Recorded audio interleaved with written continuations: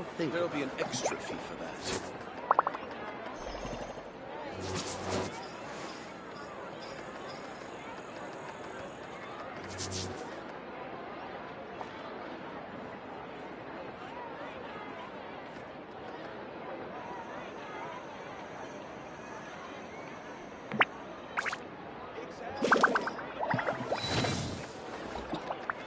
There'll be an extra fee for that. Oh. Add ast... I am sorry. Add ast...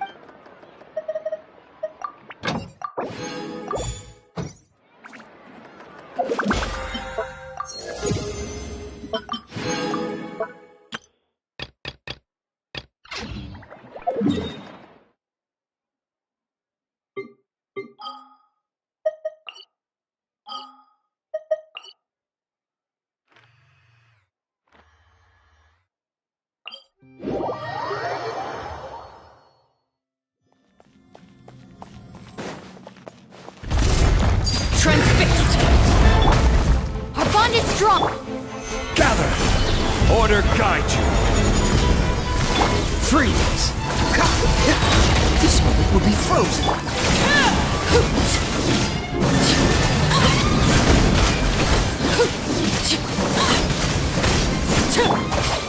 Lightning purified! Stabilize!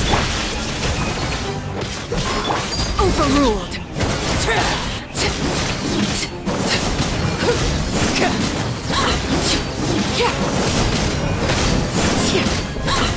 Witness my rise!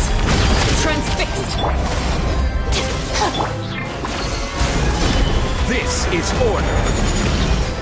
Cool it. Don't get frostbite.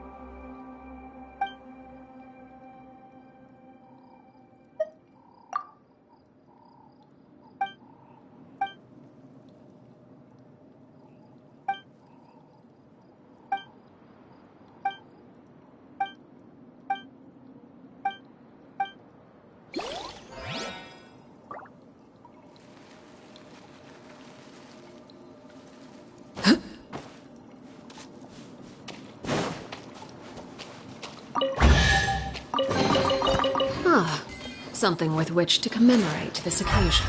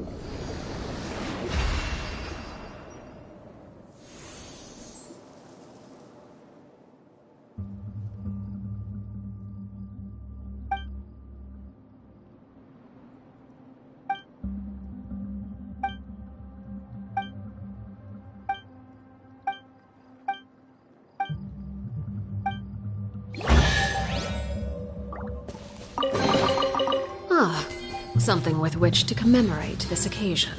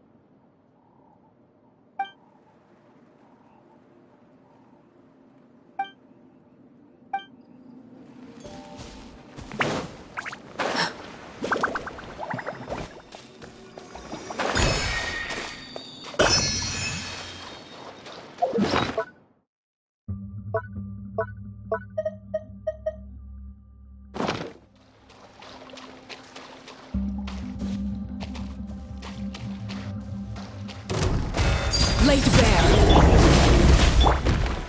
Solidify! Dodge this!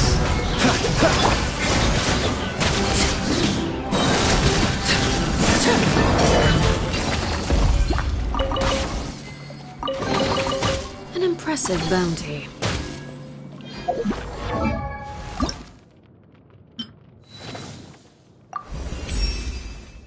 Some call me excessively strict.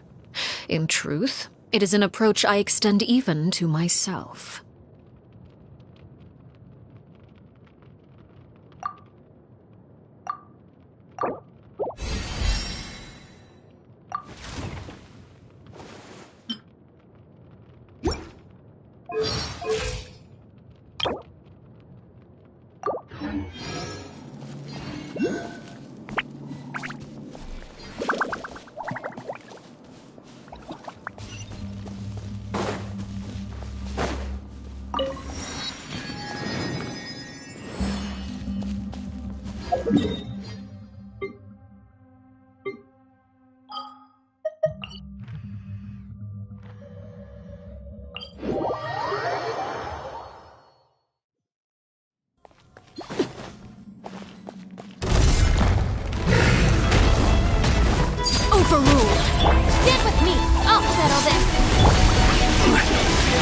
Stabilize! I will have order! Freeze! Oh, so sorry.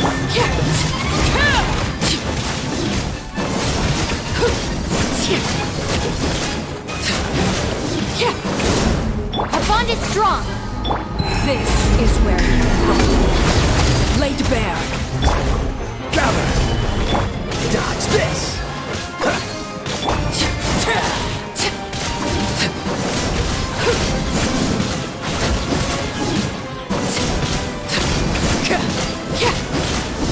Stand with me.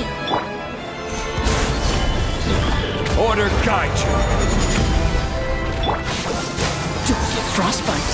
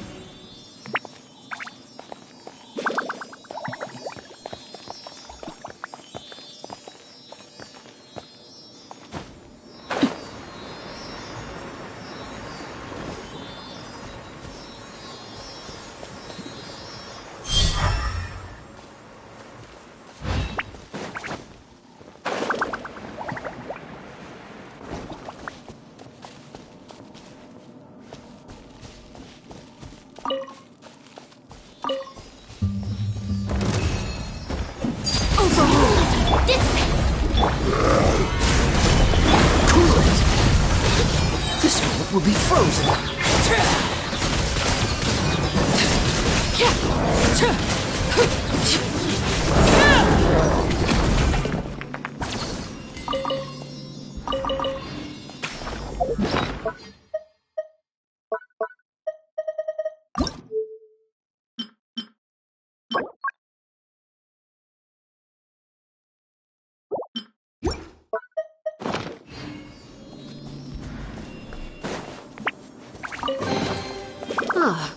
Something with which to commemorate this occasion.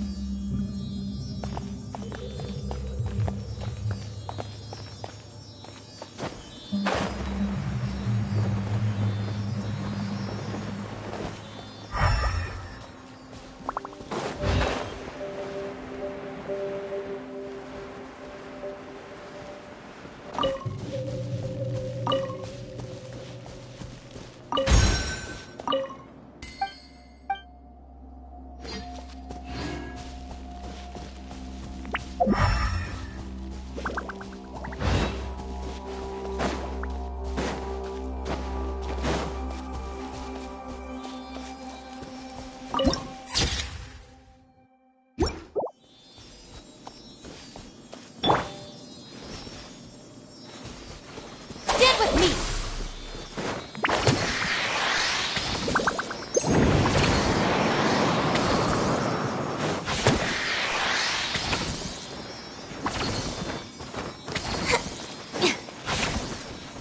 Our bond is strong!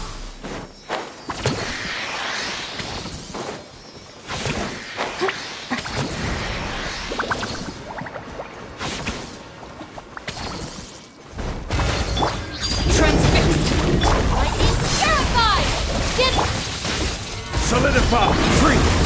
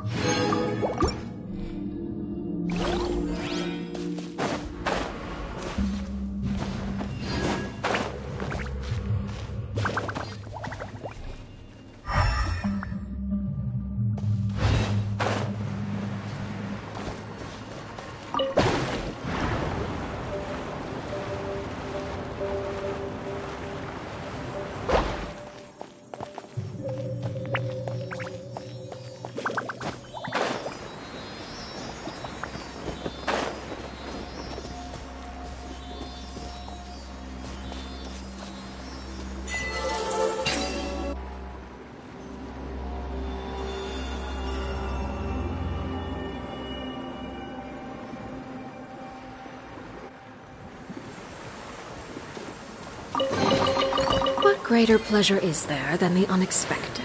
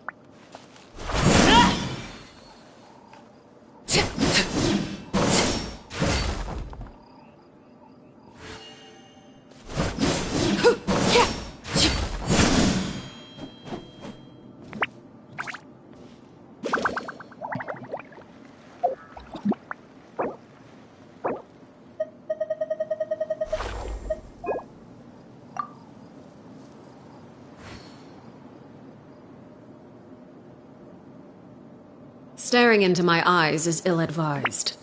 I can't promise you'll like what you see.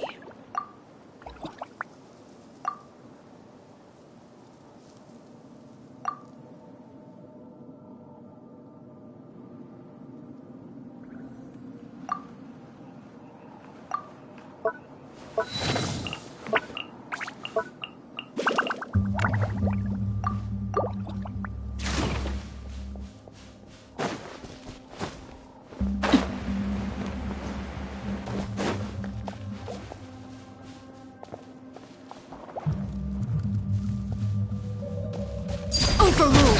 Our bond is strong! Gather!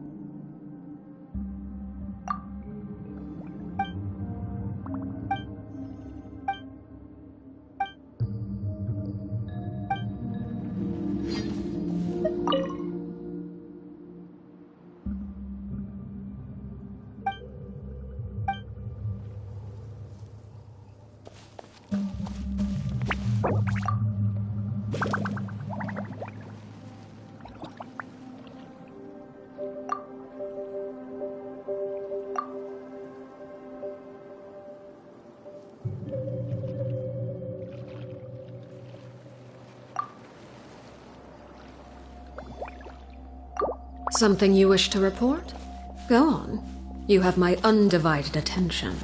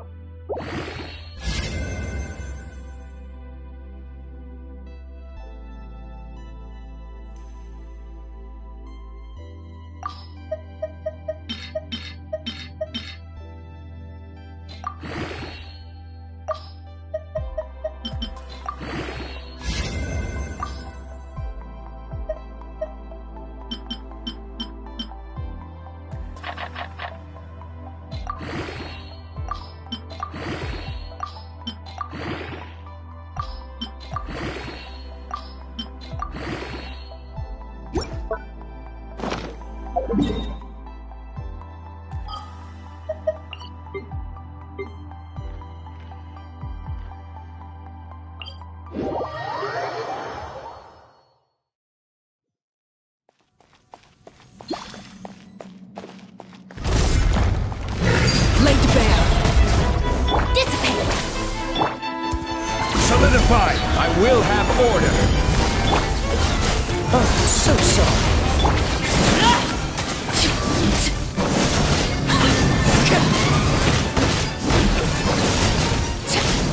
Witness my rise. Overruled. Stand with me! Out of my way! Gather! Dodge this!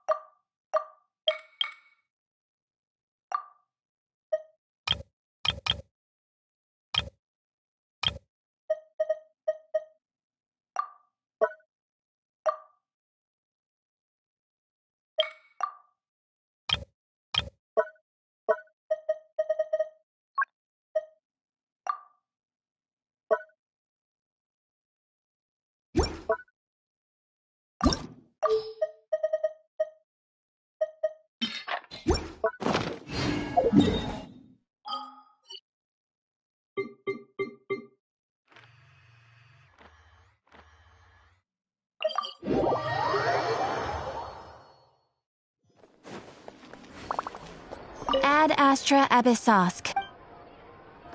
Thank you for Ad Astra.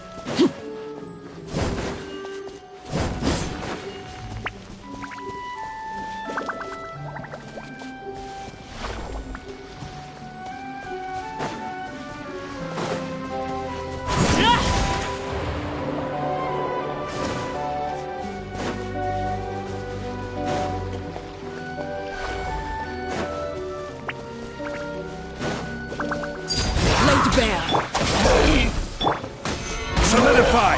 Cool it!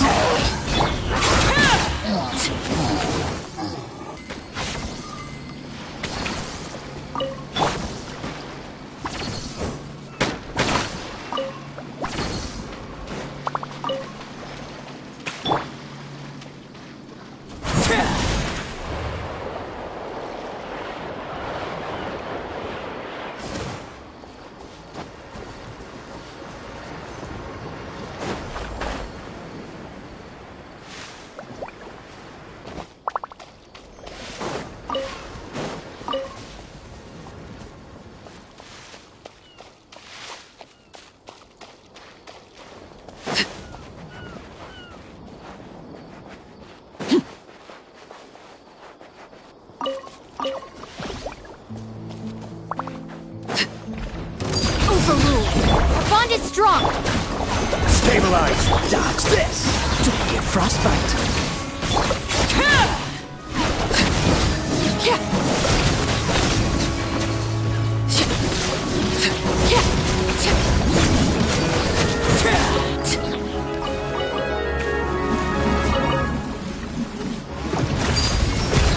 Stand with me!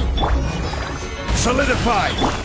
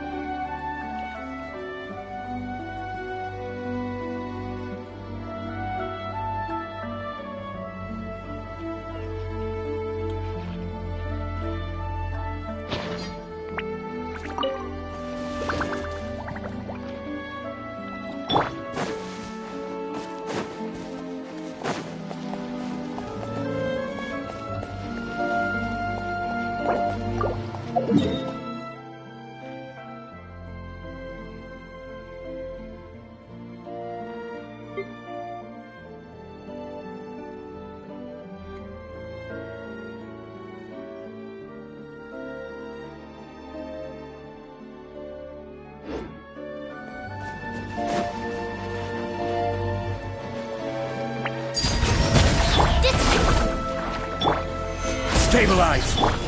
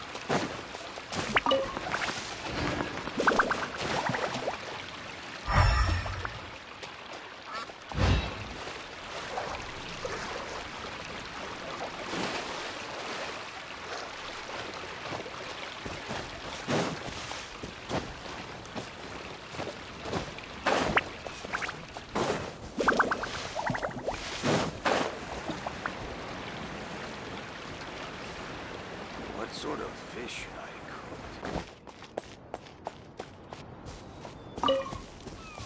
Must solve the structural issues post-haste. Do not be complacent, citizens. They could attack at any time.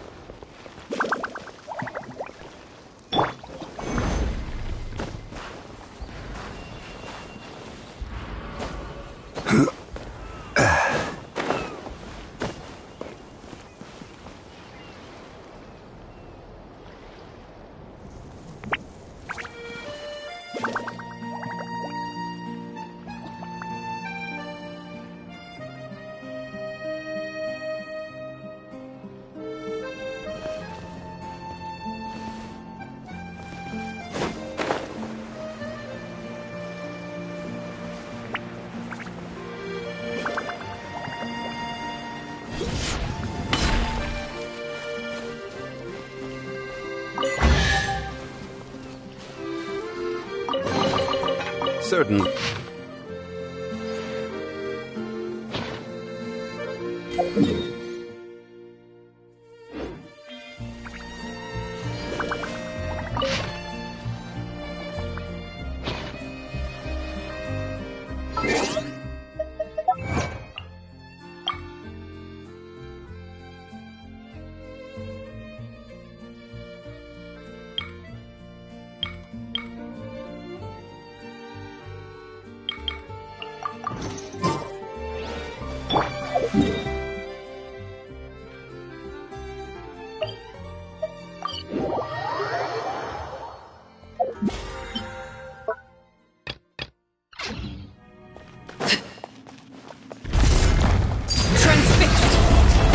Everlasting as the moon! Stand with me! I'll settle this! This is order. This moment will be frozen.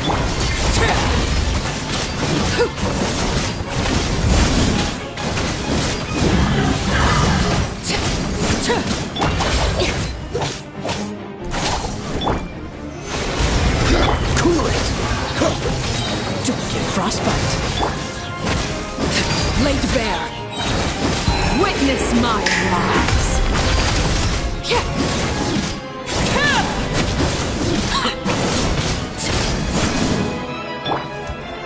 Dissipate! Out of my way! Order guide you. Solidify.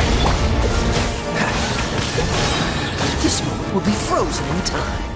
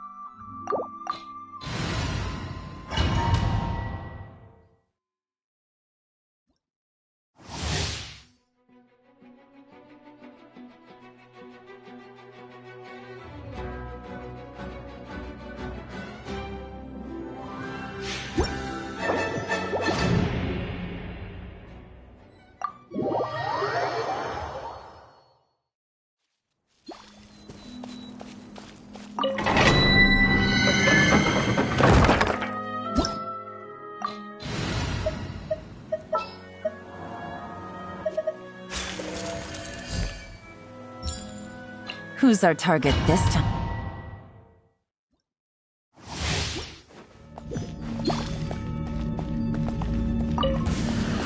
Overruled!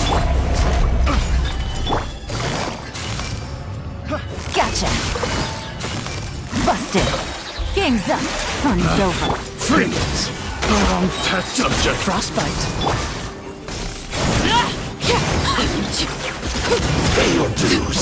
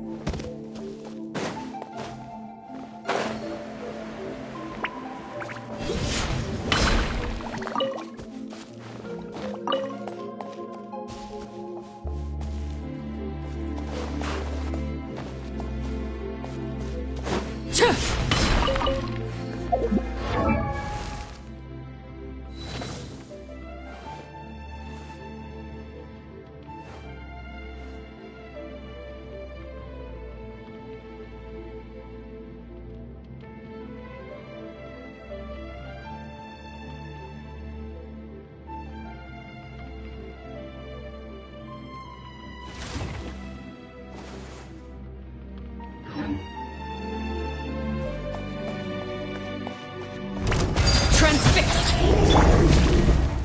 Stabilize! I will have order! Quietly now. Things are about to get dicey. Cool it!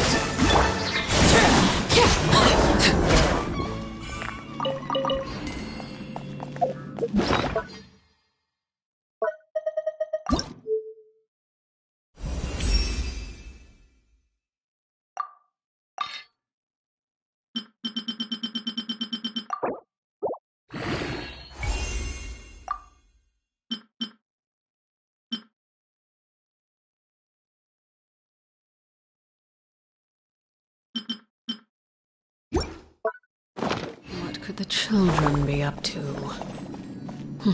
Never mind. Let them do as they please.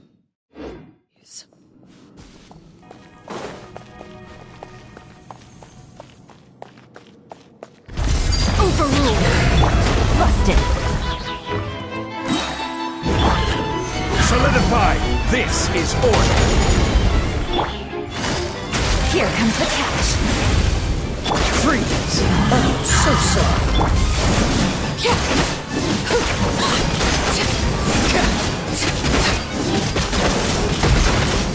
Laid bare. This is where you fall. Overruled. Gather! Things are about to get dicey. Cool it! This moment will be frozen.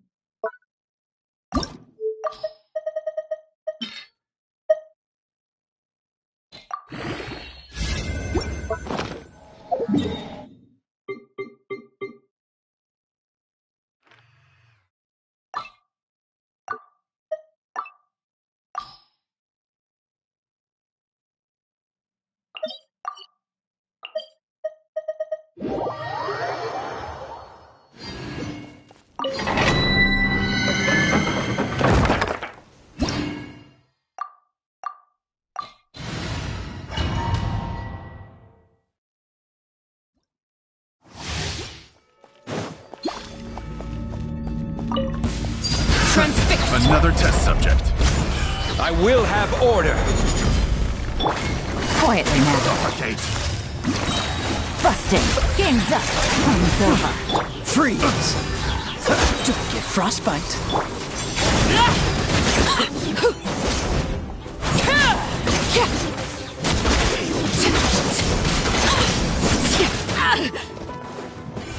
Witness my rise.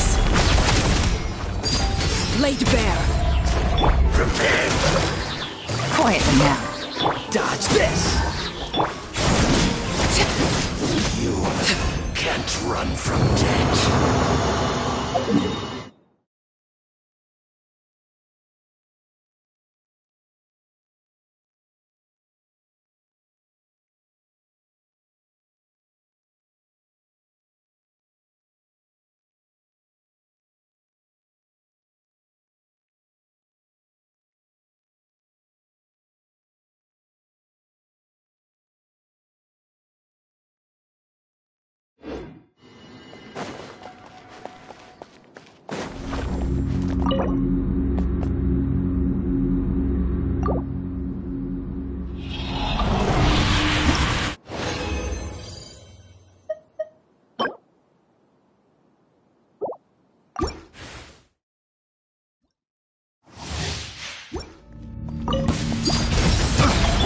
Order guide you.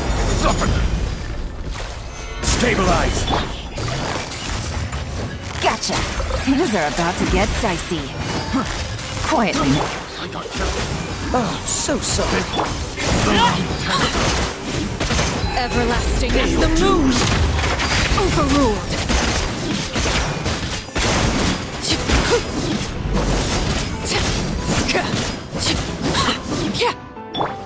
Gather! Cool it!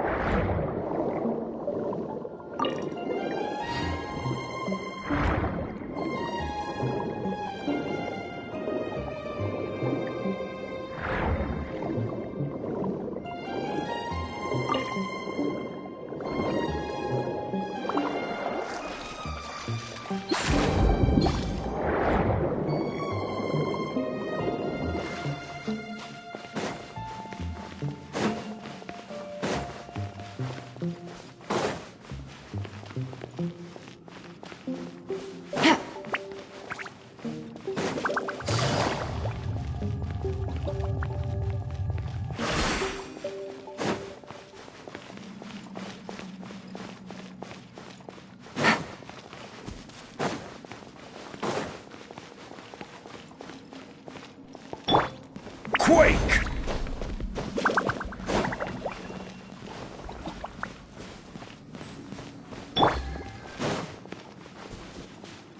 Take it easy.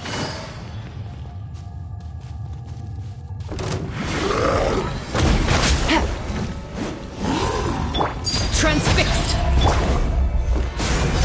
This is order! Busted. Here comes the catch. Quietly now. Dodge this.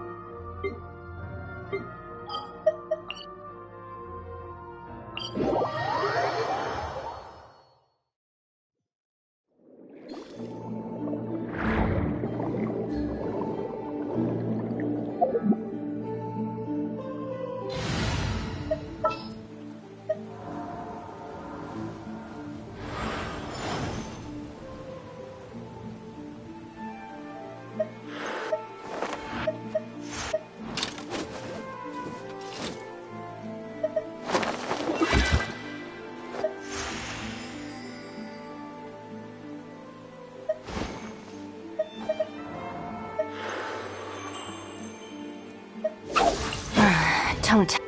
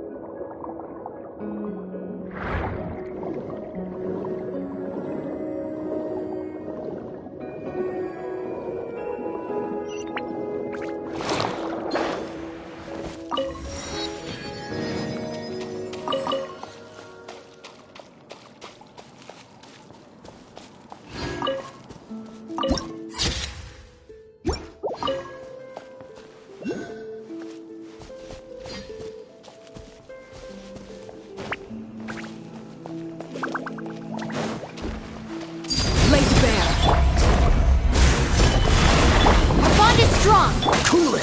This moment will be frozen!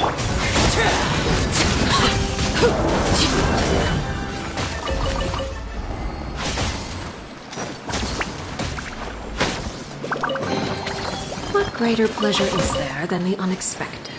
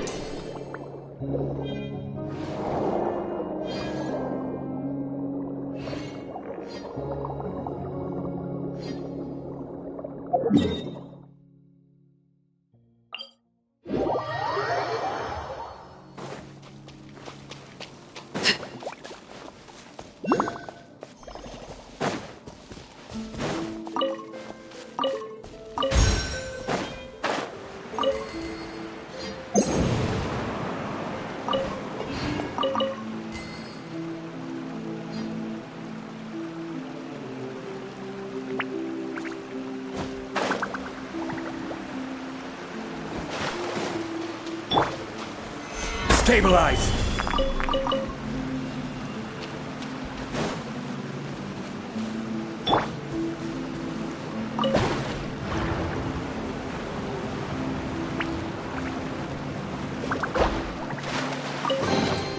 An impressive bounty.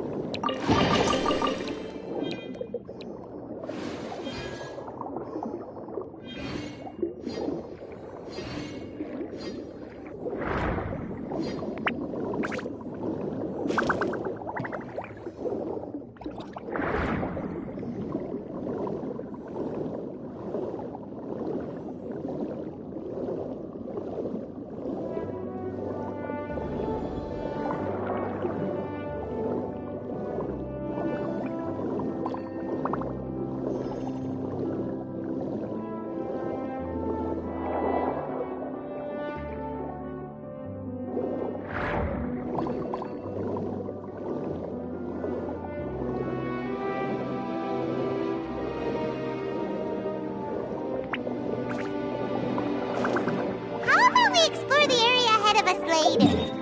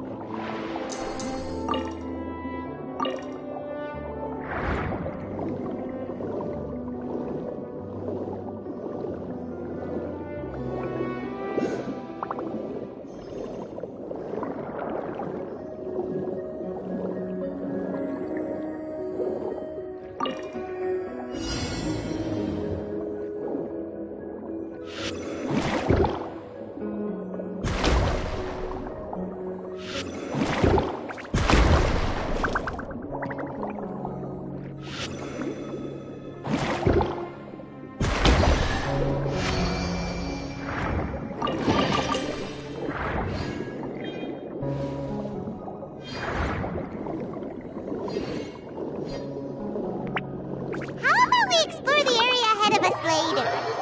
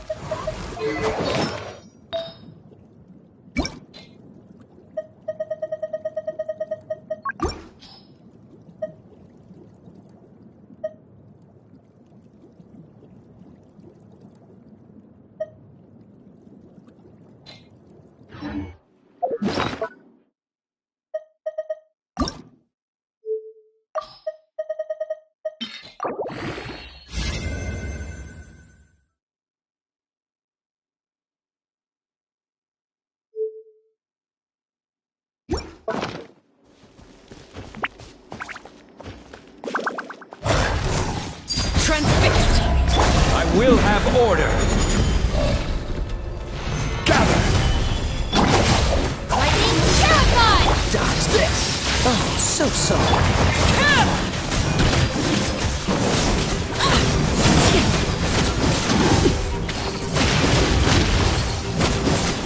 Laid bare. Stabilize. Dissipate! Freeze!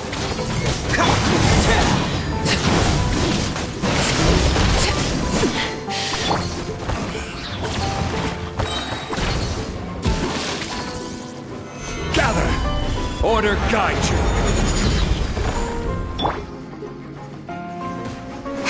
Stand with me!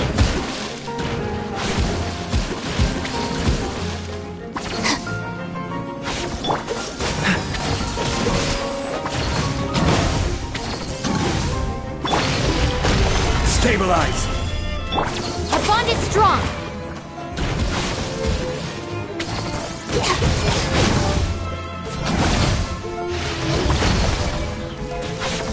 Dodge this! Overruled. This is where you fall. Laid bare. This is order. Solidify. Dissipate! I'll settle this!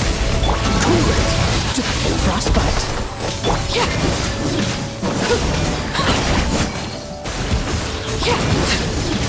Overruled. Our bond is strong!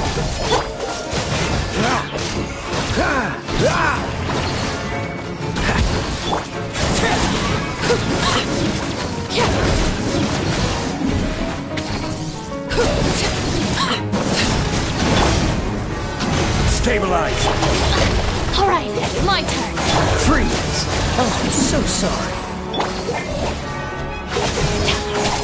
Order guide you.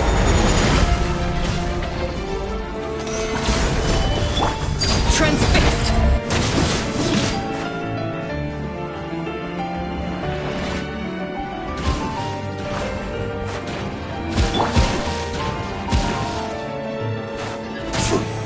Gather. Stand with me! Dodge this!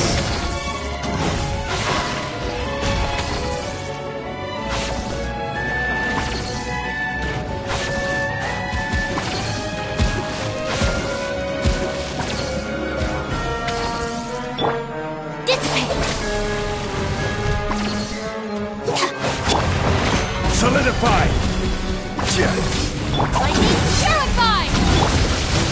This one will be frozen in time. Witness my rise.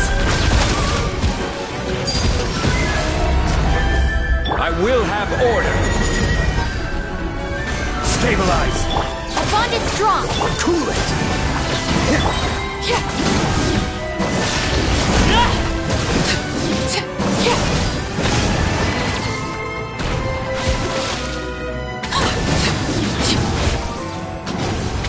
Overruled.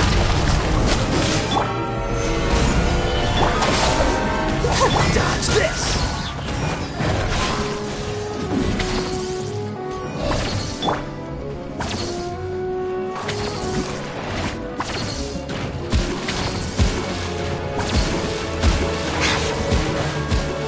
Dissipate!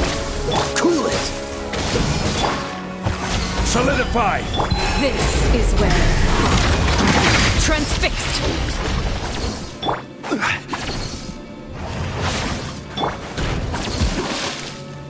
Our bond is strong!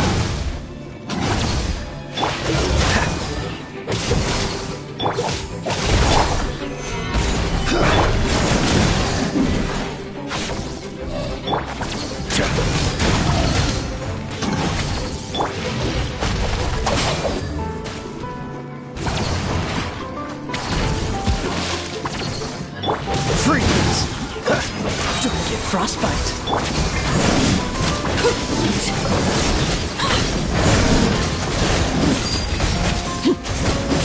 Everlasting as the moon. Laid bare. Order guide you. Dissipate! Out of my way! Dodge this! This one will be frozen! frozen.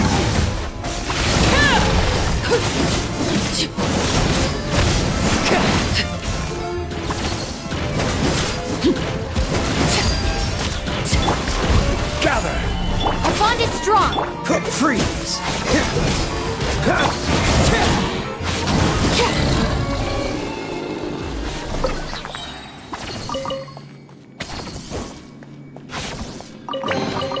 What greater pleasure is there than the unexpected?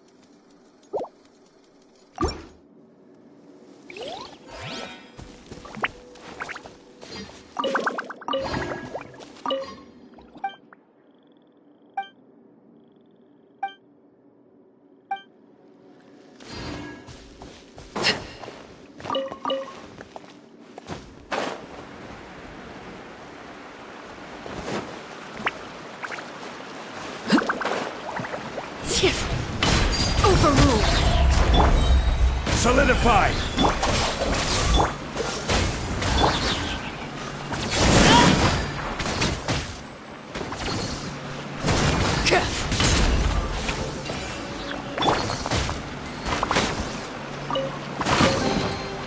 Certainly worth the extra mile.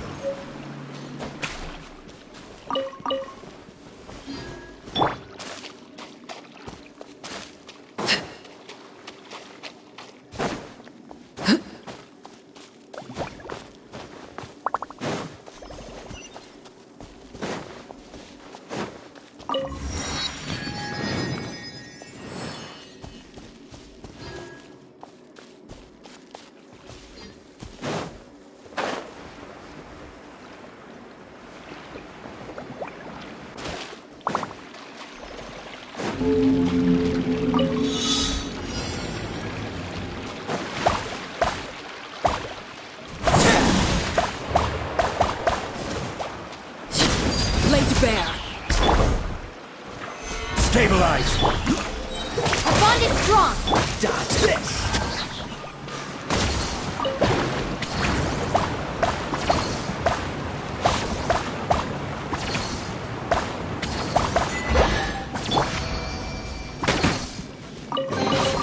Every little bit counts.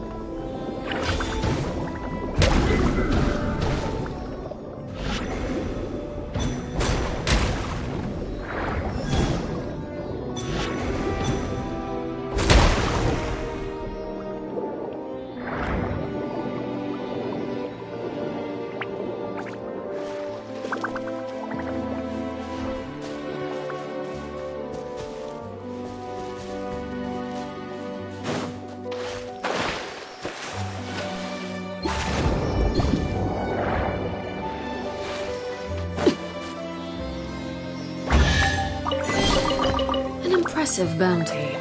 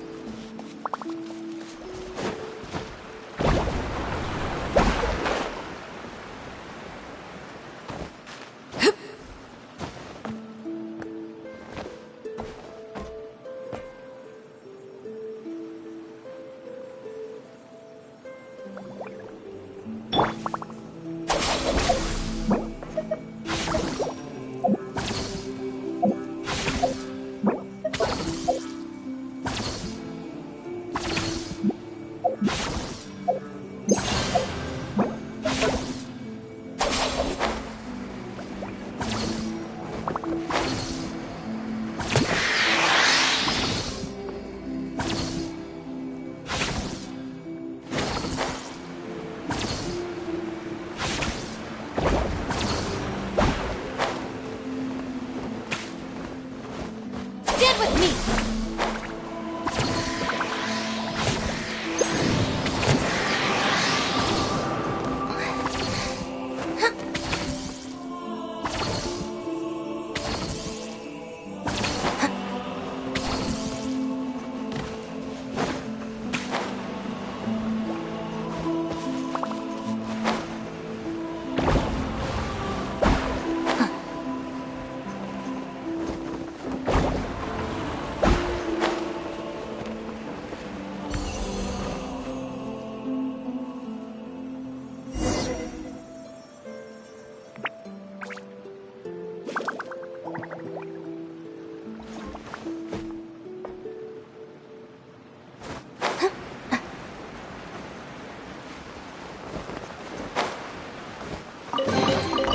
All right, this'll do.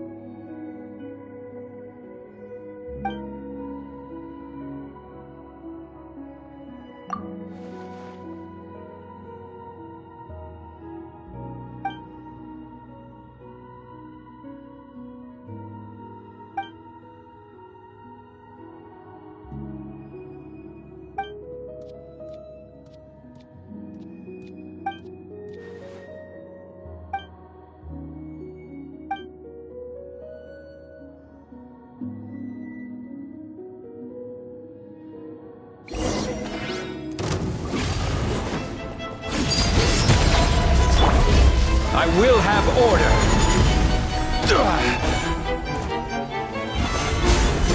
Dissipate! I'll settle this! Freeze! Don't get frostbite.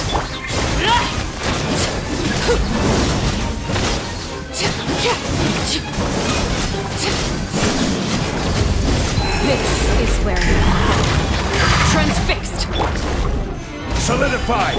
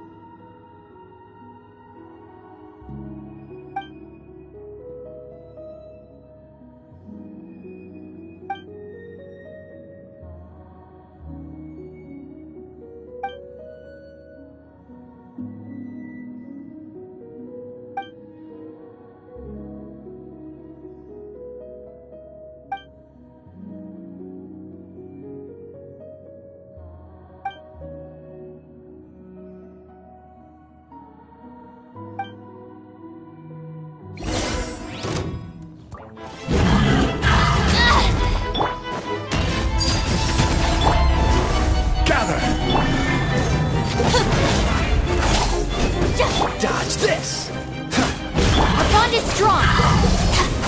Order guide you. Solidified! Cool it! Oh, so sorry.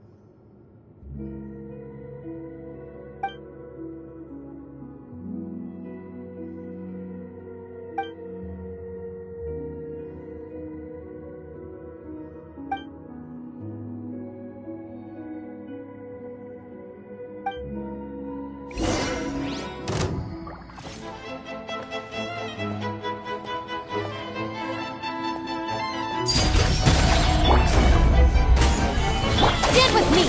Out of my way!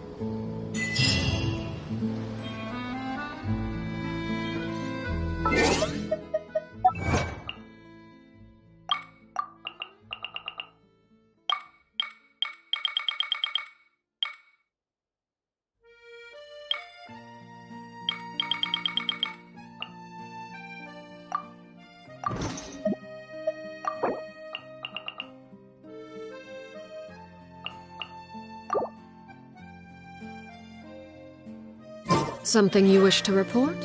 Go on. You have my undivided attention.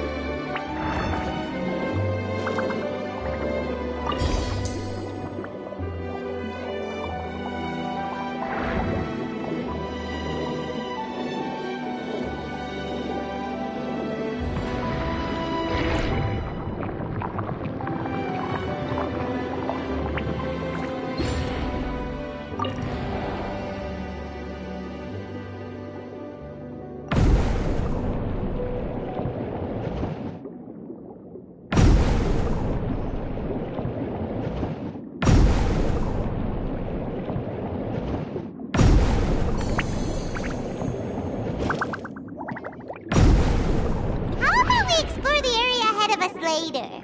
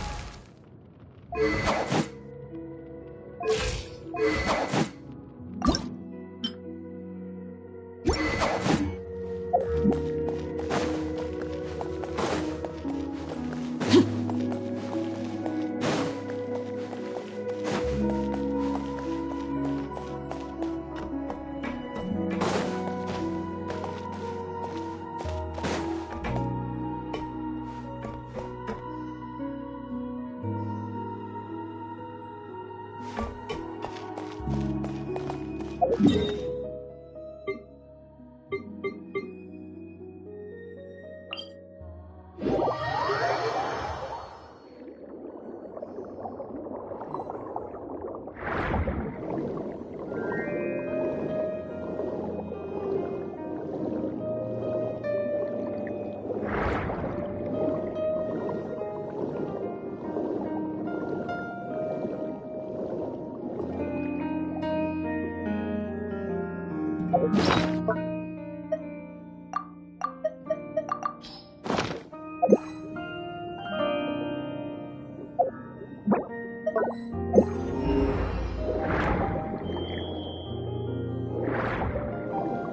about we explore the area ahead of us later?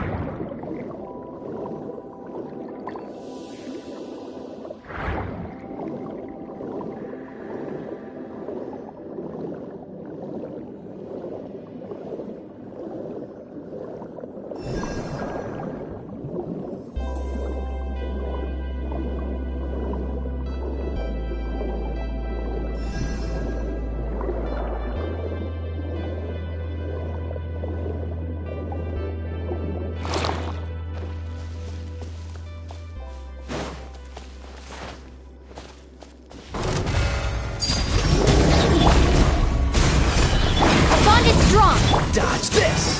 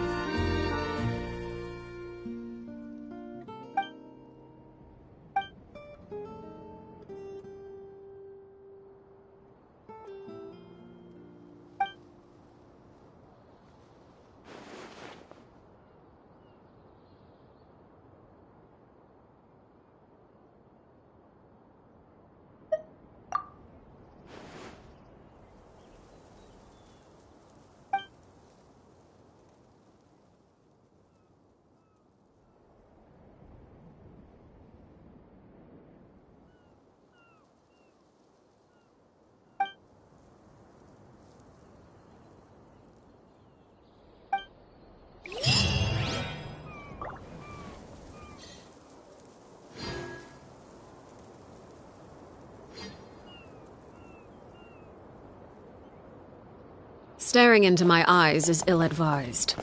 I can't promise you'll like what you see.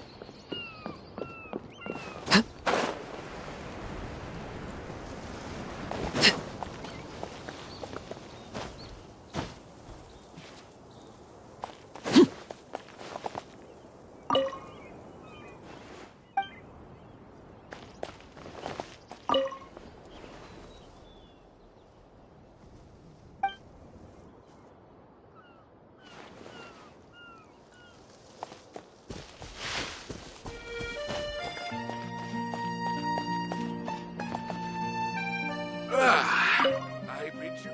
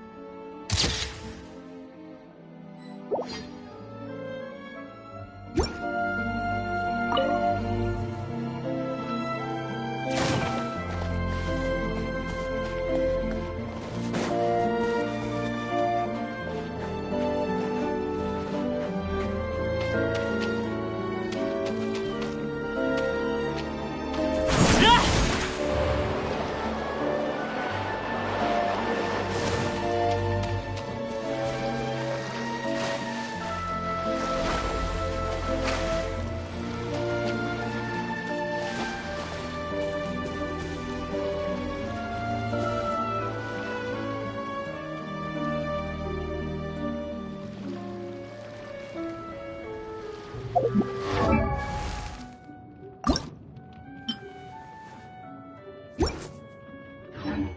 could the children be up to?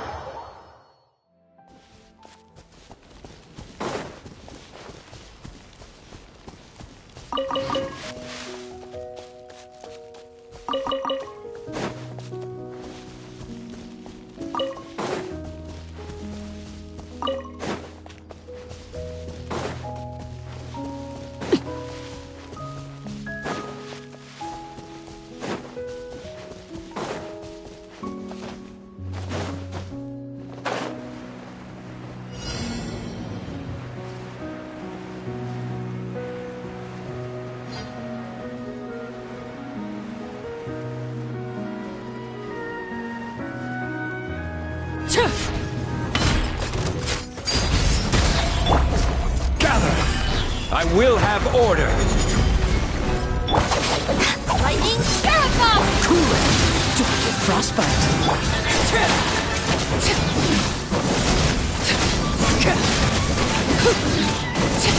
Everlasting as the moon!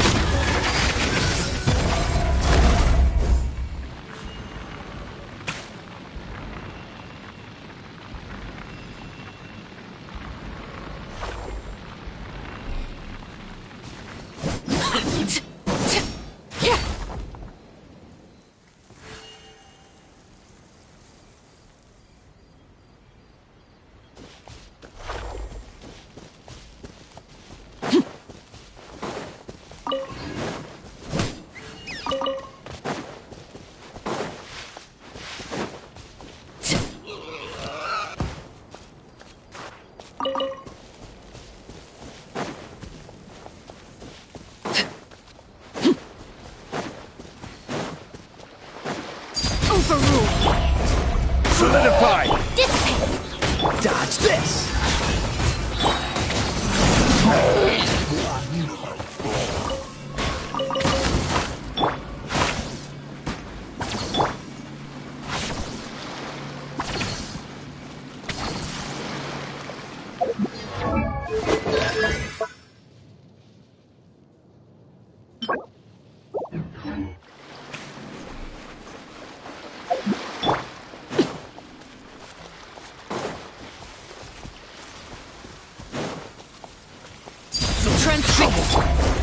Stabilize!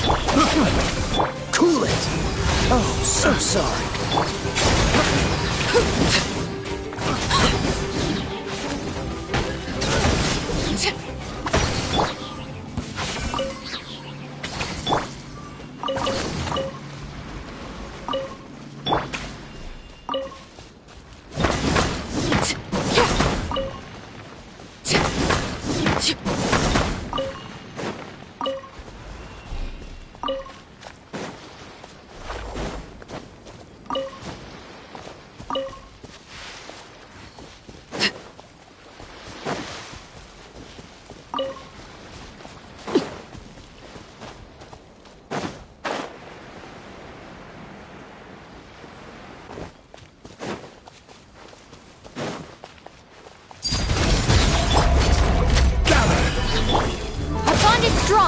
Dodge this!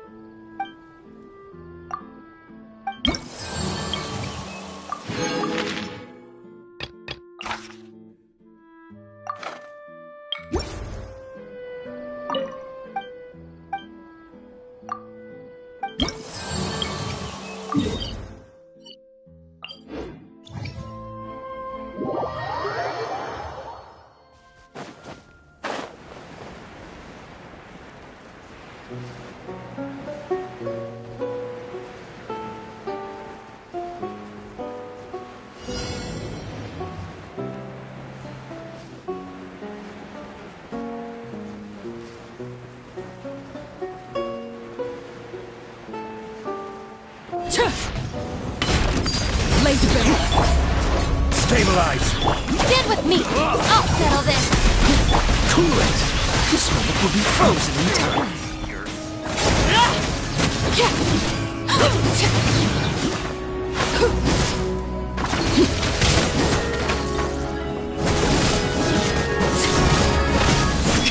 Overruled. This is where you fall. Transfixed. Gather! Our bond is strong! Dodge this!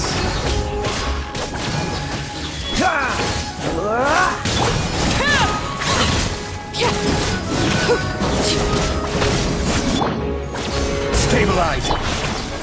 Stand with me! Freeze!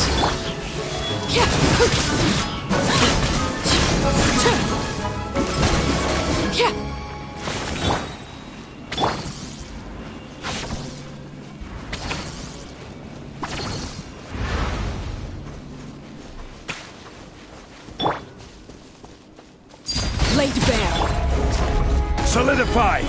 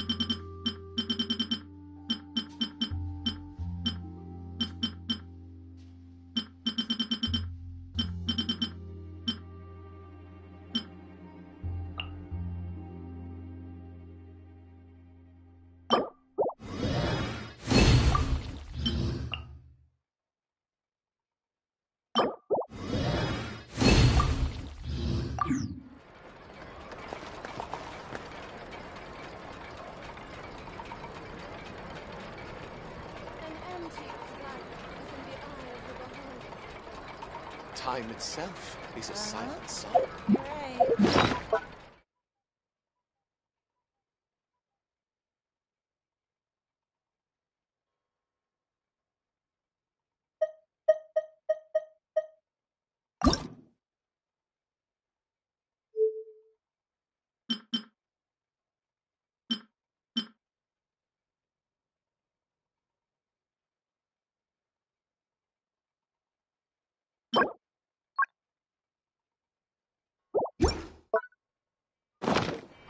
Exactly. But none of them believe.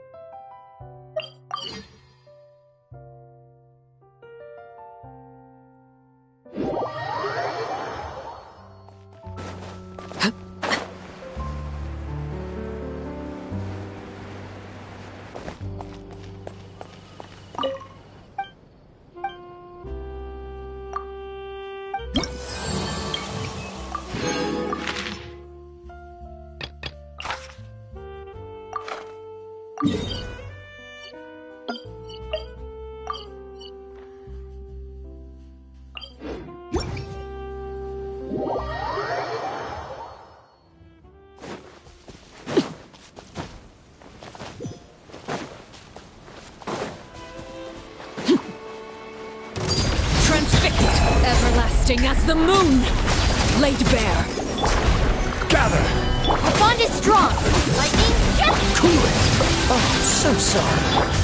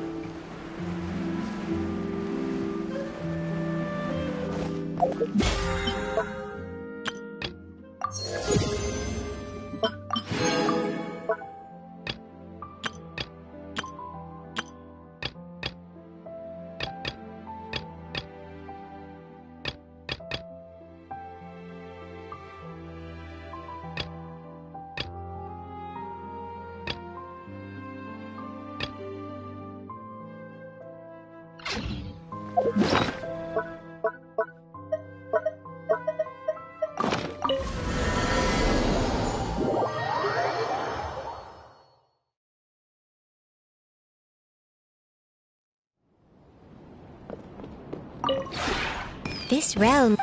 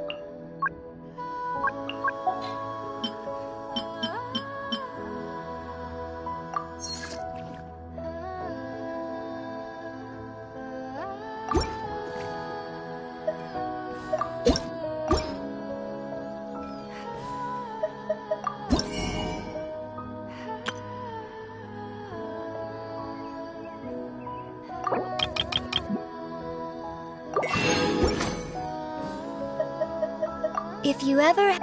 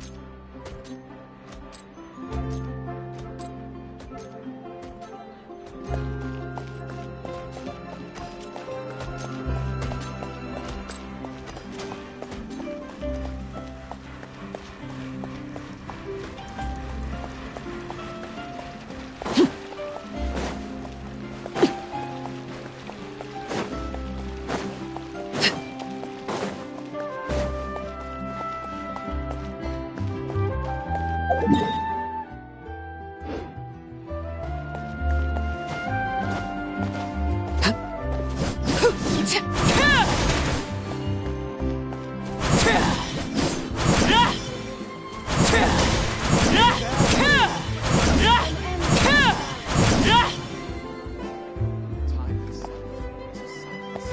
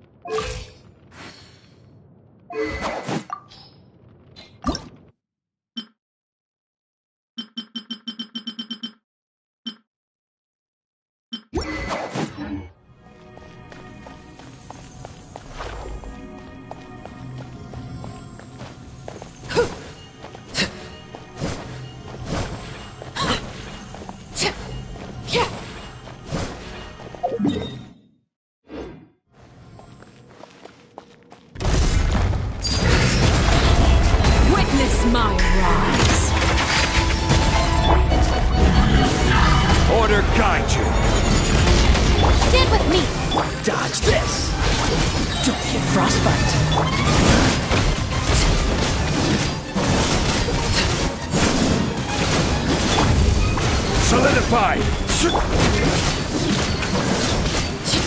Transfixed! Out of my way! Freeze! This is where laid bare. I will have order! Stabilize!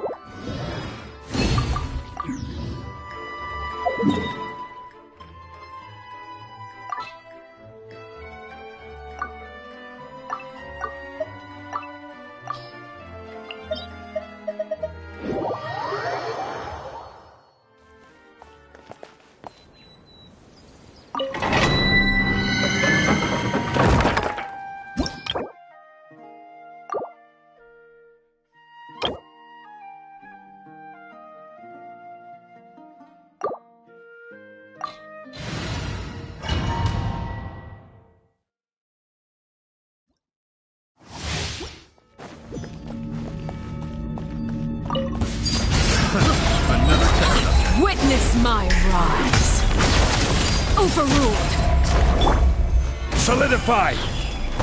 This is order! Our bond is strong. Lightning, terrible. Dodge this! This moment will be fun.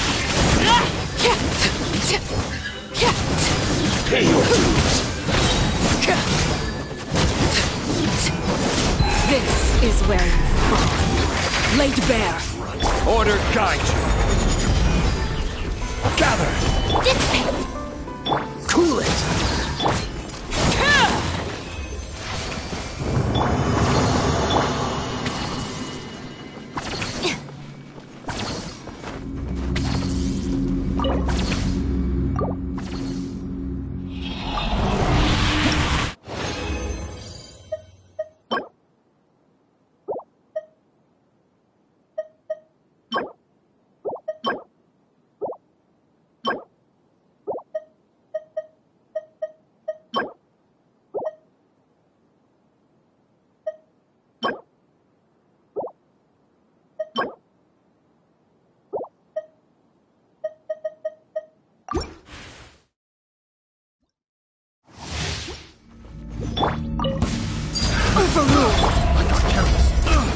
Stand with me. Out of my way.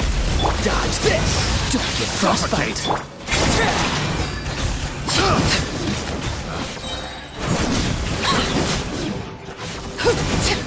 Witness my rise.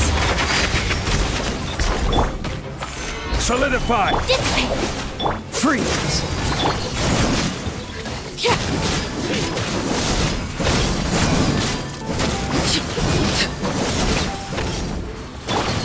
Gather! Lightning, terrified. Dodge this! Oh, so sorry.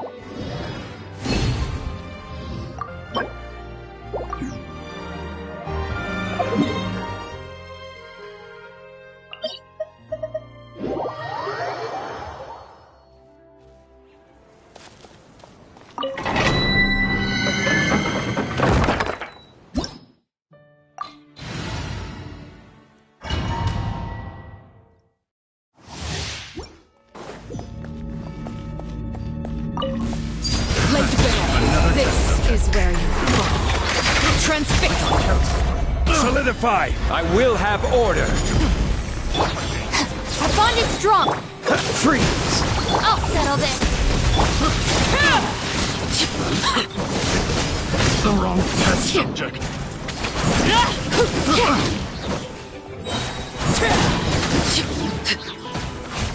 Overruled! Witness my rise!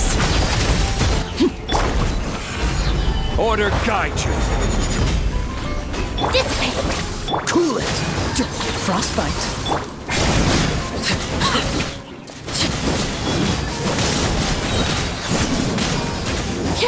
Can't run from death.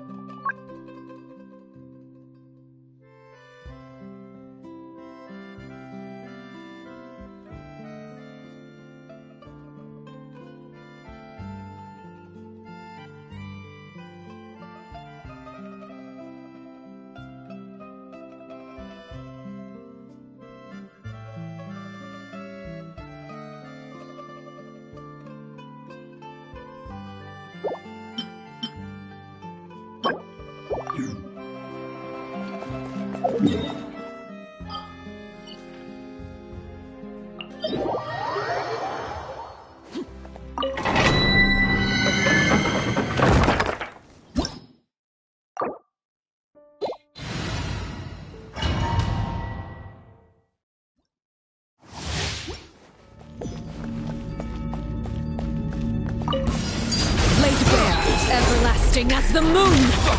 Overruled! Stabilize! I will have order! Our bond is strong! Lightning, Dodge this! This moment will be fun!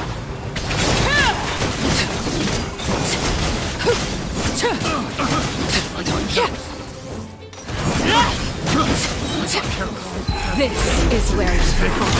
The wrong test subject. Gather! This is order! stand with me! Cool it! Oh, so sorry.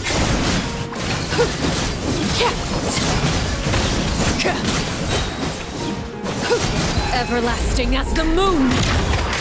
Laid bare. Can't run from death. Our bond is strong.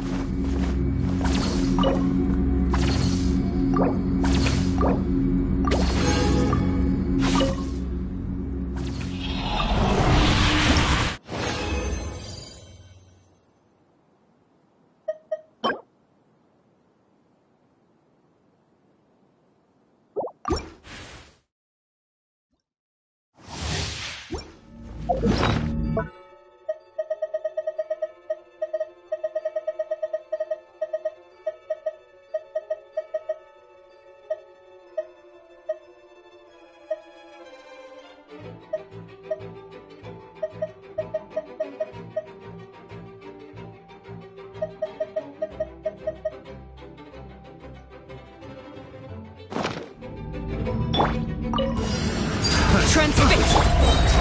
Stabilize! I will have order! Stand with me! Out of my way! Freeze! Frostbite.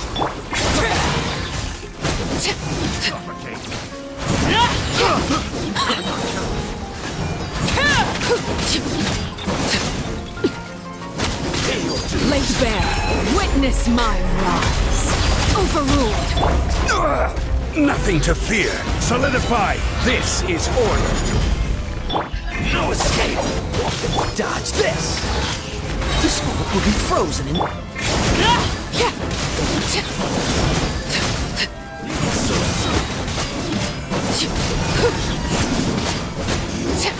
Can't run from death.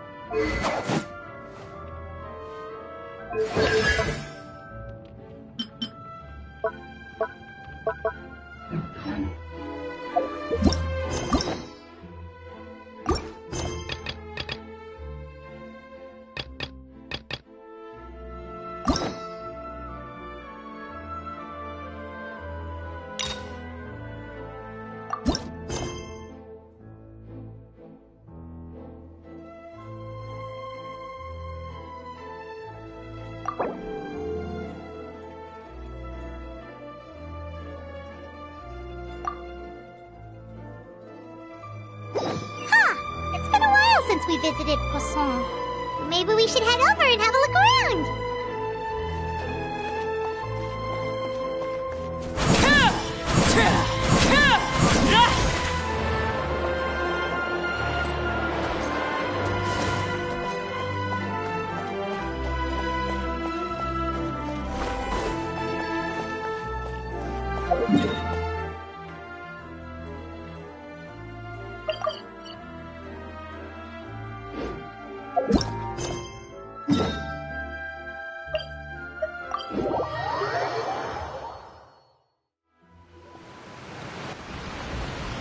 Hey, traveler. Paimon. Oh, Paimon knows that voice! Over here.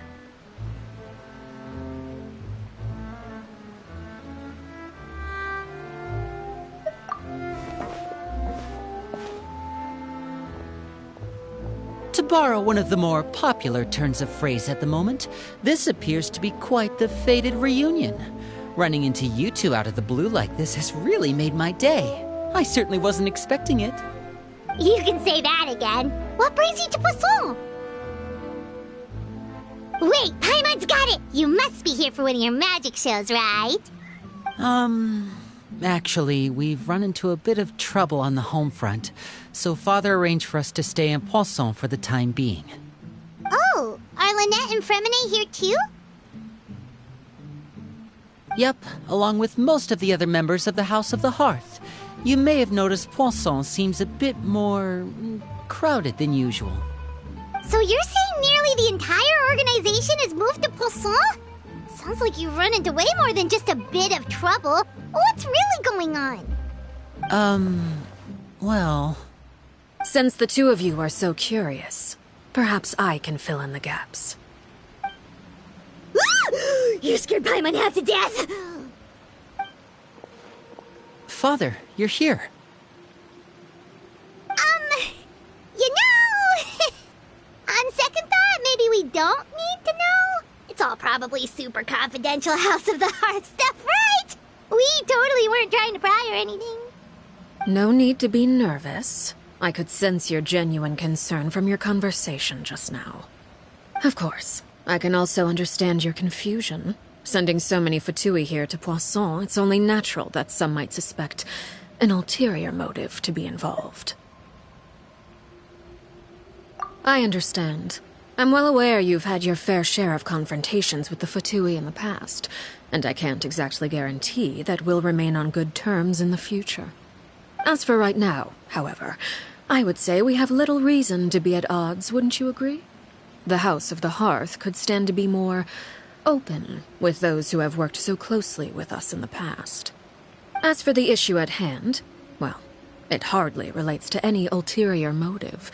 To be frank, it all stems from a certain rumor circulating around the House of the Hearth. It's an internal matter. What sort of rumor? A rumor that a certain phantom child is hiding away in the House of the Hearth. A phantom child? Ooh, just hearing the name is giving Paimon the creeps. A spirit that should have long ceased to exist is lurking in the shadows of the House of the Hearth. So I decided to bring the children to Poisson before continuing to investigate the situation. I expect I should be able to track down the spirit fairly quickly. After that, it's just a matter of resolving the situation, if you will. It shouldn't be much trouble at all. If you're curious, or if you still have some concerns, it might be advisable to stick around for a few days. I'm sure the children would be exceedingly pleased to welcome some visitors. Lenny, I'll leave you to entertain our guests. I have some matters to attend to. Of course, Father.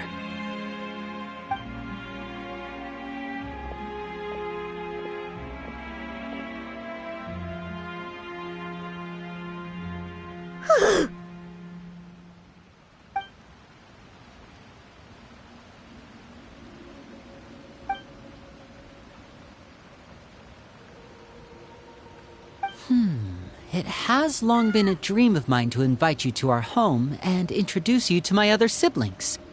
You're quite well known in the organization already. A lot of people have been talking about you, especially after everything with the prophecy.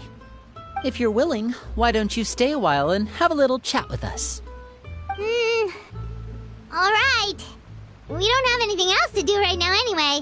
But let's be clear, we're just gonna be there as guests, okay? Don't get any funny... Oh, wait a second. For your guests, that probably means we'll be treated to lots of yummy food, right? Of course. During our stay in Poisson, we've been helping out the locals with some fishing. We bring in quite the bounty every day. In fact, today is the perfect chance for me to show you what I can do in the kitchen. Let's go. I'll take you to where we're staying.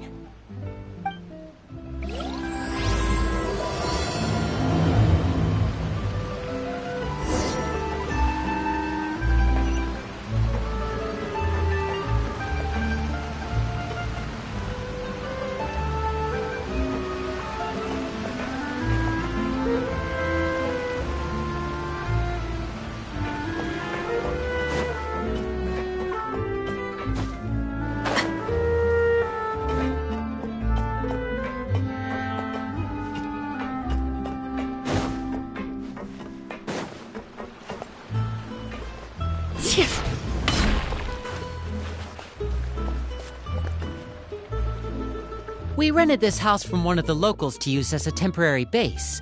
I'll come back later and tidy up a bit. After that, it should be all ready for you to stay in tonight. Awesome, thanks! So, where are we off to now? Well, when I happened to run into you two earlier, I was actually in the middle of distributing some supplies. With this many people staying in Poisson, we have to bring in outside supplies every now and then. I should probably make sure the rest of these provisions get delivered. Otherwise, people might start to get antsy. Okay, we'll come with! There are all sorts of rumors about your organization floating around out there. Paimon's not sure if she could even take a wild guess as to what's true and what's not. But now that we finally have the chance to see a day in the life of the house, we can take a good look at how you operate! Well, you're more than welcome to come along. Just follow me.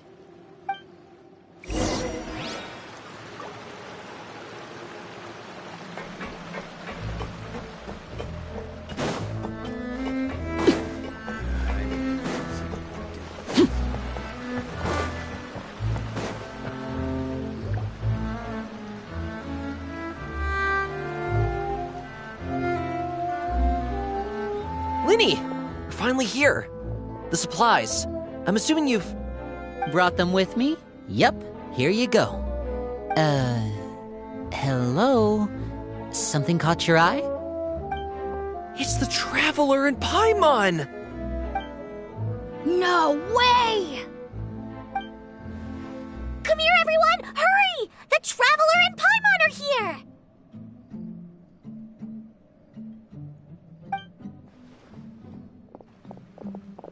One at a time, please. Don't crowd around them all at once. We don't want to scare off our guests now, do we? Oh, it's alright! Gotta say, Paimon didn't realize we were this famous. Of course! Father and Linny have told us so much about you.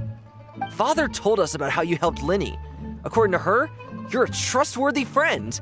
And as far as she's concerned, that's pretty much the highest compliment we've ever heard her give. As you can imagine, everyone's been very curious about you. I heard the Traveler is so strong that she can move a mountain with her bare hands. I heard Paimon eats so much that she can clean out the entire pantry at Hotel de Boer in just 3 days. Wait a second! That's the rumor you heard about Paimon? Oh, not cool at all! Oh, wait!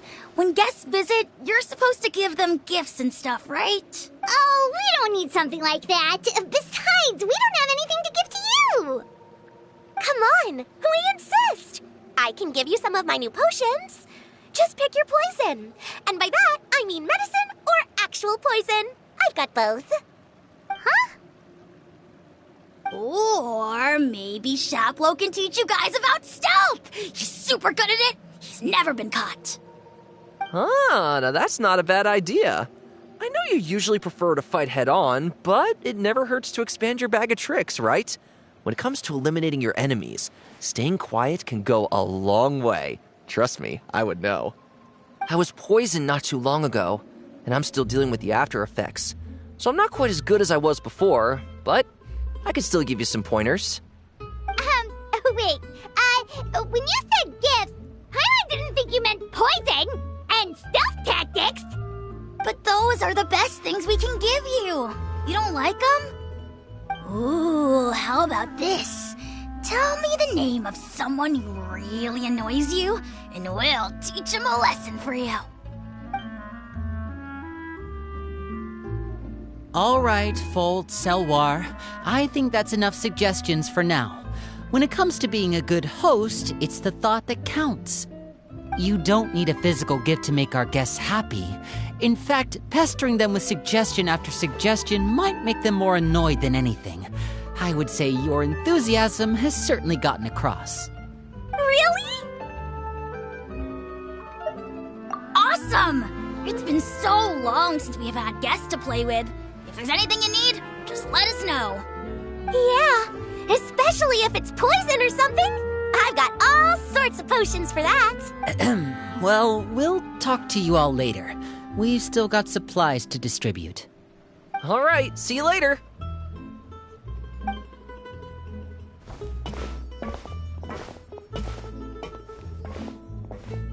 Bye!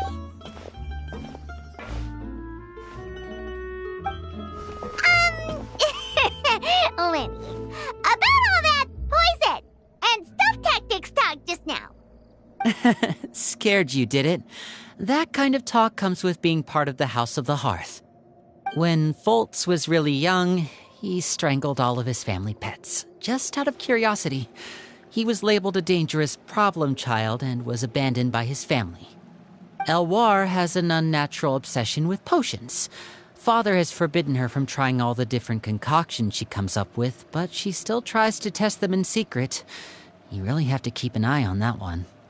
Chaplot is around my age.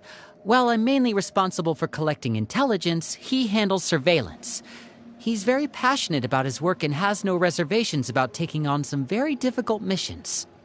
I know you two probably aren't used to that kind of talk, but I can promise you they only had the best of intentions. Things like stealth tactics and developing different poisons, they really mean a lot to them. They were just trying to share the best of what they could offer, that's all.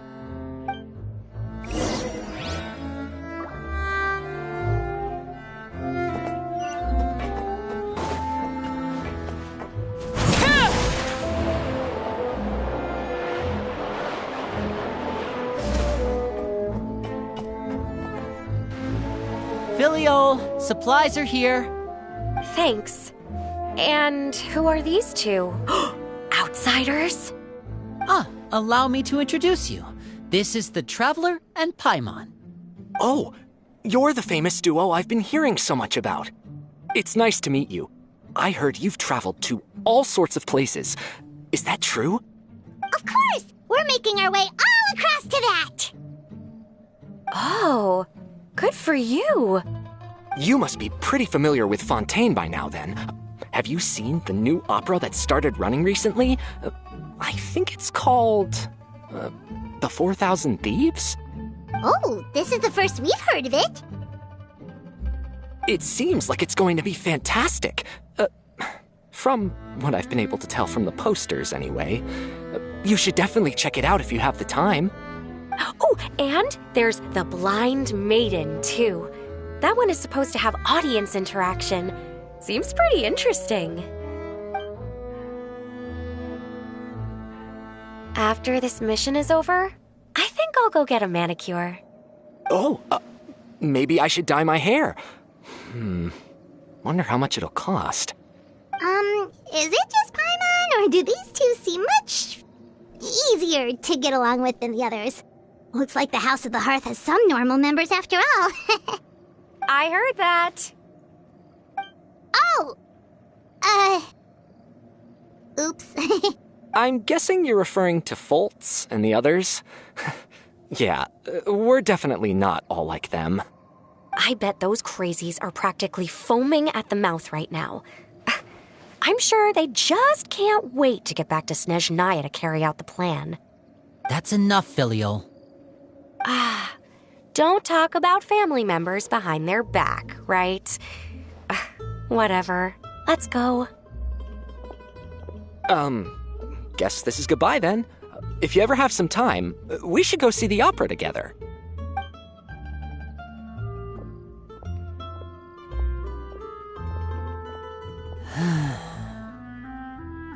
Well, that's it for the supplies. We should probably head back as well.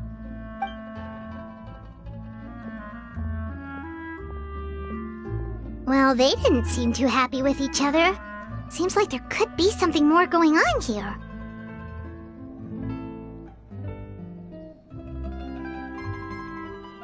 You're right. We're only here as guests after all. Oh, Winnie's getting super far ahead. Come on, let's catch up.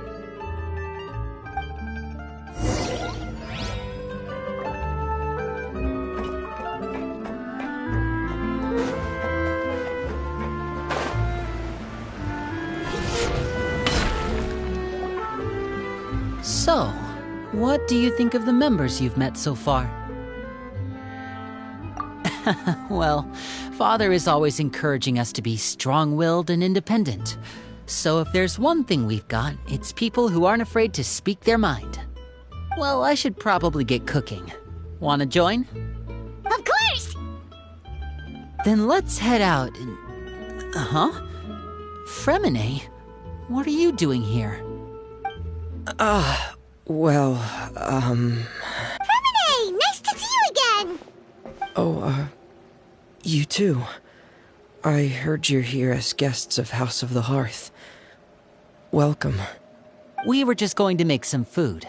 Why don't you come along? I could use some help in the kitchen, and I seem to remember you mentioning you wanted to make seafood soup for the traveler in Paimon. Seafood soup? Oh, Paimon is drooling already. Were you looking for something just now, Fremine? Maybe I can help. It's nothing.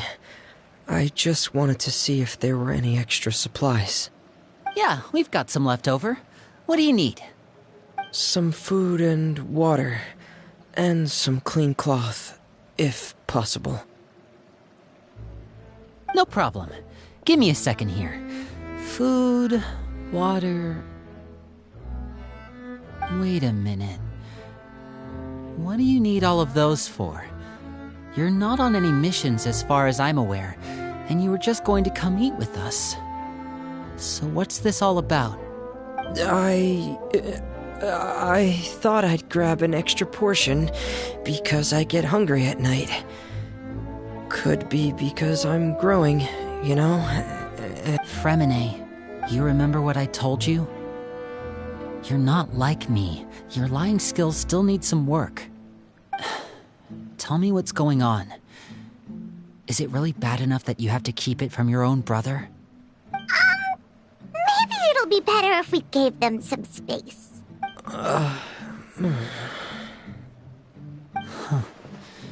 This is the first time I've seen that kind of look on your face.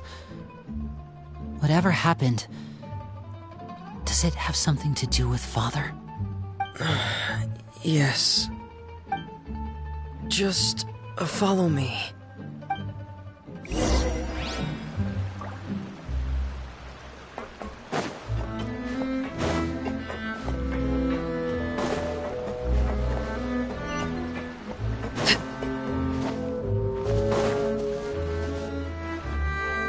You're back!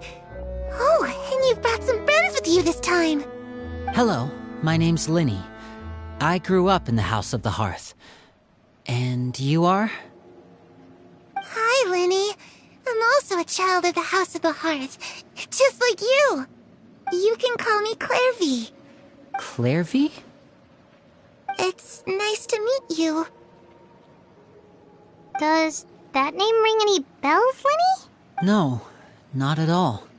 That's not a name we have on our roster, I'm sure of it. What I'm not sure of, though, is how she managed to sneak in. She must be the phantom child Father's been searching for. From the looks of it, I'm guessing you were the one that found her, Fremine. You, haven't told Father, have you? No, I haven't told anyone. I've just been keeping her hidden. For how long? About half a month now. So ever since we got to Poisson, then, do you have any idea what you're doing? I know what I'm doing. Really? 'Cause from where I'm standing, it looks like you're hiding the very person Father has been trying to find. If Father finds out about this, everyone involved is going to be punished. You know the rules of the house, Fremine. I know you do. Father doesn't tolerate any form of betrayal. So why are you doing this? I've thought it through. And I just can't hand her over like that. Linny, don't you remember last year? Sheplo nearly died after getting poisoned during that one mission. He wasn't able to get back before the poison started taking effect, and not a single person was there to help him. That night, while I was sleeping, I heard a voice telling me to go save him. I opened my eyes, but I couldn't find the source of the voice. I thought maybe I was just hearing things, but I went to look for him anyway. Luckily, I got there with enough time to save his life. That feeling of being haunted, of hearing voices, it's happened many times in the House of the Hearth. I'm sure you've noticed. So what you're saying is, that was her? She was the one who spoke to you that night? Unless there are other spirits roaming around the House of the Hearth, I don't think there's any other possibility. If Clairvy were our enemy, it wouldn't matter whether she was a spirit or an actual child. I would have acted without a second thought, because that's what Father ordered us to do. But she's been living with us, helping us from the shadows all this time. I think that makes her family. I couldn't just hand her over to be dealt with. Not when there's so much we still don't know.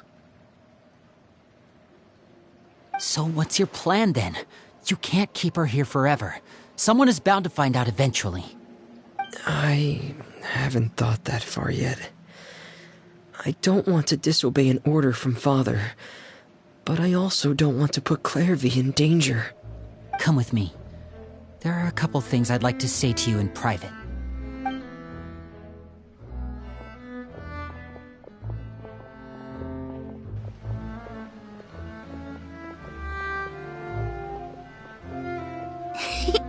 Those two sure care a lot about each other. Well, they got a funny way of showing it. From where Paimon was floating, it sure seemed like they were about to bite each other's heads off. No way! They have a really deep bond. I could tell right away, because I also have a friend like that. I just don't know how long that kind of bond can last. The darkness in the house runs deeper than you can imagine. No one can get out alive. I'm sorry, Linny. I really didn't mean to drag anyone else into this. Oh, really? You didn't mean to? 'Cause I, for one, wish you did. Huh? What do you mean? You know, when we were younger, you didn't call me Linny. You called me brother, just like Lynette. We grew up together, the three of us. We were all orphans, all rescued by father. Of all the siblings in the House of the Hearth, I think our bond was the closest. Later on, when you started calling me Linny, I wasn't actually surprised. After all, Lynette and I are related by blood. We've had to depend on each other to survive long before we joined the house. Linny, The darkest and most difficult moments of my life happened before you and I had ever met. I'm sure that's true for you as well. Even so, Fremine, we've stood by each other for all these years now, and to me, that means more than blood. You and Lynette are the most important people in my life. No one can replace you. So I won't let you face anything alone. Not if I can help it. Oh, looks like things are getting kinda heated between Linny and Fremine. Maybe we should go check on them.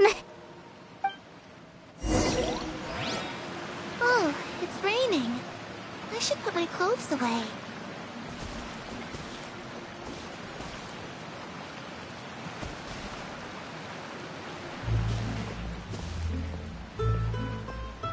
Perry? Huh. Looks like she's not here either.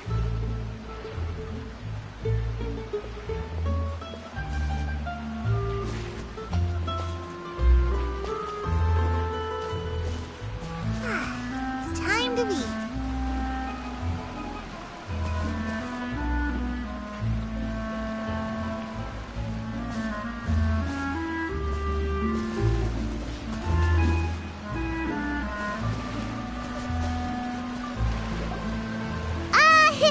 Hey, you two! Hope we aren't interrupting anything. Like a fight, or... Oh, wait a minute, Fremine.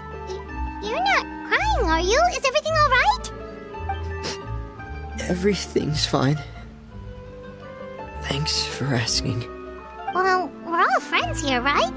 We've been through so much together, so if there's anything we can do to help, just say the word. It's just a small family dispute. It's not something our guests should trouble themselves with. In fact, it might be better if your stay ended here. What are you getting at, Traveler? When guests are around, families are often on their best behavior. And any disputes are less likely to escalate. That's what you're trying to say, isn't it?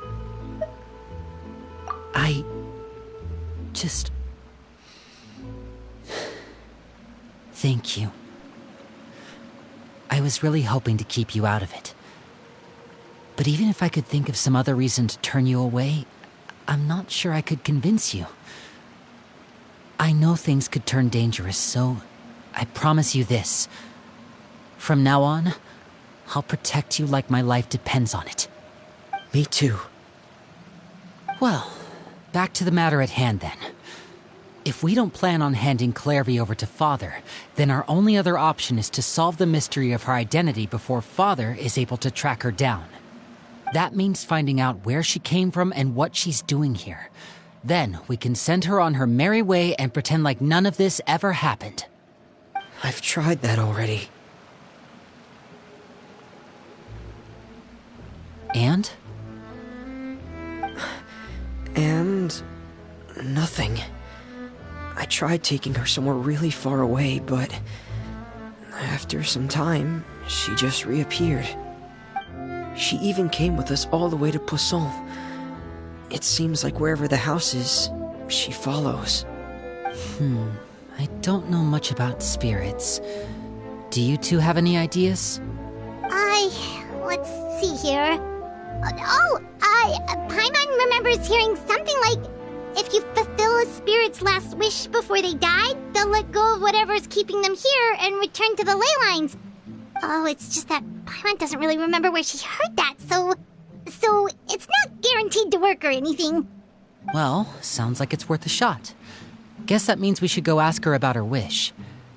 But first, Fremine, I need you to promise me something. What is it? I need you to promise me that this will stay between the two of us. We're the masterminds behind this whole thing. No one else gets involved. Can you do that for me? Of course. I promise. All right. Then let's seal the promise just like when we were kids. Fist bump on 3. Ready? 1, 2, 3. I swear.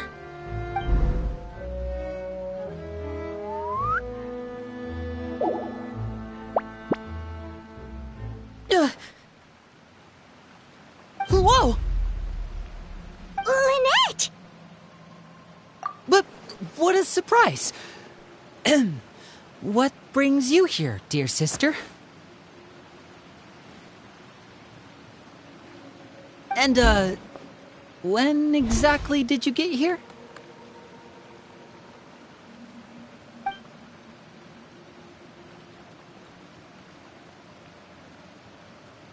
You're an idiot, brother. And you too, Fremine.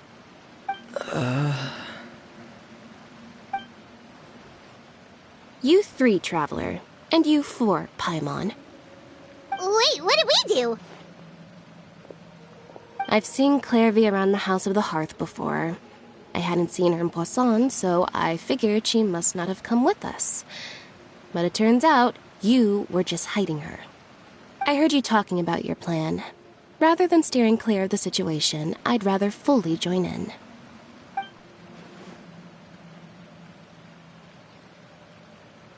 If you don't agree, I'll have no choice but to report everything back to Father. Simple as that. You're not giving us much wiggle room here, Lynette. Well, I guess we're all in this together then. After we talk to Clairvy, we'll figure out our next move. There's no time to lose. Let's go.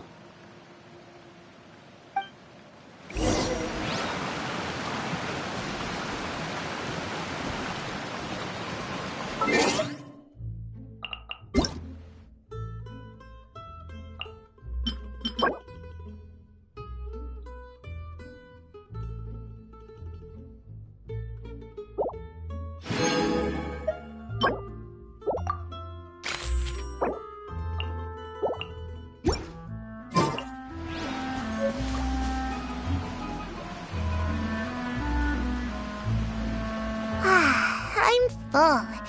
Thank you for bringing me this food, you guys.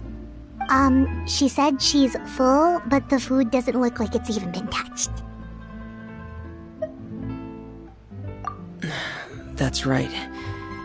Based on what I've been able to observe, it doesn't seem like Clairvy can interact with the physical world at all. Still, when she's presented with food, she'll always linger around it for a good little while. Maybe, in her mind, she really is eating those things. Does she know that she has already passed away? I've tried to ask her, but she didn't answer. My guess is that she's just as confused as we are. Or maybe she couldn't understand the question at all. Clairvy, if you've got some time, I'd like to ask you a few questions. Sure. Oh, another new friend. Hi, I'm Clairvy. Hello. Clairvy, how did you join the House of the Hearth? Huh? Isn't it the same for everybody? The Knave brings you here and then you can't leave. It's just that your name, it's not on the roster. And I've never seen you before. The roster? Oh, I get it now. I think there might be some things you don't know about this place. The people in charge, they're not as nice as they look. They say they keep a roster, but it's not complete. There are a lot of people who aren't on it, and never will be. In this house, some people are family, and other people are just test subjects. Those kinds of people aren't ever going to get a place on the roster, unless it's the roster of people who've been executed. Wait, does that mean the Knave... She... Is there anyone that can vouch for you? Perry. She's my best friend. She's the only one I trust in this place. Have either of you heard of that name before? No. Me neither.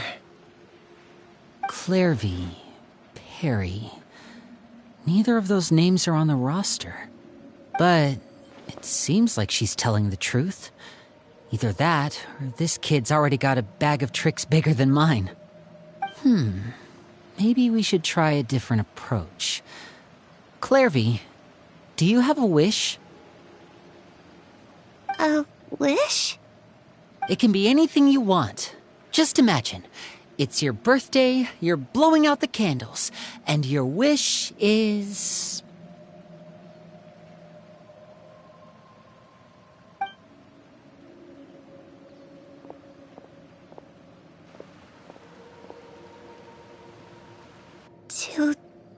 To go outside, where the sun can find me.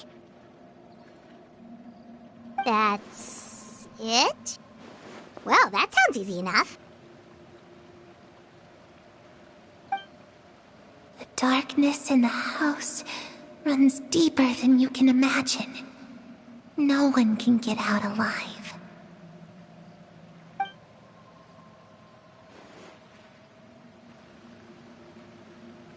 Okay, time to divide and conquer.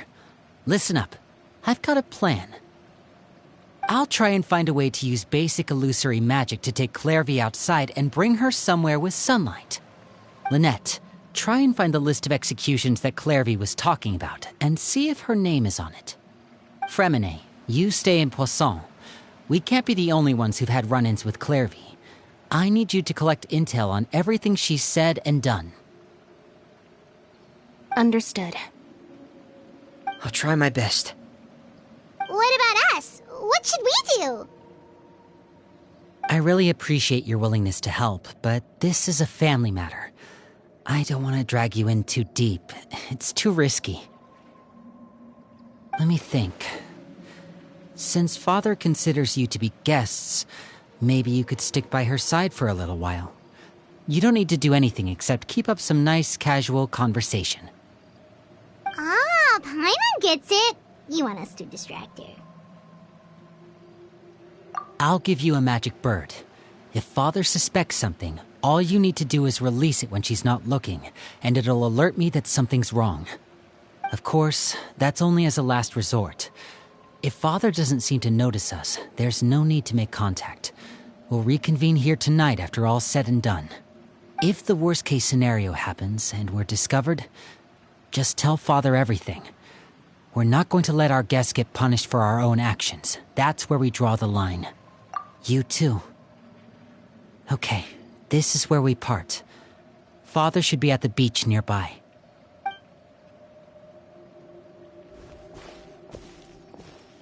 I really hope this goes well. No, it has to go well. That's the only way this can get resolved.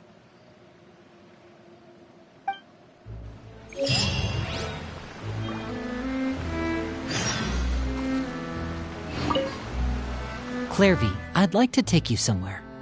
Is that okay with you? Sure. Where are we going?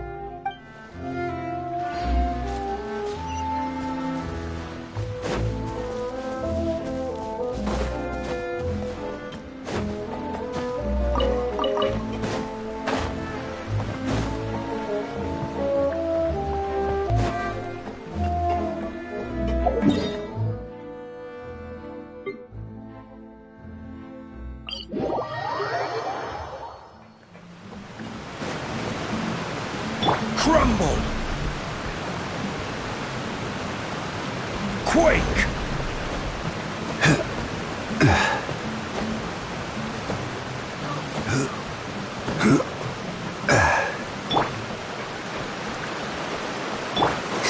Our bond is strong.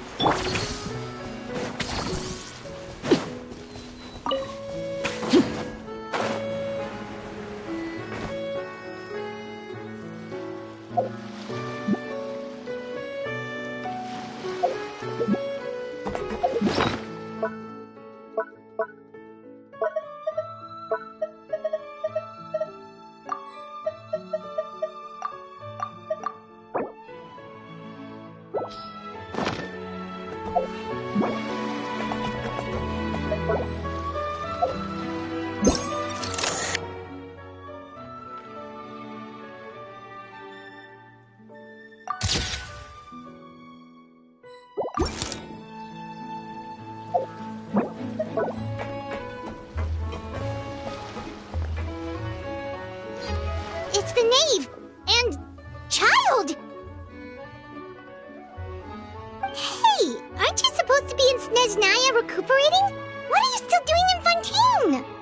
Oh, it's you two. I didn't expect to run into you here. I was unconscious for quite a while after the fight in the Primordial Sea. After I woke up, I realized I was being taken back to Snezhnaya, and well, I couldn't have that now, could I? Not when I've still got unfinished business here in Fontaine. So, I mustered up all my strength and made the journey back on my own. What sort of unfinished business are we talking here? It has to do with Skirk, my master. I really wanted to meet up with her, but by the time I got back, she had already left. I still have so many questions for her. Without any other leads, all I could do was ask the Knave to help me track her down. She must have left behind some traces from her time in Fontaine. Oh, okay, so have you found any clues? Unfortunately, no. While the House of the Hearth is adept at collecting all manner of intelligence, certain existences can still manage to escape our purview. Basically, unless Master feels there's a need to meet with me, she's not going to be found. But that problem has an easy fix. I just need to become stronger, and then... Paimon thinks you should focus on getting better first. The worst of it is over.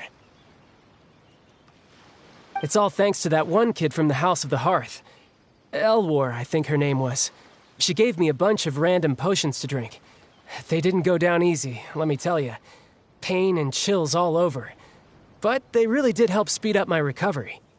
And that's good, because it looks like I really do have to head back this time. The old man's been putting the pressure on me.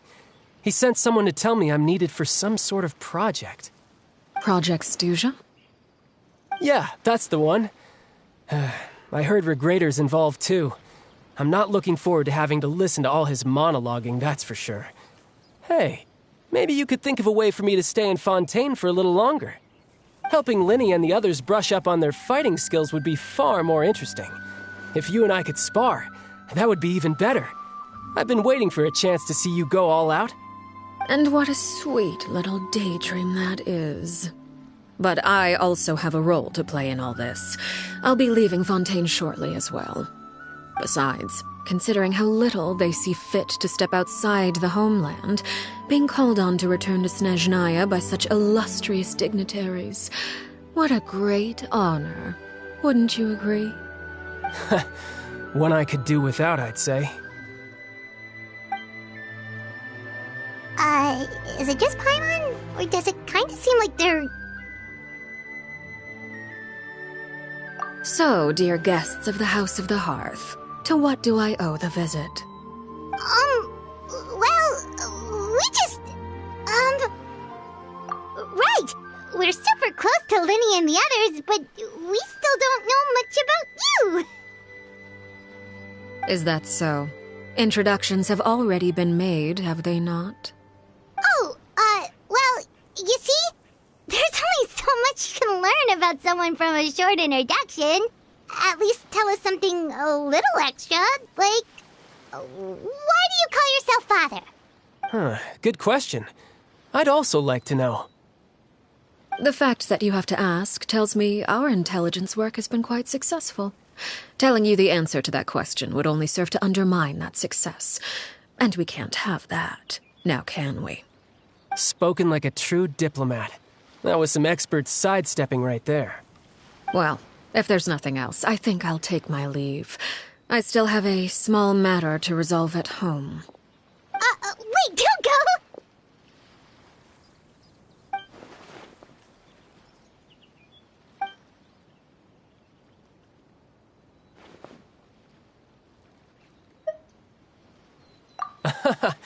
I'd also like to hear the answer to this. I've met some of the members of your organization, and they all seemed like really good kids. They actually reminded me of Tonya and Tusser. Which, by the way, if you ever betray them, I'm just letting you know, I won't let you off easy. And why would I betray them? Well, you've already betrayed the House of the Hearth once, haven't you? At least, that's what I heard.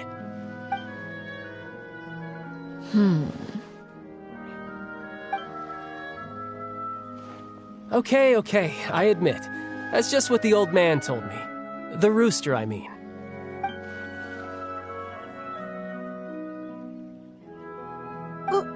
Wait, did you really do something bad to those kids?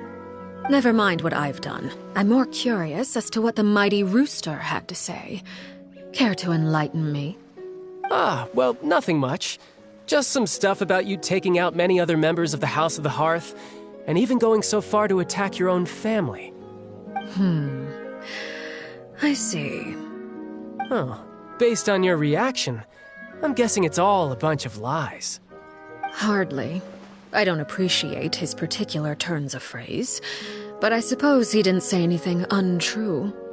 Although, it would be more accurate to say that there is a certain level of prejudice involved, but I don't intend to clear that up just yet. Prejudice has a funny way of concealing the real truth behind certain things, an attribute that I find to be quite advantageous. Call yourself a Fontanian, for example, and people will assume all sorts of things, when the real truth is that this is simply the land where I was raised. Huh? You're not actually from Fontaine? But then why did you try to help out with the prophecy and everything? I was trying to protect the children born in Fontaine. Claiming that I myself was a Fontanian simply made it easier to operate. People would hardly suspect a fellow Fontanian of having any ulterior motives. Who wouldn't want to save their homeland after all? The primordial sea wouldn't have any effect on me, but it would have caused great harm to the House of the Hearth. Well, you wanted extra information, didn't you? There you go. I hope that satisfied your curiosity.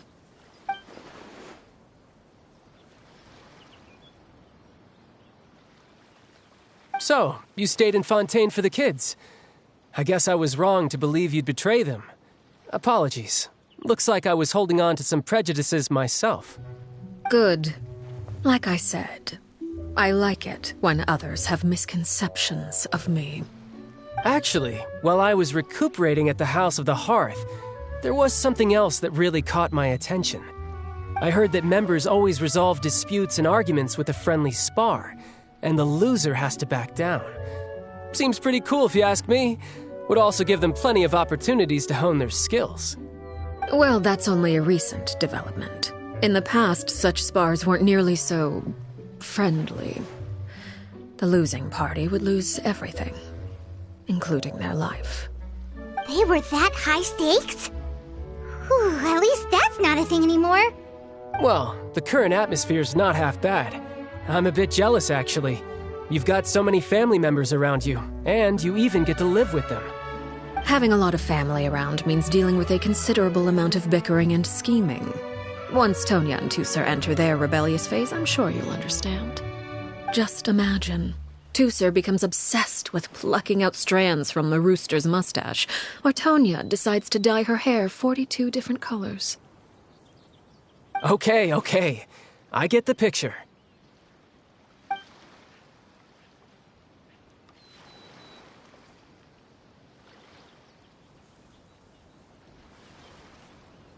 Well, would you look at the time? I should probably get going. Traveler, Paimon, I'm not sure where our paths will cross next, but the next time we run into each other, we should definitely try and find some time to spar. Again, maybe this is a conversation we can have when you look less like you're gonna kill over. All right. Well, thanks for everything, Arlecchino. No thanks necessary. You also played a part in obtaining the Gnosis. I would say we can call ourselves even. I like the sound of that. Well, I'm off. See you all some other time. should probably get going too.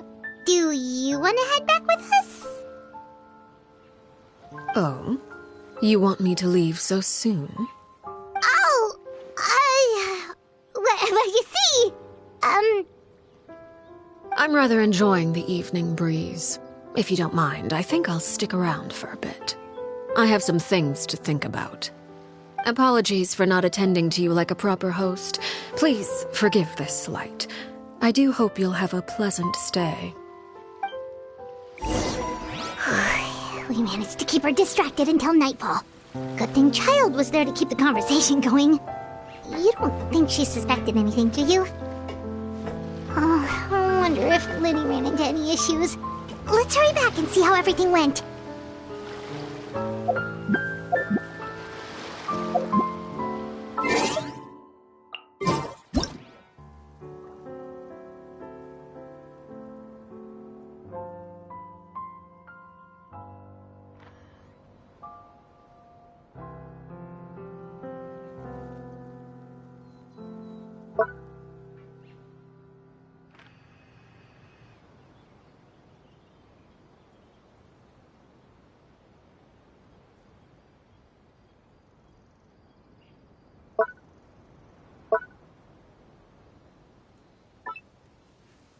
Something you wish to report? Go on. You have my undivided attention.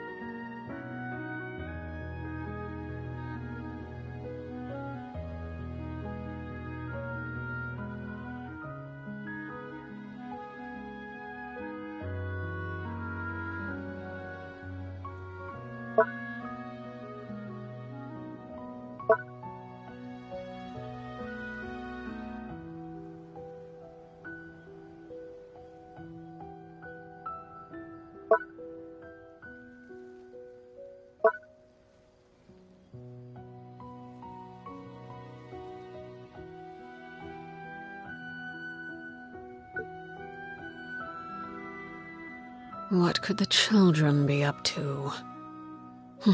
Never mind. Let them do as they please.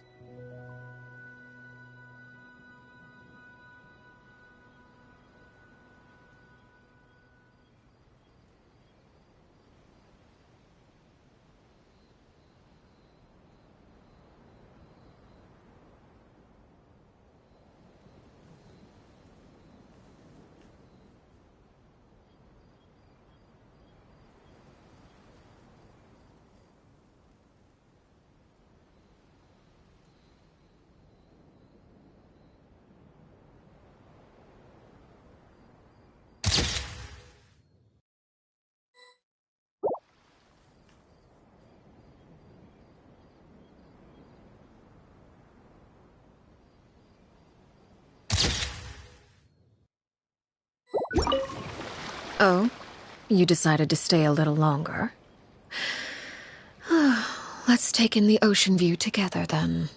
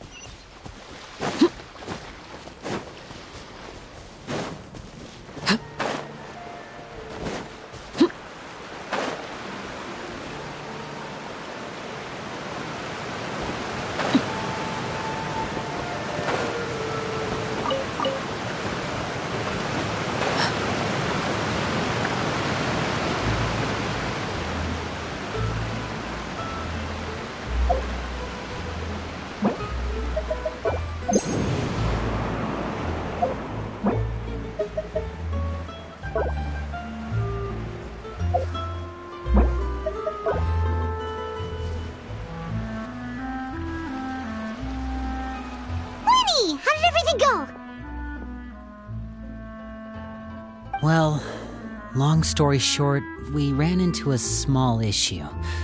Clairvy can't go into the sunlight. Everything was fine at first. She followed me up to the surface just like I told her.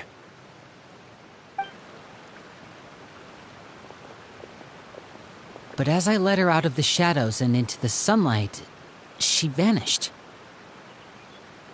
I turned around and there she was, standing at the edge of the shadows, silently watching me. Huh. Maybe she's afraid of sunlight, or... No, it wouldn't be her wish if that were the case. Well, we could always try pushing her into it. Oh, true. I've pretty much tried it all already. Nothing worked. Eventually, the sun went down, so all I could do was bring her back here. How did it go with you, Lynette? Good. I've got the list. It's right here. Really? Well, what are we waiting for? Let's take a look!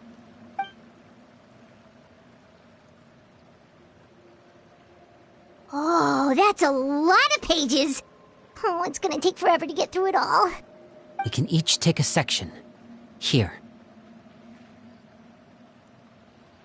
La Pouillade, L'Endroit, Chambel, Horaire.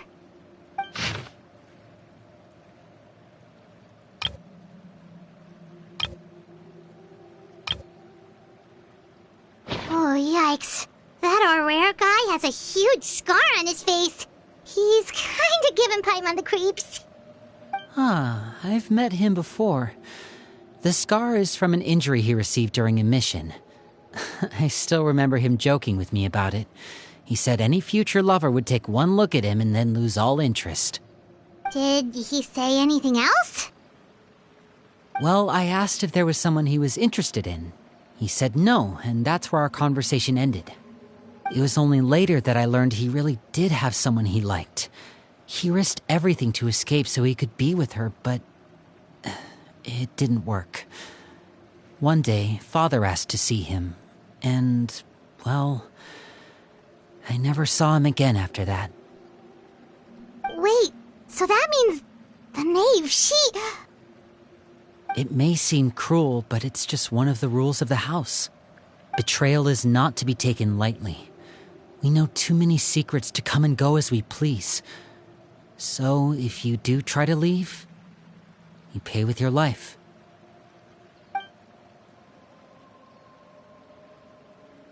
Her name's not here, huh? Well, that's not too surprising. It doesn't seem like this list is complete.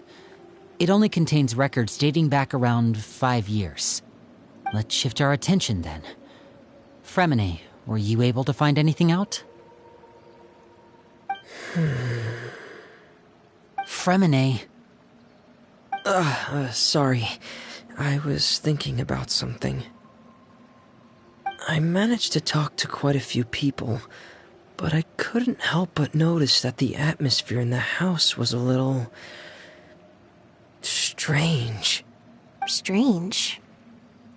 Yeah, I mean, I know there have been arguments in the past, times when people haven't gotten along.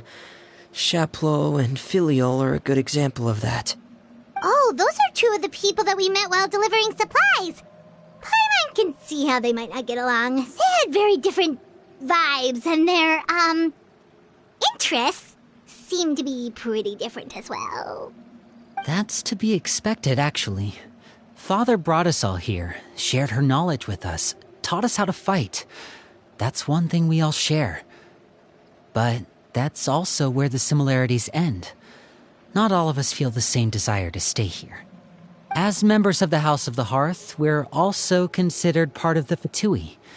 And to a lot of people, that's an identity they never asked for. Certain members get older and realize they want something else for themselves. But considering the rules of the house, most people would never say that out loud.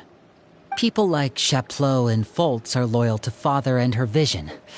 They're proud to be part of the Fatui. Filial and Nantoy, on the other hand, well, they aren't quite as enthusiastic. These kinds of conflicts have always been there. It's not like Father is in the dark about any of this. Well, that's true. But it just feels like things have gotten worse lately. Filial and the others, it seemed like they were meeting in secret to talk about something. I can't say for sure, but I think they've met Clairvy. You think she's been inciting them to act out? No, not exactly. But I wouldn't be surprised if she said something to them about the darkness in the house and how deep it runs. She's told me about it before. Experiments being run on children. People being used as pawns on the battlefield without so much as the strength to survive. And they just believed all that? Without any evidence? Clairvy's words probably gave them the excuse they were looking for. Whether they actually believe them to be true is secondary. This is all because of Project Stuja, isn't it? Whoa. Hold on a second. What's this Project Stuja all about, huh? This is the second time it's come up now. Sorry, but I'm not sure of the details either. I only know what Father has told us, which is that it's something the Rooster and Regrator have been working on together. Apparently, it has to do with the Fatui's strategic plan for the future. Because the House of the Hearth was so successful in obtaining the Gnosis, we now have the honor of playing a key role in Project Stuja. Wait, but isn't that a good thing? Key role is just another way of saying dangerous role. To us, the whole thing is an inconvenience. Father thinks so too, but she's in no position to refuse. Their plan isn't exactly unreasonable, and they've been funneling the house a lot of funding. It's just that we'll lose a lot of members in the process. Participating in the plan, it's an honor in name only. What they're really trying to do is subdue us. The existence of an intelligence organization outside their control makes them feel uneasy.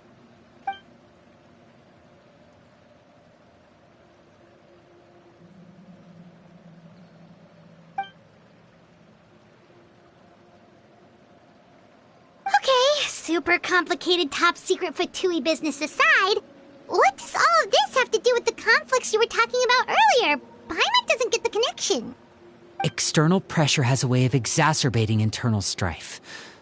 You can't overlook the power of fear either. People are afraid of dying, and that fear is often the impetus for a lot of stupid decisions. I thought resolving the Clairvy situation would make everything go back to normal, but it looks like things are more complicated than I thought. If we leave Filial and the others to their own devices, sooner or later, Father will be forced to take action.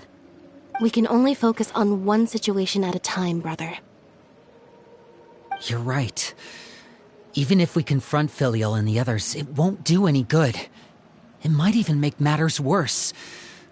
We should focus on Clairvy for now. Well, it's getting late.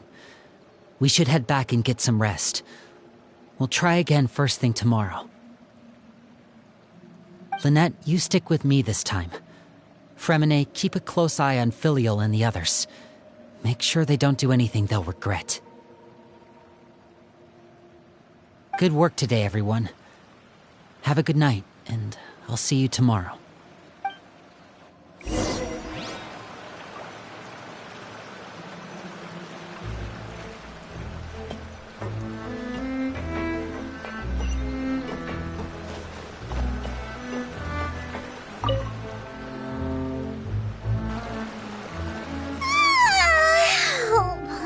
Looking forward to an early night, but she can't sleep at all. Hey, you don't think the Knave will be too angry with Lenny and everyone if she finds out about all this, do you? She's even scary when she smiles.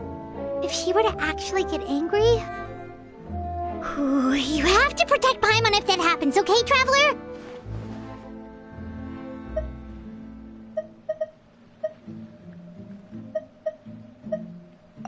Oh, well, In that case, we should just plan on running away. We'll grab Linny and the others and we can make a break for it as fast as we can. Look! Look over there!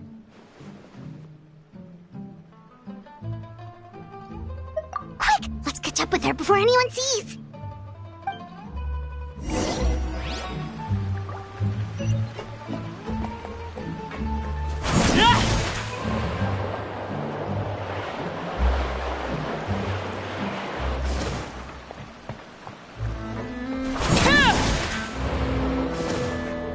Over there!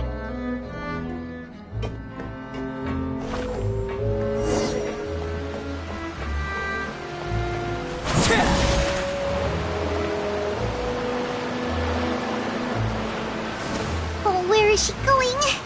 Oh, if someone sees her, we're toast!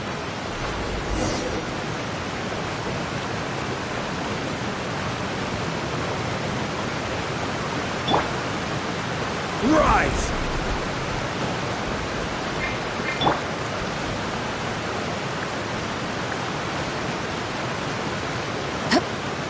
Oh, look! She stopped!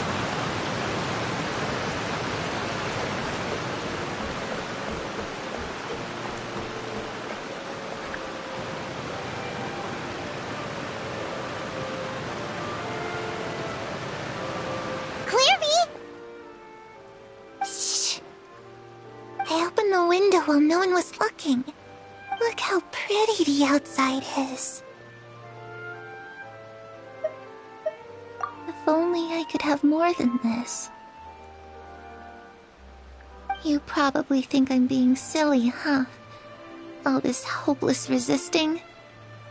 It's better to dream of what I could have than try to make it a reality, right? Please, help us get on the same page here, Clearvy. We need you to tell us what you know. Can you do that? Sure. Although, after you hear all this, I think you might regret that decision. Everyone in this family is nothing more than a tool, something to be used and exploited. We're all expendable, including me. As long as you're useful, you get to stick around. Lose your value, and you're handed over to the doctor, experimented on, and given a fate worse than death. I've seen it happen again and again, and I've had enough. You're saying the Knave did all that? It's just, that doesn't seem like something she would do. She's scary and all, but it seems like even she has lines she wouldn't cross. I knew you wouldn't believe me. Everyone thinks she's a good person. They all think of her like a real mother. Mother? But she doesn't deserve that title. She's disgraced it and tarnished it. And if I had things my way, I'd never see her again. If only Perry were here, she'd understand. Perry. There's that name again. Also, Paimon's getting a strange feeling. It almost feels like she's not really here with us. Paimon can't tell if she's actually talking to us or if she's mistaken us for someone else. Well, in any case, it seems like she really needs someone to talk to. We should keep her company for a little longer. She looks so young. But it seems like she's been through a lot. It's getting windy. I should close the window. Ooh, look at the moon. Isn't it pretty? Hey, wanna hear a secret? I heard that if you look up at the night sky in Snezhnaya, you can see the aurora. It's supposed to be super pretty. Even prettier than the moon tonight. Perry and I promised each other that once we're older, we're gonna go see it together. But I can't find her. I'm worried she's also been... No, that wouldn't happen to her. She's special. Mother likes her a lot. I should really go talk to Mother, but we just fought. She doesn't want to see me, and I'm too scared to face her. What should I do?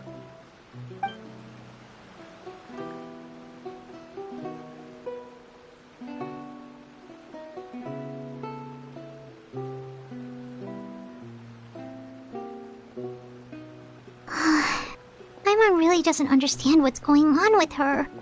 Well, let's head back. We've got an early morning tomorrow.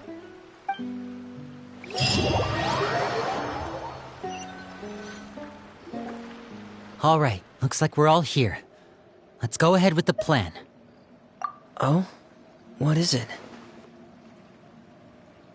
What makes you ask that? Well, we kinda ran into Clairvy last night, and that's what she told us. We met the doctor back in Sumeru. He's super dangerous, and he's done all sorts of bad things. It's possible that Father and the Doctor have had certain dealings, but I don't think Father would work with him. We're not really on the same side, so there's not a lot of trust between them. That doesn't exactly set the stage for a successful partnership. I did hear, though, that when Father first became a Harbinger, the Doctor offered to work with the House of the Hearth. Father rejected most of his proposals, except for one. It had to do with some sort of secret experiment. Secret experiment? Could that be what Clairvy was talking about? I don't think so.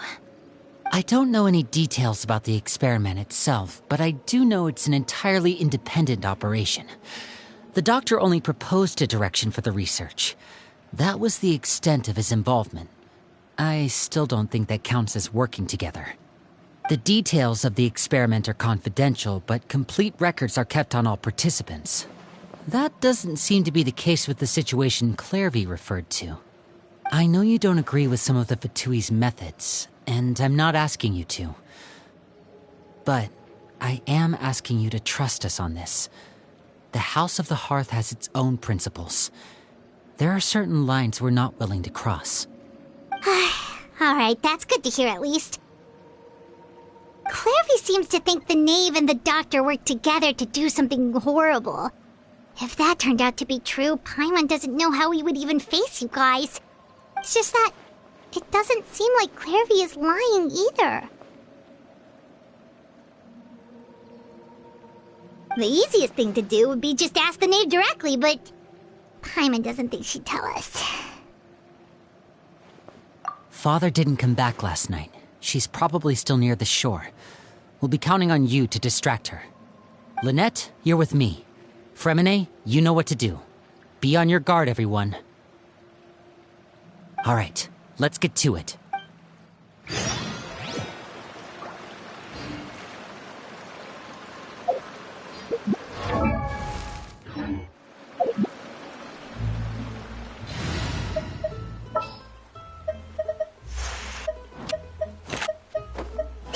You want me on...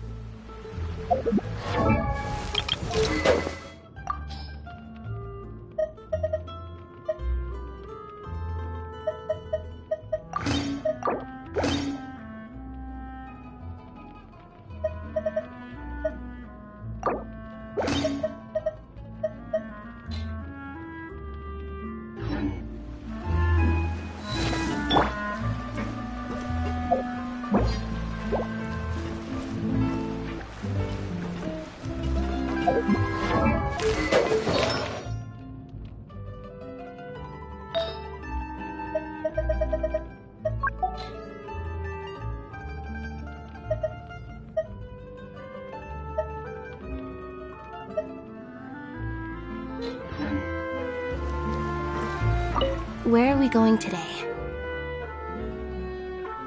Let's try somewhere further away this time.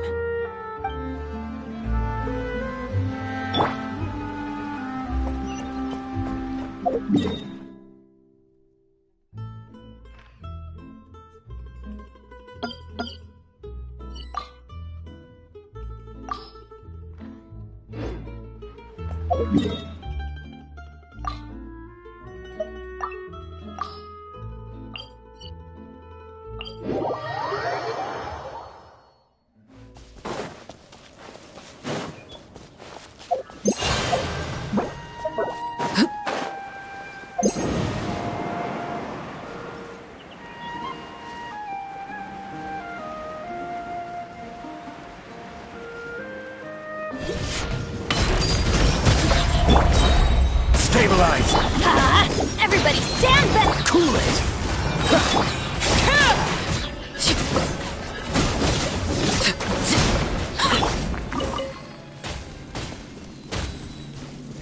Adventure time!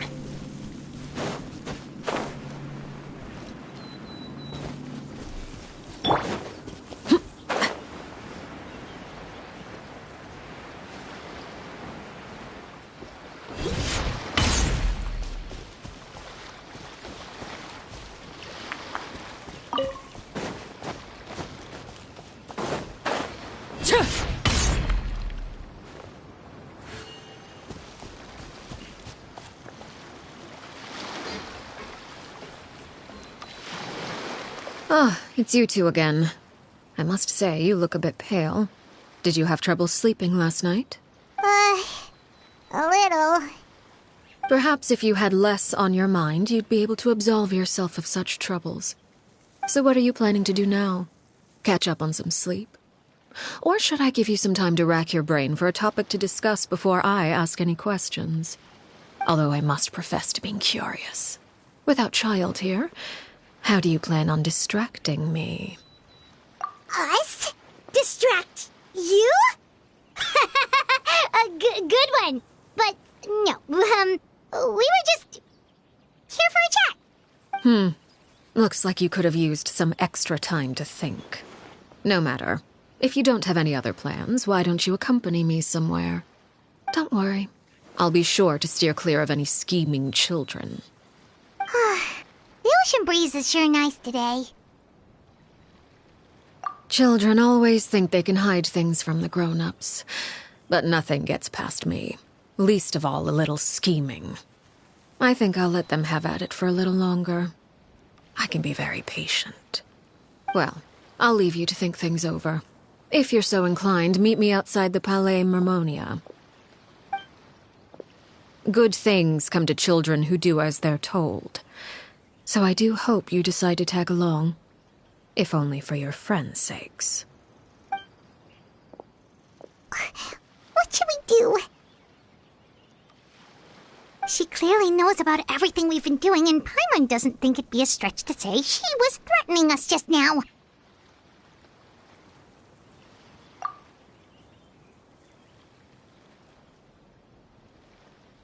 Oh, good idea. Hopefully he sees it in time. Well, we should probably head to the Palais Mermonia. Paimon doesn't want to find out what happens if we don't show up. Based on what the Knave was saying just now, it sure didn't seem like it'd be anything good. Okay, then we probably shouldn't keep her waiting. It seems like Linny and the others are on thin ice, so let's do our best to not get them in any more trouble.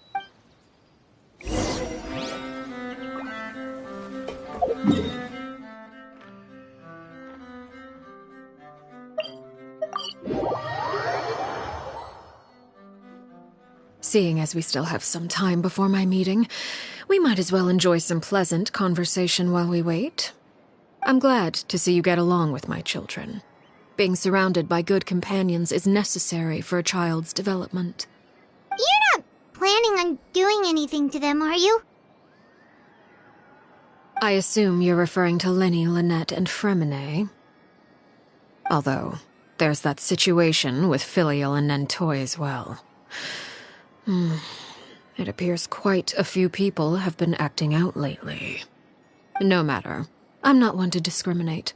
All those who betray the house meet the same fate. There are no exceptions. Does that mean you're going to kill them? Oh, are you here to beg for their lives? I'm sorry to disappoint, but the rules of the house change for no one. In my organization, everyone is responsible for their own actions. But don't you care about them at all? They really respect you. They even call you father. You must feel something for them. Any organization in which feelings come before principles is one destined for ruin. The House of the Hearth is hardly an exception. You could say our principles are more stringent than most. Perhaps I can offer you this consolation at least. As our guests, you two will not be held accountable along with them. I would imagine Linny, Lynette, and Fremine will be able to keep their lives. As for Filion and Toy and the others, I'm afraid there's little I can do. They can try to escape, but once you know our secrets, there's no getting out alive. But that's awful. You seem concerned. Out of consideration for my guests, I suppose I could turn a blind eye for a little longer. If Linny and the others manage to dispose of Claire V in the meantime, all evidence of their wrongdoing will be lost. In that case, I could hardly punish them for something I couldn't prove. If their efforts are unsuccessful, on the other hand, all will be held accountable. And the punishment will be severe. Of course. Oh, and here, I believe this belongs to you. Do try and keep better track of it next time.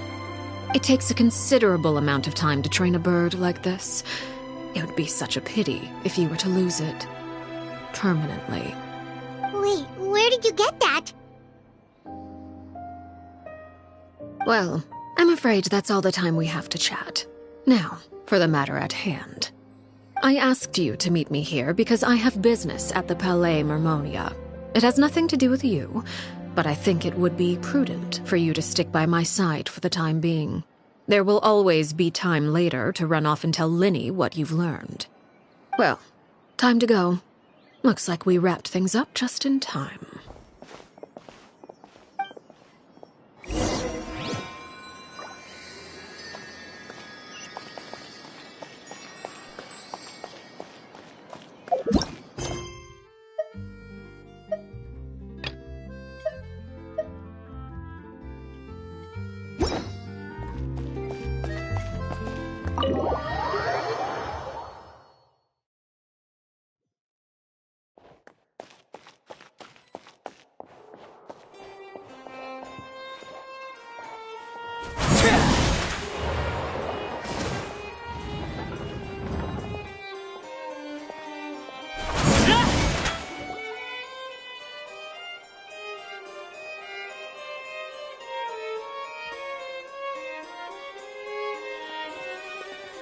It's been a while, Monsieur Neuvillette.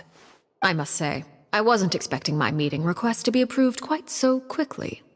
The Palais Mermonia operates with an efficiency worthy of admiration. It is only right that an esteemed diplomat such as yourself should be afforded the proper level of respect.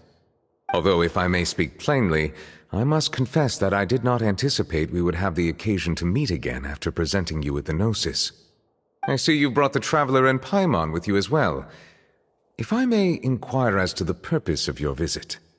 I'll be departing Fontaine shortly. There is, however, an outstanding matter that I would like to see resolved before I go. It requires a rather lengthy explanation, I'm afraid. So I took the liberty of explaining everything in this proposal. Please review it at your leisure, Monsieur Neuvillette.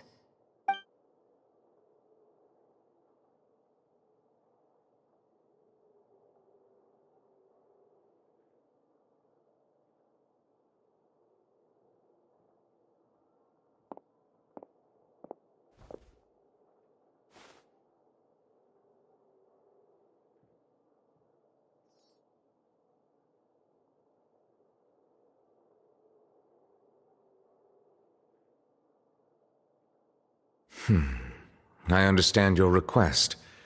However, at the risk of causing offense, I must admit that I fail to see why you would wish for such a thing. I heard you have a certain fondness for water tasting, Monsieur Neuvillette, so allow me to use water as an analogy. A family is like a large body of water with countless rivers flowing in and out. As someone who watches over this system, I would hope that each river that flows from the source will eventually reach the ocean. Of course, objectively speaking, I know this is impossible. Most of the rivers will dry up along the way, disappearing into the ground and leaving nothing but a barren riverbed behind. Not all rivers are destined to reach the ocean, but I would not see their existence rendered meaningless. I believe the water that flows within them is simply meant for a different destination, like a field in need of irrigation. Or perhaps the glass of a certain water-tasting enthusiast. Did you get any of that, Traveler? Your words paint an optimistic picture indeed. Allow me to remind you, however, few among us are willing to sip from a glass filled with tainted water. It may have been tainted at one point in time, but not to worry. I'll make sure it's strained of all impurities and returned to its cleanest form.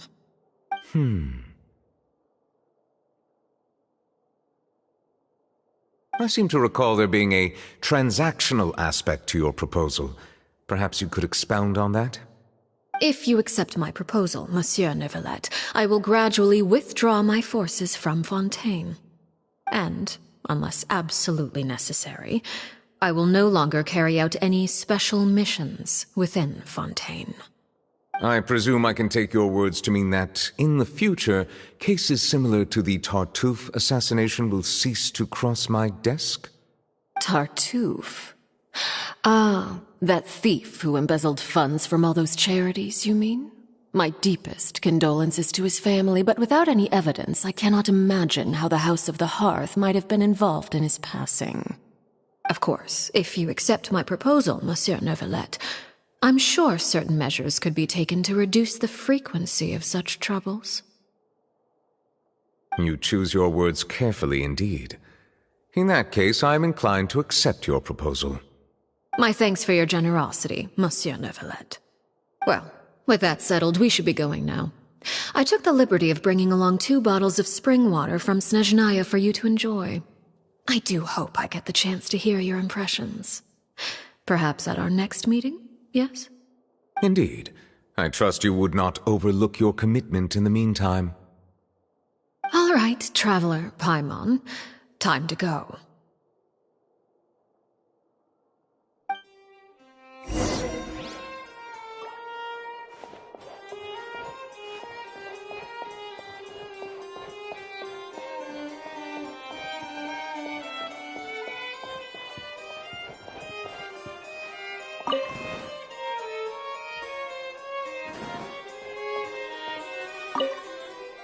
I believe I've told you before that my emotions easily resonate with those of others. Yet in the few meetings I've had with that Harbinger, I haven't been able to sense any aspect of her emotional state. Her mind is like a still body of water. Who knows what darkness lies in its depths, and the lack of ripples on the surface gives nothing away. It's unclear whether this is her natural state of being, or whether it's an incredible strength of will that gives her the ability to master her emotions. Either scenario, however, suggests she is a very dangerous individual. I do not expect an explanation as to why you two are by her side. Whatever your reasoning, I would only advise you to take caution.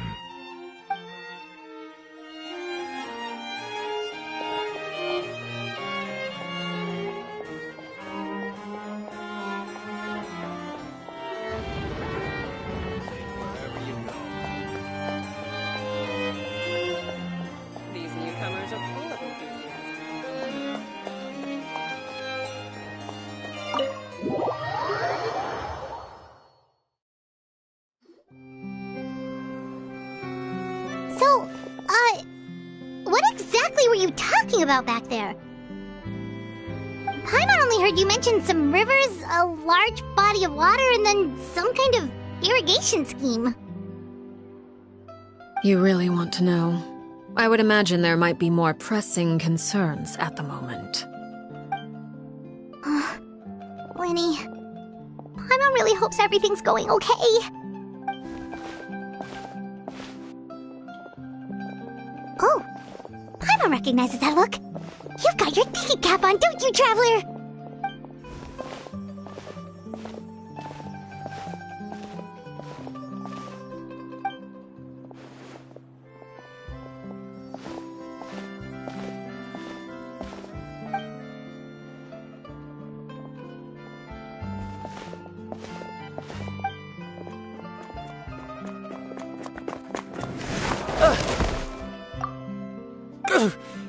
Oh, shoot.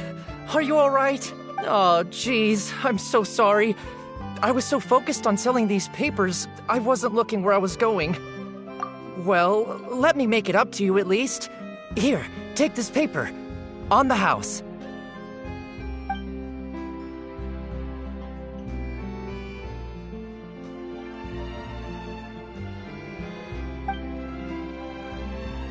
you don't have to give us anything.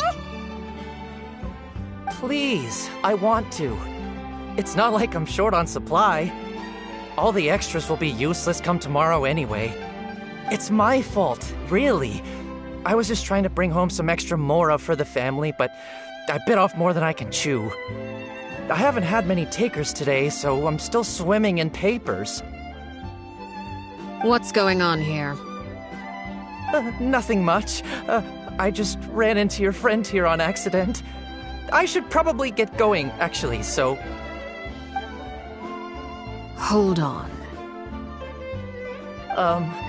Of course, I'm happy to compensate you with mora, it's just... I don't have any on me at the moment. I'll take 3 papers. Here, your payment. Oh! Thank you for your patronage. May the Archons bless you with good fortune. If only I had the chance to run into such generous customers every day. I should probably just take on a smaller inventory though, right? I'm getting married soon, so sometimes it's hard to not get ahead of myself. Anyway, I should head out. Goodbye!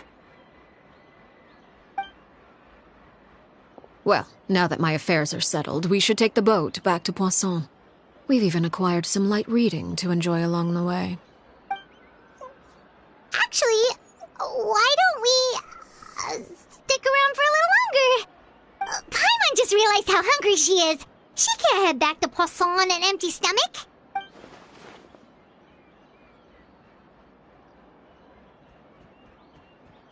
It appears you two are under the impression that delaying our return will somehow alter the situation in your favor. I'm sorry to ruin your fantasy, but your efforts are meaningless. That being said, I could be persuaded to give Linny some extra time. I just have one condition. If you agree to my request, I'll even answer some of your questions. You're quite curious about Claire V, are you not? And my relationship to her. Wait, why are you being so generous all of a sudden? You're not gonna ask us to do something bad, are you? You overestimate yourself. You don't have the talent for bad things. Then what can you possibly... The most important consideration in a negotiation is that both sides receive something they want. Demands and threats only get you so far. Wonderful. Here it is.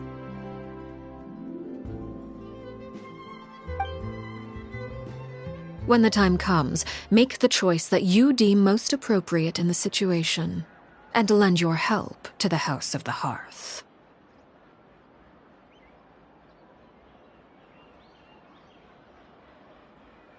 Okay, sounds normal enough. But what do you mean, when the time comes? When is that supposed to be?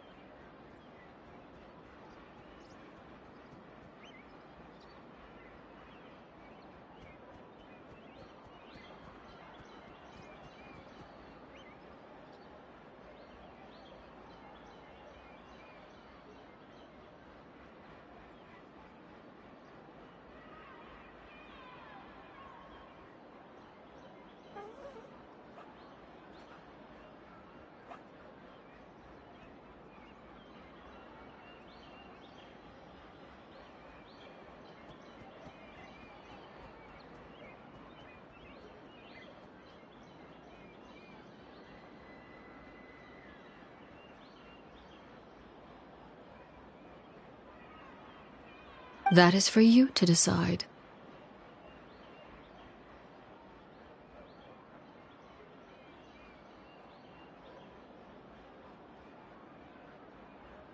Then we have a deal. Follow me.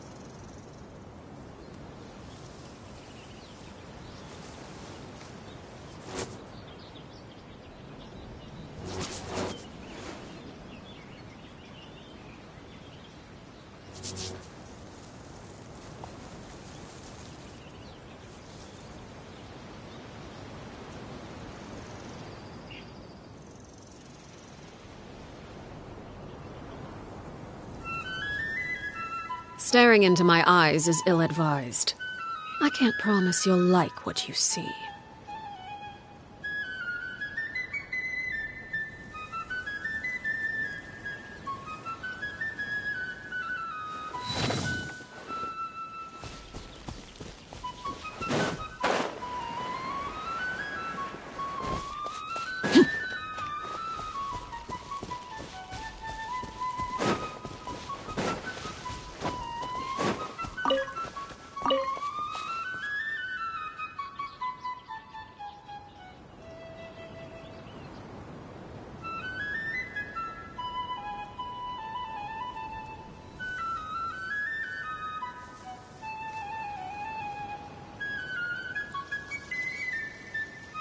Something you wish to report? Go on. You have my undivided attention.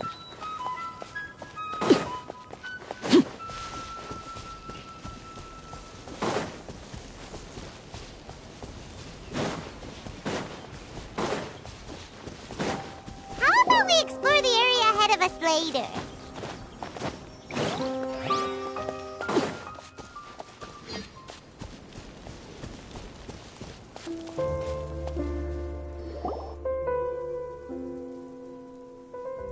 What is this place?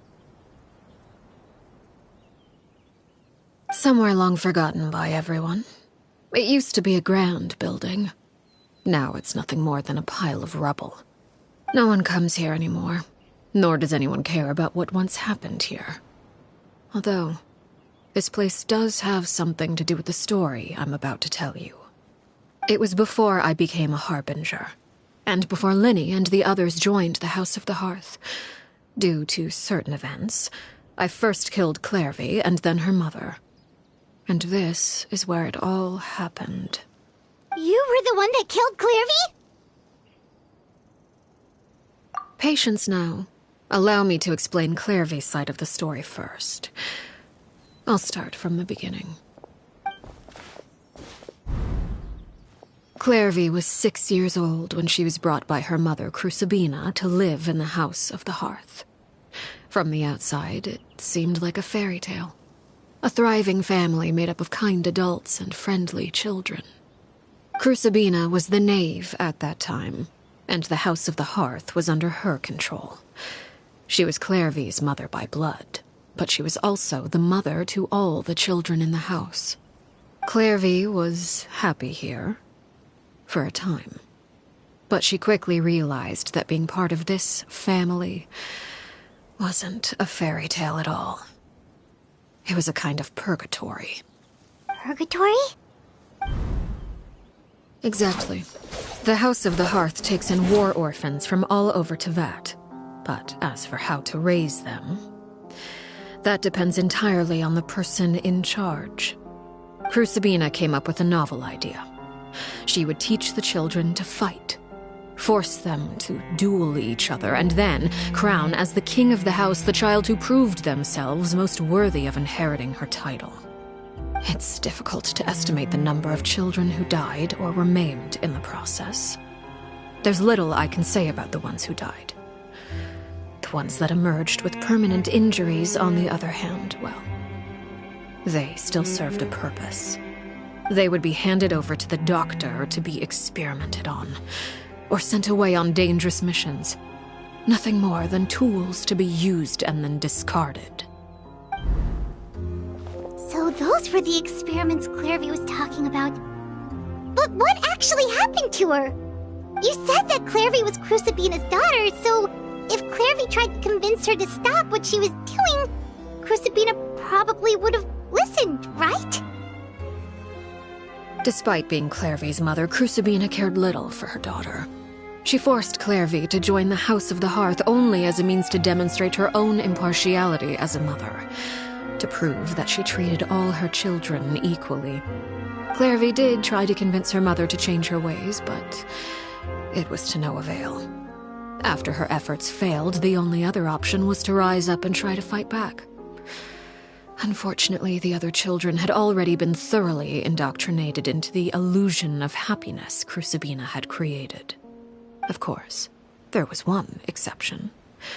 Someone Clairvy's age, who knew the truth about the House of the Hearth. Her name... Wait, the friend that Clairvy mentioned? Friend, huh? I suppose we can call her that for now. Clairvy was a cheerful and passionate person with a tenacious spirit. Perouere, on the other hand, was rather cold-blooded. Her cold-blooded nature allowed her to see through Crucibina's facade. Yet, it was also this cold-bloodedness that prevented her from acting against it. At least at first.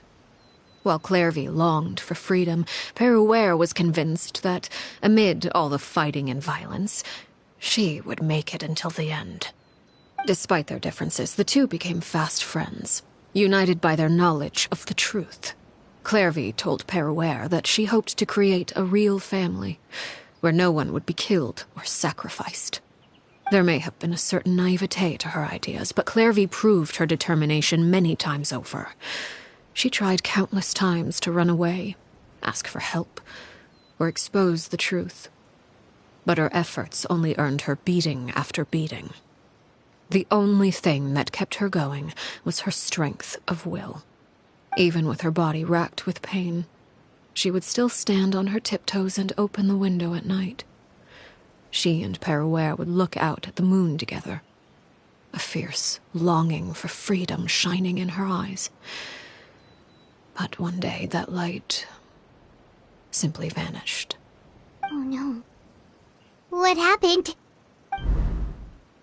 Her hopelessness resulted from a culmination of things. 10 years had passed. 10 years worth of failure after failure.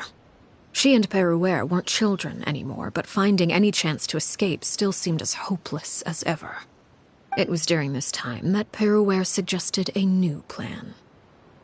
If escaping was out of the question, why not take down the very person sitting on top of this throne of lies? Mother herself.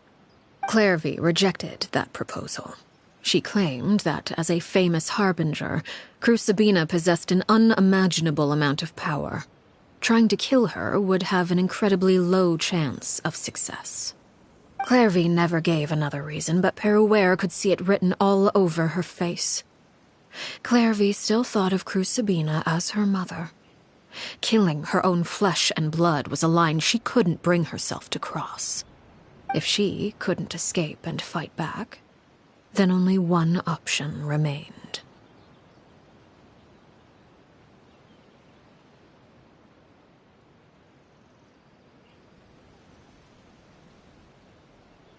Precisely. Death was the only way that she felt she could be free. It happened during a duel.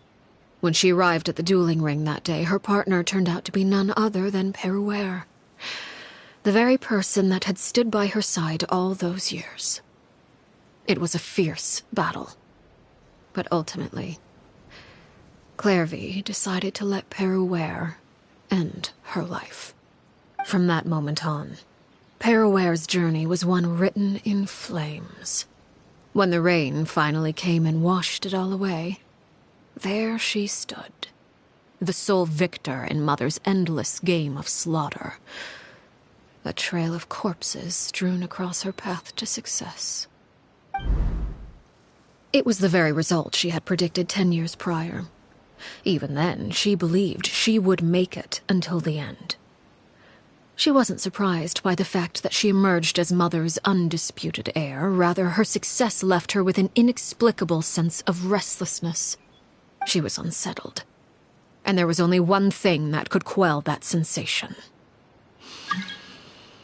Perhaps you two would like to take a guess as to what it was? Crucibina, you mean? But... Correct. This is the place where Peruere killed her best friend. A mere year later, this is also the place where she fought tooth and nail to kill the mother they shared. The moment she acted, any conception of what was right or wrong ceased to matter. It's one of the principles of the house. Only those who survive get to write the rules. Peruere won the battle, and became a harbinger herself. After which Her Majesty, the Tsaritsa, bestowed upon her a new name. Arlecchino. So the Perry Clairvy was talking about... It was you all along. You're Peruere. Arlecchino is just a name you got later. I left that name behind long ago. I must say, hearing it now does bring back memories. After I defeated Crucibina, the moniker of Mother died with her. I chose to forego the title she called herself, and even chose to give up my own name. I rebuilt the House of the Hearth under a new identity. Not only as Arlecchino, but as father. And that is where the story ends. Any more questions? Yeah. Based on what you just told us, Clairvy wasn't a little kid when she was killed. So the Clairvy we met... Was she really a spirit at all? I suppose you could call her an illusion born of flame. Her existence is like ashes to a fire. Something left over in the wake of blaze and ruin. You see, a certain power runs through my veins. It's not unlike a curse. My flames leave behind shadows of anything they consume. Of course, the chances of those shadows morphing into a sentient entity are exceedingly slim. Clairvy is a very special case. Clairvy died when she was 16 years old, but what emerged from the flames was her 6-year-old self. Her appearance wasn't the only thing affected. Most of her memories were lost to the blaze as well. Memory is a mysterious thing indeed. Losing a portion of your memories will alter your sense of self. Lose 10 years' worth, however, and it would be like living in the past. Like returning to a version of yourself that never grew up.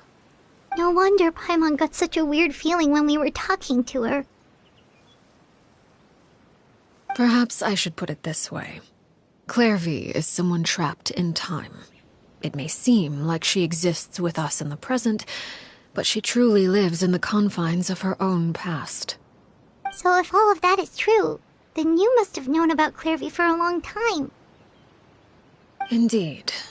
She's a rather volatile and unstable entity. Sometimes she would look after the children. She's even saved some of their lives. But other times, she would hide from me and become obsessed with revealing the truth about the house to anyone who will listen. Shadows don't have the capacity to learn or grow. Any new information they encounter is quickly forgotten over time. Your attempts to expose Clairvy to sunlight. They failed, yes. The reason is actually quite simple.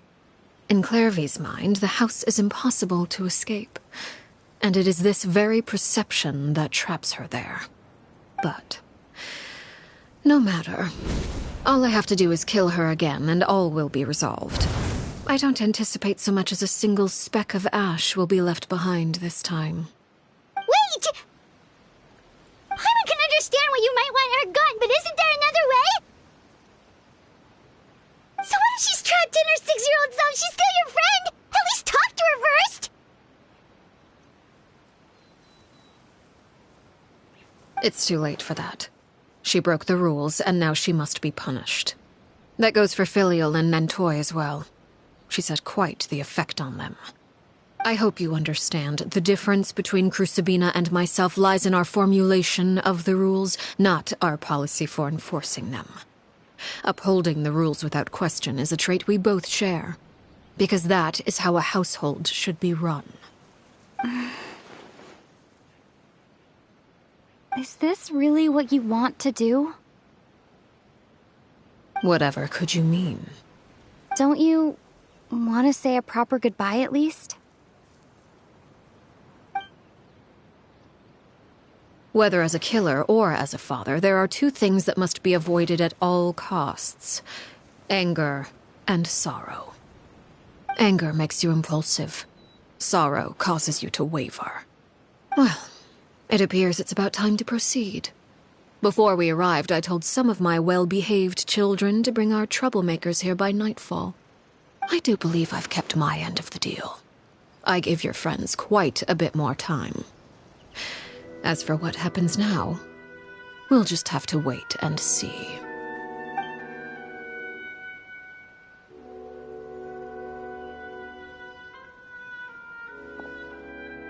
Here they are, Father. You gonna execute him? Seeing something like that would actually be a first for me. Lenny!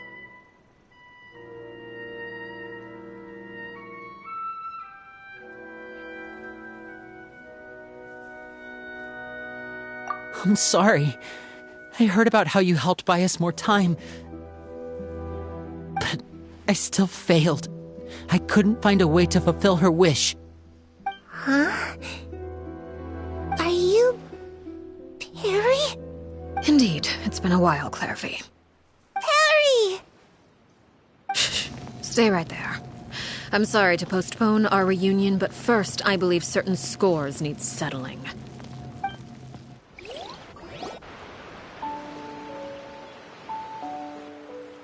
Father, let me explain. Out of my way. Father! You chose to conceal a threat to the house. And for that, you must be punished. Overall, however, I suppose your wrongdoing is hardly the most egregious of the bunch, so I'll deal with your punishments later. As for right now, the more pressing concerns are the traitors among us. By traitors? Do you mean us? Father, let me explain. We didn't mean to... Fultz, why don't you share what you heard? Yes, Father. Secret Midnight Meeting number 3. Participants, Filial, Nantoi, Sato, Toddy. Nantoi clearly said, if only Father wasn't the one who took us in. Sato added, I'm sick of this life. I just want to live as a normal person. Filial was the worst of them all. She called us crazies and said a bunch of mean things about Father. I did not! You're lying! Fultz is trying to frame us. It's not like I'm the only one who heard those things. After that, you and Toddy and a bunch of other people started talking about Clairvy. You were using all those things Clairvy brought up as an excuse to question Father. We're birds locked in a cage. The only way out is to destroy it. That's what you said, wasn't it? You little...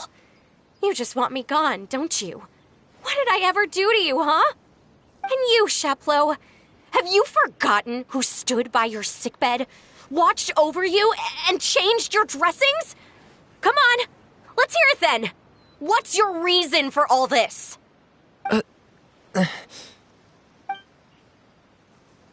You're wrong, Filial. We don't want you to die. You're our family. Liar. You wouldn't be doing this if that were the case. So why? Why have you backed us into a corner? We all live in the House of the Hearth. You know the type of work we do, Filial. A single betrayal can cost dozens of us our lives. It's not like it's never happened before. That kind of thing is hard to forget. That's why the House of the Hearth cannot tolerate any form of betrayal. Ever since we came to Poisson, you've had 7 secret meetings. A lot of the things you talked about really crossed the line. You've been spying on us for half a month? Wait a second. Now that I think about it, the move to Poisson was just a way to make it easier to spy on us, wasn't it? Because we were all in one place. You've had this planned all along. Filial, Nantoi, I'm sorry. I owe you both my life. I owe Clairvy too. If it weren't for all your help after I got poisoned, I wouldn't be standing here today. If this were any other situation, I would do anything to repay that kindness, even if it cost me my life. But rules are rules. I'm sorry. My hands are tied. Why? Why? That's enough, Filial. We made a mistake, and we should own up to it. We broke the rules, plain and simple. And now we have to face the consequences. I'm sorry, Sheplo. Fultz. I'm sorry, Father. We accept our punishment. Chapleau, according to the rules of the House of the Hearth, how should these traitors be punished? All those who betray the house pay with their lives. And so it shall be.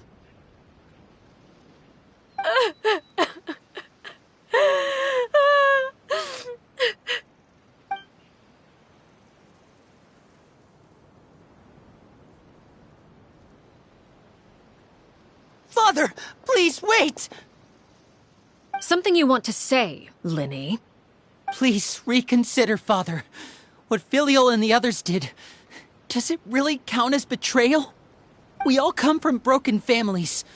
From the very first day we joined the House of the Hearth, we wanted nothing more than to make it a real home. But the truth is, None of us know what a real home should look like. I'm not saying I have all the... All I know is this. Killing Filial and the others may uphold the rules, but doing so will only bring us further away from being a real family than we've ever been. So please, Father, please, reconsider. I agree with Linny. Father, please. Linny, you...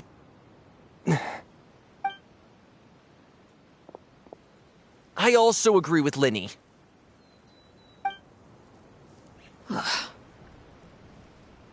An order once given cannot be rescinded.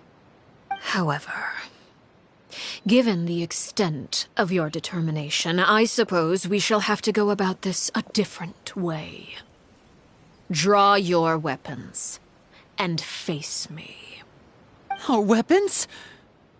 Father, are you referring to a duel? Precisely. The rules of the house will not be altered. Traitors must be punished.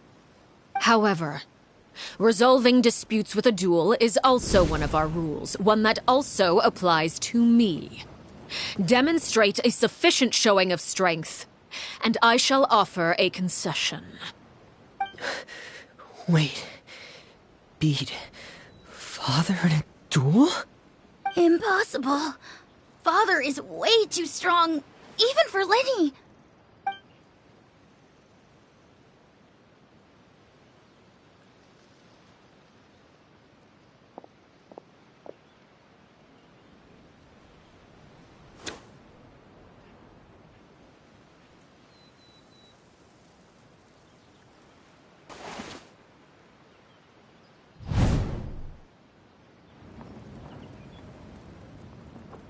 Did you hear that, Traveler? Linny and the others have to duel the Knave. What should we do?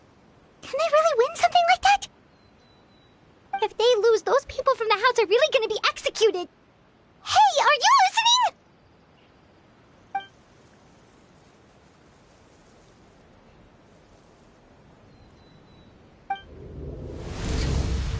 Don't you want to say a proper goodbye at least? Anger makes you impulsive. Sorrow causes you to waver.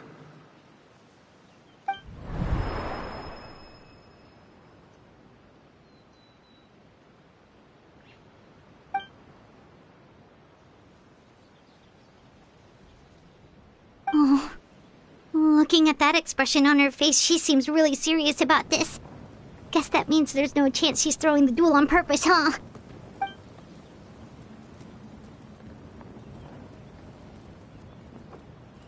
When guests are around, families are often on their best behavior. And any disputes are less likely to escalate.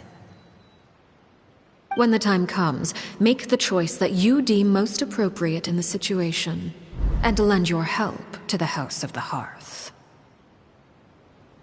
What's wrong, Traveler? Hey, where are you going? Traveler?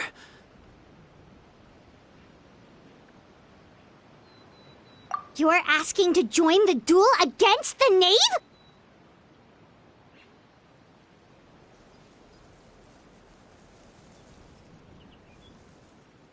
I'll allow it. We do have a ready-made dueling ring at our disposal, after all. All I would advise is this. Keep a firm grasp on your weapon, and give it your all. Any less, and you may just lose your life.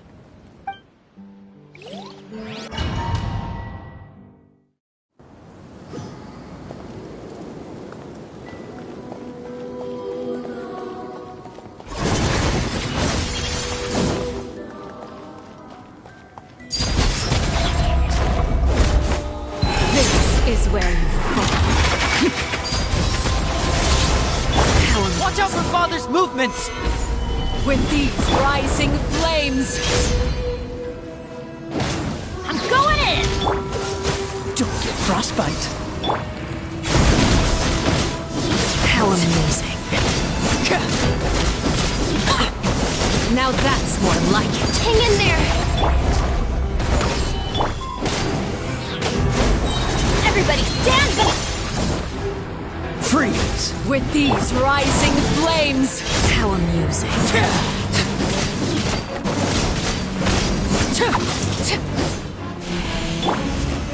Try to pace With yourself. the fall of darkness, destruction shall rise.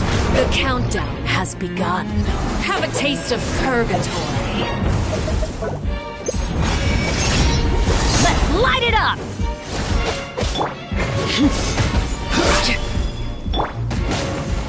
And voila! Is it my turn? Oh, so sorry.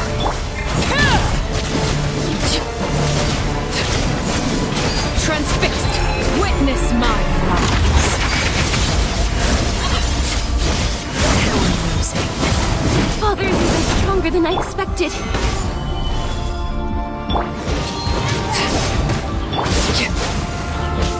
I will have order.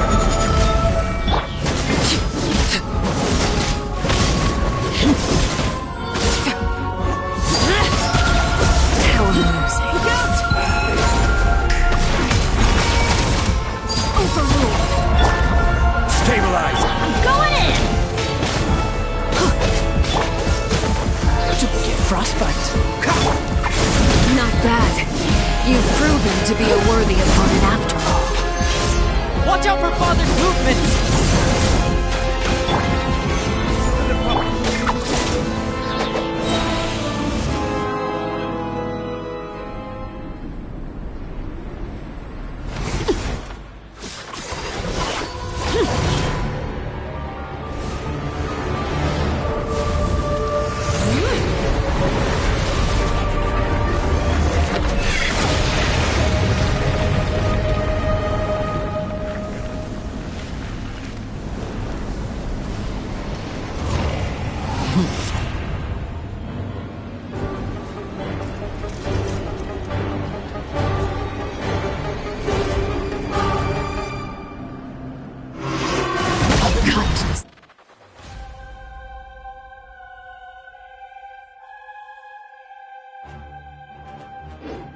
Seared away. Everybody My stand blade back! is all that remains. Stabilize. Cool it. Laid bare. Watch out for Father's movements! Look out!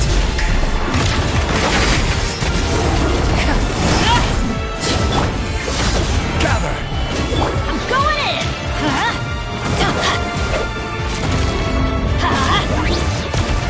Dodge this. Oh, so sorry. It's now our chance! Over here! Your punishment made manifest. Transfixed. This is where laid bare. Teamwork is dreamwork! Let's... Solidify.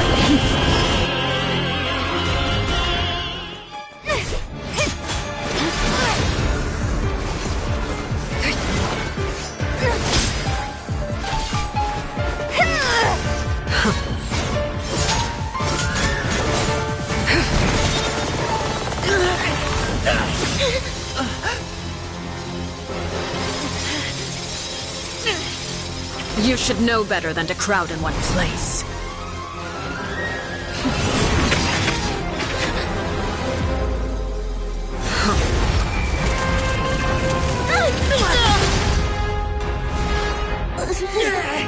Oh, I know. No! I'm sorry, Father!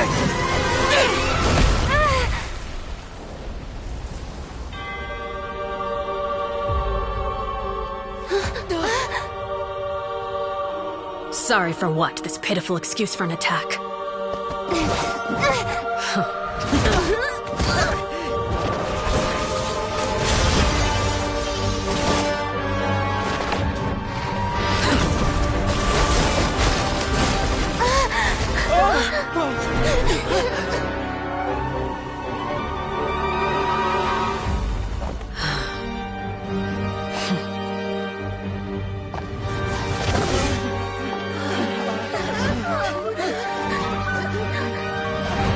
Father, no!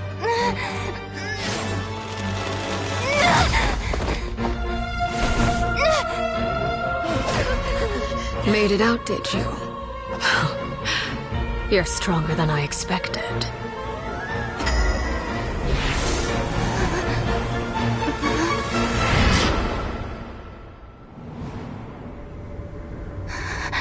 A crimson moon. I can't move.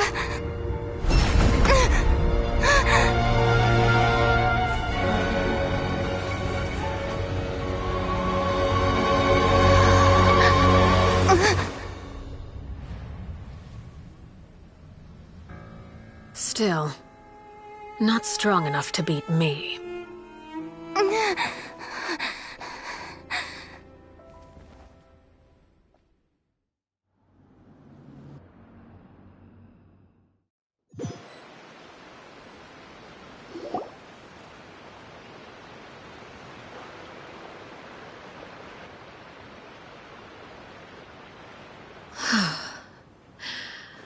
I believe we can end things here. It's not often that we get to enjoy the company of guests, after all. We wouldn't want things to get too out of hand. Brother, are you all right? Lenny. Given that I am the victor of this duel, as agreed, the punishment stands. No! I never thought things would end like this. However, everyone involved in the duel demonstrated a remarkable level of strength and determination. In light of this, I'm prepared to change the method of execution. Elwar, the bottled flames I gave you for safekeeping. Do you still have them? Yes? I wasn't sure what they were for, but I've kept them super safe. I didn't lose a single one. Wonderful. Then, in just a moment, I'll have you administer them. Bottled flames? Indeed. They're the product of a secret experiment. Under certain special circumstances, flames can be extracted from my person and preserved. Once ingested, searing pain will spread across every inch of your body. No harm will come to you physically, but your memories will be burned away. If you can withstand the pain. When you awake, you'll have forgotten everything you know about the House of the Hearth, and will be expelled from the organization. In other words, administering this concoction will kill the version of you that grew up in the house, and give you a new identity.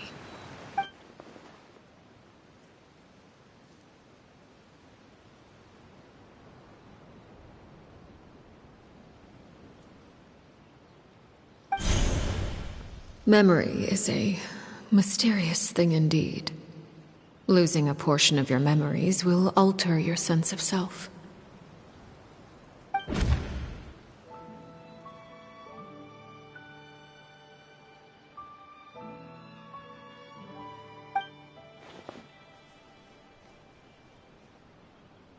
So, you're just letting us go, Father?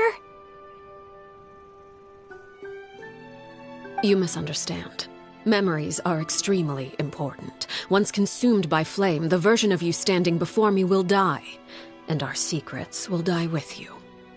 So no, I don't intend to just let you go, because the person who survives will be nothing but a stranger. Even so,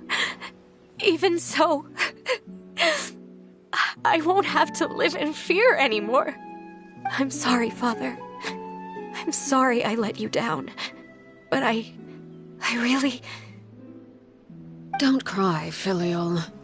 You haven't left the house yet, so there are still rules to be followed, yes? Remember what I taught you. Anger makes you impulsive, sorrow causes you to waver. Don't let yourself be controlled by your emotions. Of course. I'll remember. Dry your tears, and go pursue the life you really want. Yes, Father. Chaplot, Foltz, Elwar, take them back to Poisson. And bring Linny and the others as well. I prepared 3 extra vials of bottled flames. As for whether to take them, the choice is yours. Goodbye, children.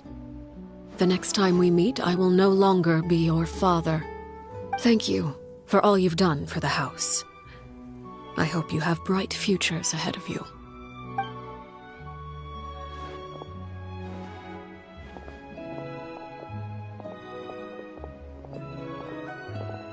Father.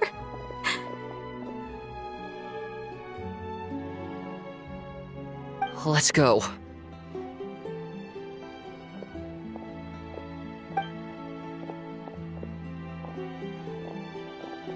Here, grab my arm, Linny. I'll help you walk back. Thank you.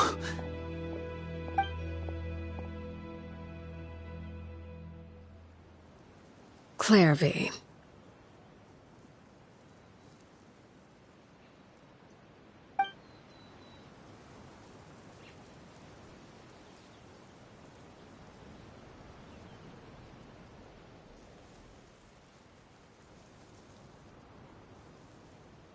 Can we talk now? I've been waiting for a super long time. You really are Perry, aren't you? I haven't seen you in so long. How come you're all grown up? Wait, did I somehow travel to the future on accident? Or am I dreaming? What a long dream. Neither. You died, Clairvy. That's what happened. You could have at least sugarcoated it a little. Look, she's so speechless.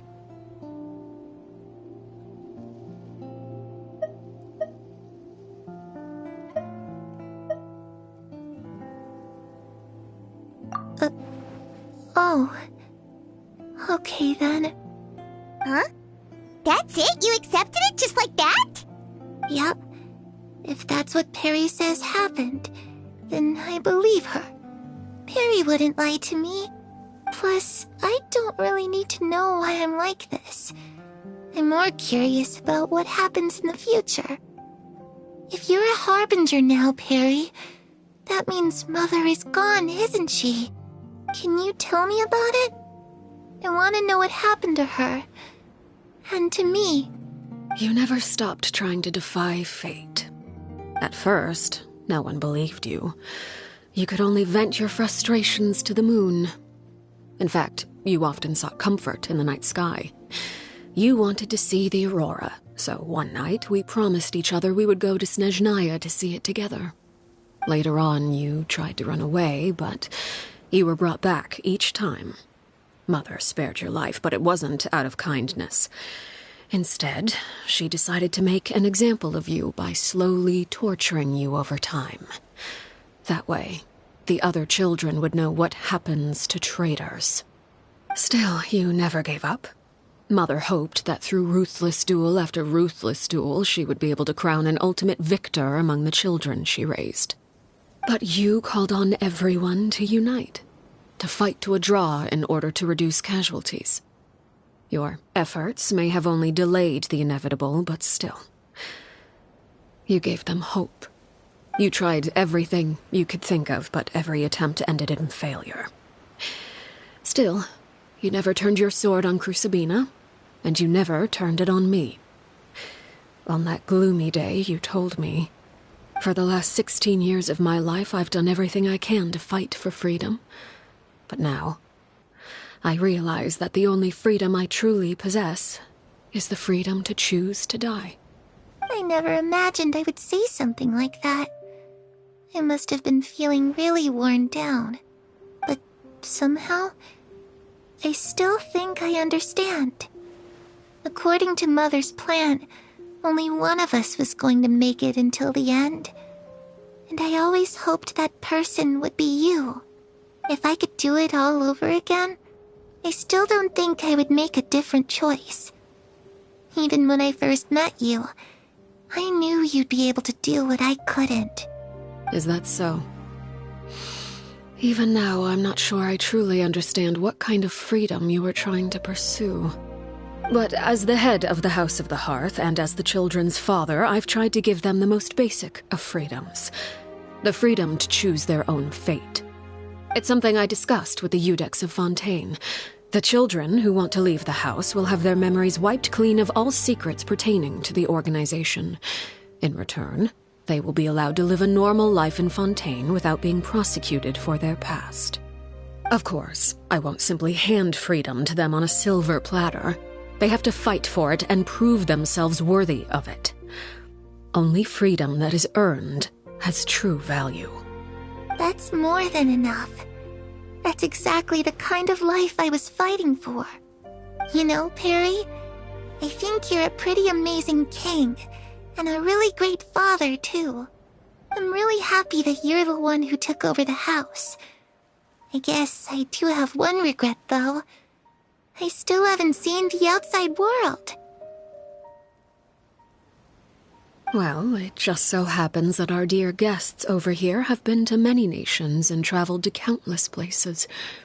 Perhaps they would be willing to tell you what the outside world is like. Really? Of course! We've traveled all over the place. We've got so many stories, we could probably talk your ears off for 3 days straight!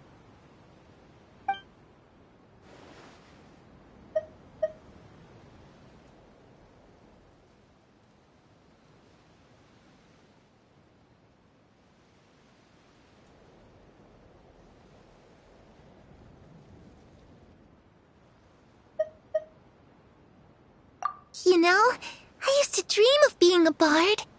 Playing the lute while singing into the winds of freedom. Even if there was no one there to listen, I would have continued to sing no matter what.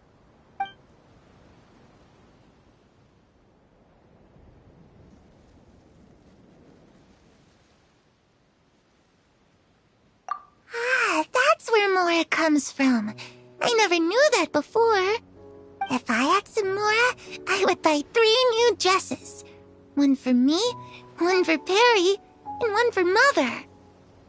It's just too bad Perry doesn't like wearing dresses. And Mother, well, she probably wouldn't accept something like that either. I guess I'd just have to keep them all for me then. I could wear a different one every day.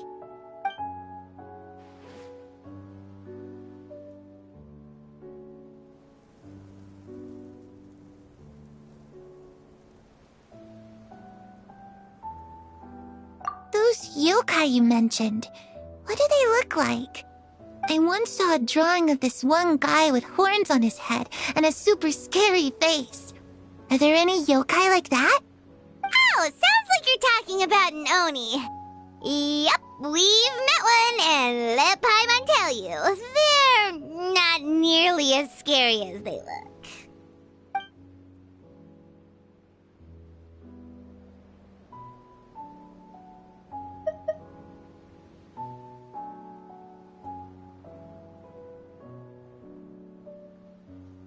I was always too afraid to skip Mother's fighting lessons. But at the academia, I bet you could do all sorts of secret things in class. Things that have nothing to do with studying. I'm just kidding. Being able to study whatever you want without having to fear for your life actually sounds pretty great.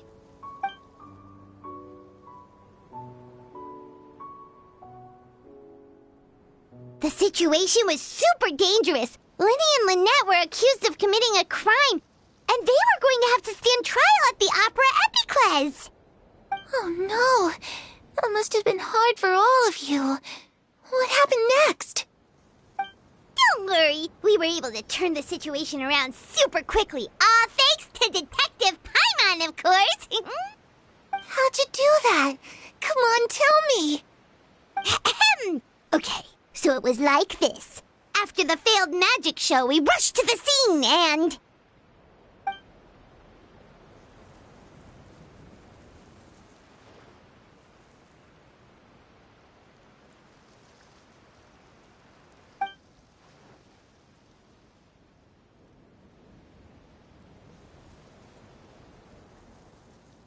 Shadows don't have the capacity to learn or grow.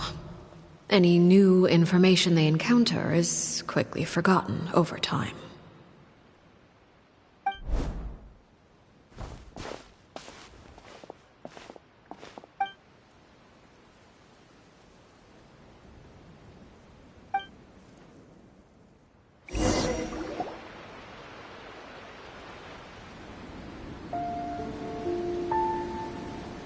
Clairvy, you've worked tirelessly from the shadows to overthrow the House of the Hearth. Now, by my authority as the Knave, I shall announce how this matter ends. You are hereby expelled from the House of the Hearth. You are no longer tied to this place, nor are you bound by its rules. You're saying that I can finally leave? I get to experience the outside world as well? Oh, I almost forgot.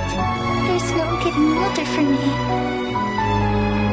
Still, seeing who you grew up to be makes me really happy, Parallel.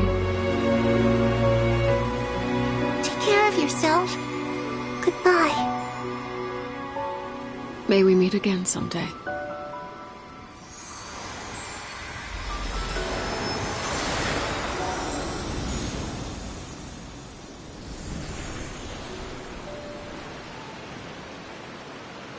Clairvy. She left so soon. Paimon didn't even get to finish her story. I also have certain sentiments left unsaid. I wanted to tell her that the aurora I saw in Snezhnaya was just as beautiful as the ones in the pictures. But a shadow's memories reset at dawn. Had we delayed any longer, we wouldn't have had the time to say goodbye. Whatever regrets may linger, let them be lost to the coming of a new day. Father? It's Linny! Hey, Linny!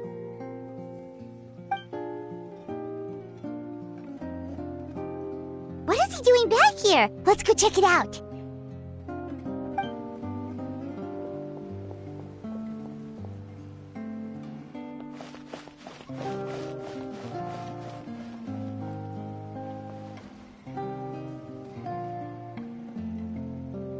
Father, the bottled flames have been administered. Filial and the others have left the house. And you? What have you decided? Thank you for giving us that choice, Father. But we never wanted to leave the house. It's the only home we've ever known. Lynette and Fremine feel the same way. They're recuperating back at the Hotel Bouffe d'été.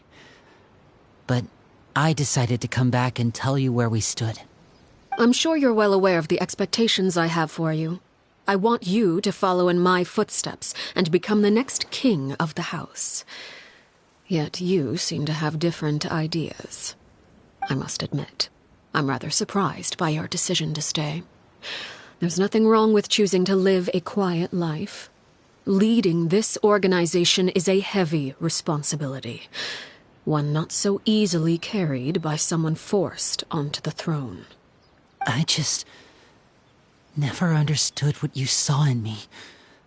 What made you believe I was deserving of that throne? You're brave, talented, and, most importantly, you cherish your family. You would do anything to protect them, even if it costs you your life.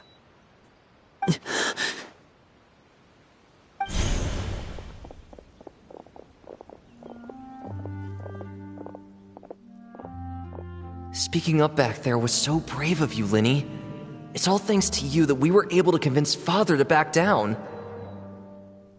You're a hero, Linny. Hero? Father is the real hero.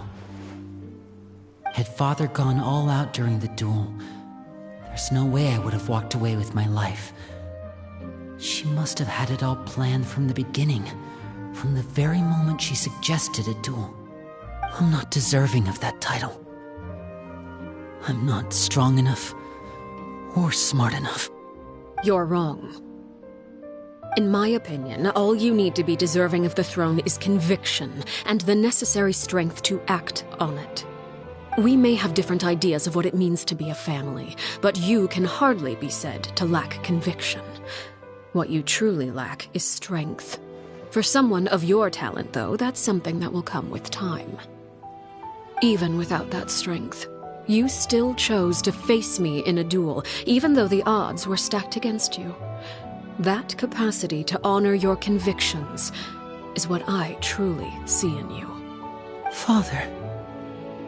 No one knows what the future holds, what tragedy or triumph may be in store. Being at the head of this organization requires the strength of will to face whatever comes. Caution will only hold you back. If reaching a certain standard were required to go after what you want, I would never have succeeded in killing my predecessor.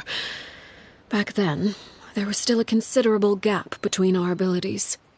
Strength may decide the ultimate victor, but those who let a lack of strength dictate their decisions or undermine their convictions will never be worthy of the throne.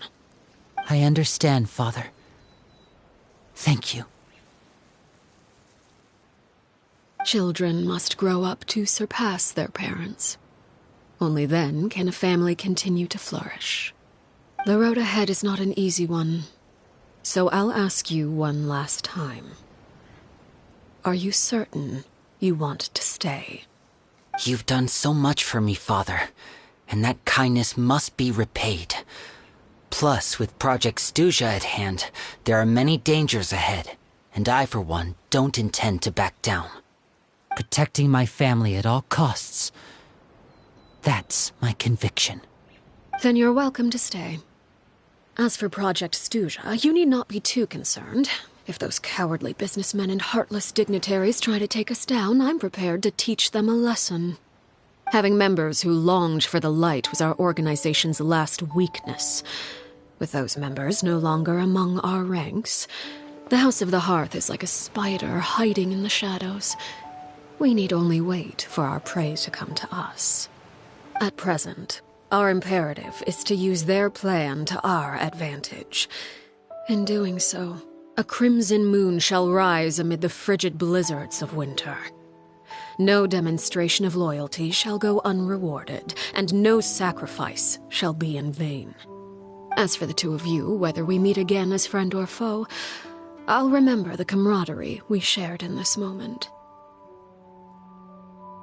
No matter how arduous the journey ahead, I hope we both reach our desired destination.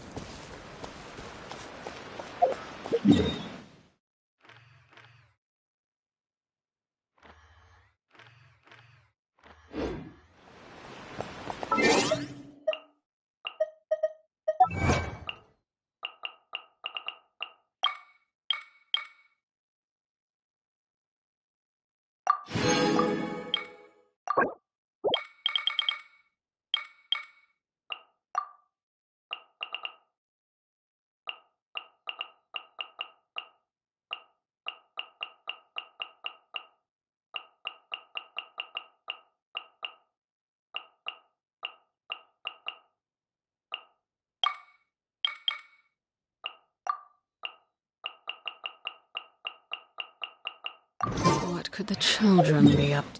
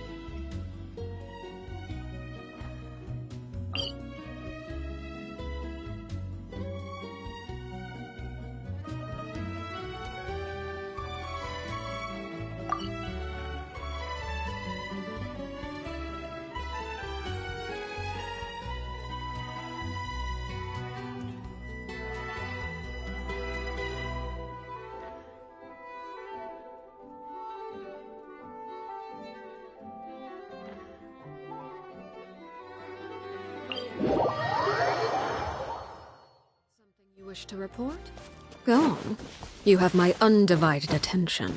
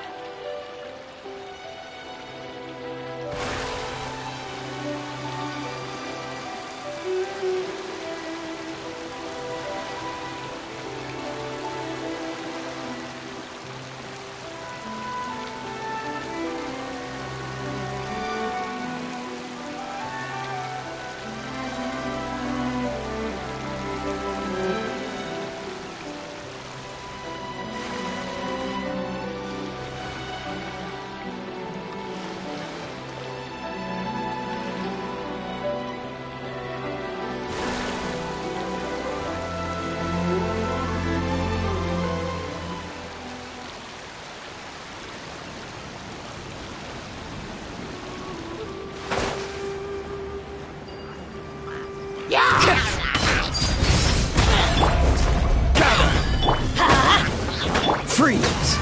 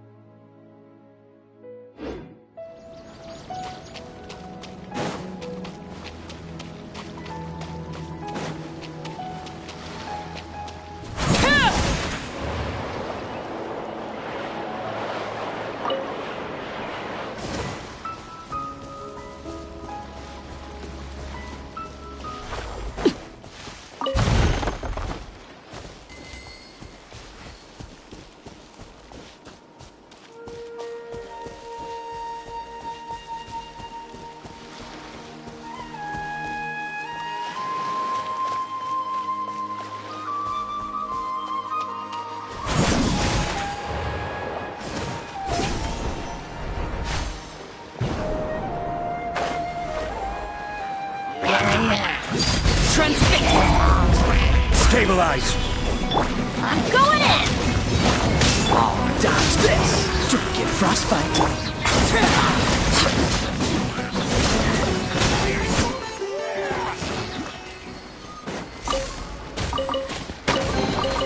Ah, something with which to commemorate this occasion.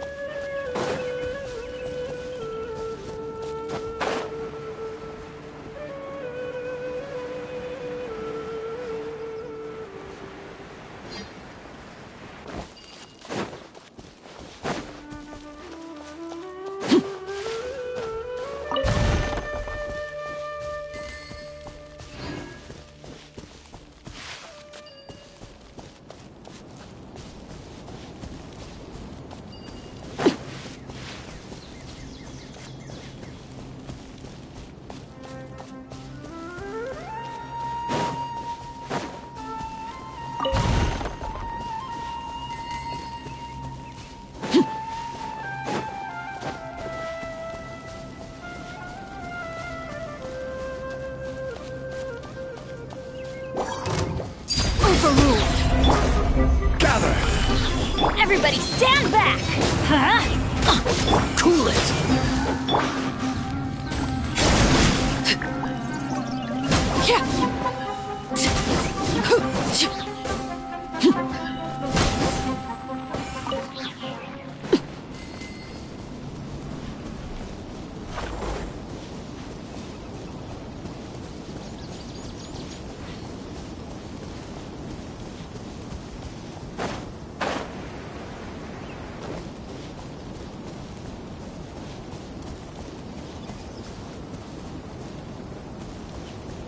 That's close enough! Stabilize! I'm going in! Dodge this! This moment will be frozen in... I'll be back! I'll be back!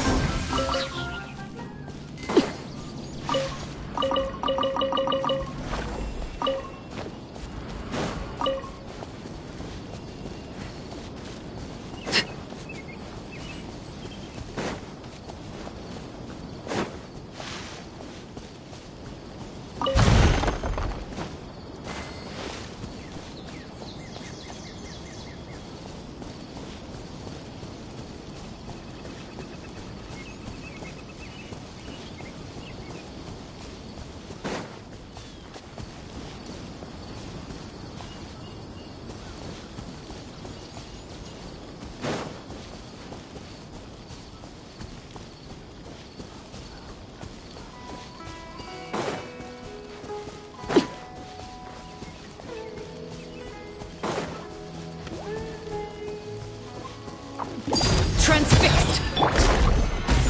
Teamwork is dreamwork! Huh? Cool it!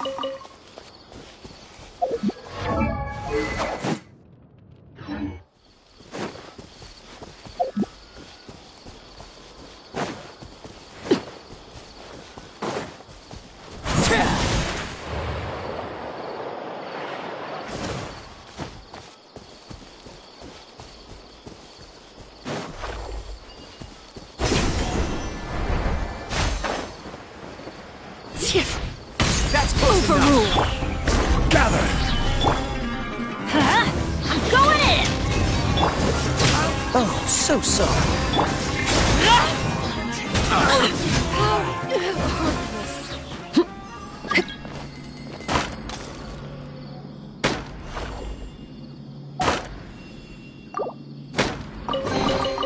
Ah, something with which to commemorate this occasion.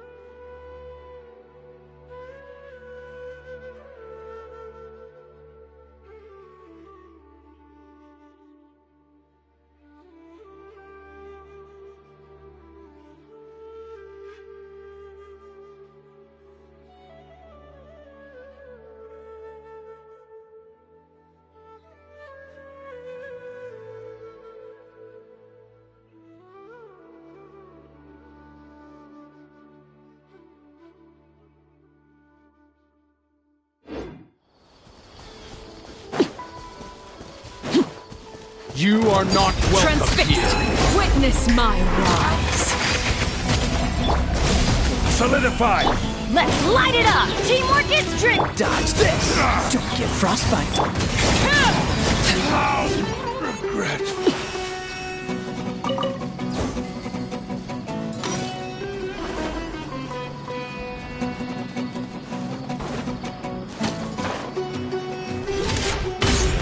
I'll be back.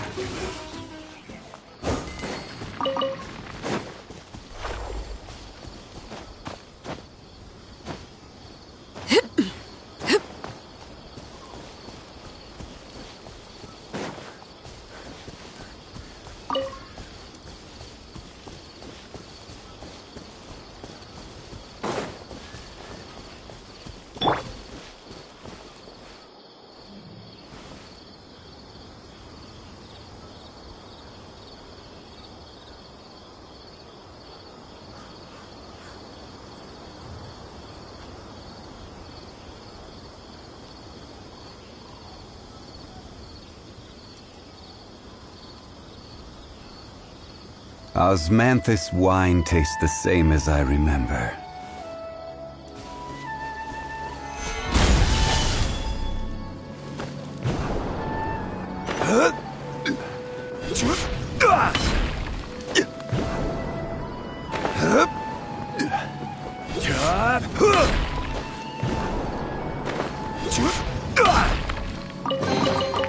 Unsolicited, and all the more valuable for it.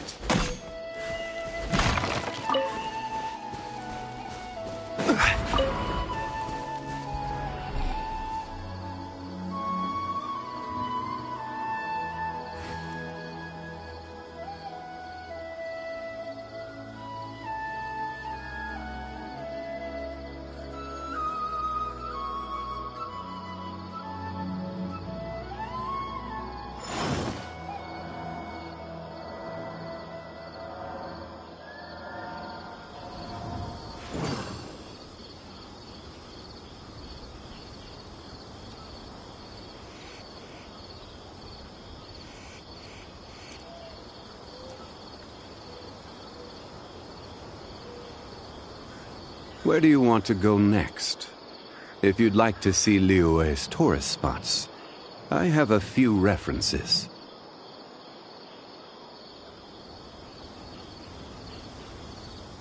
Osmanthus wine tastes the same as I remember.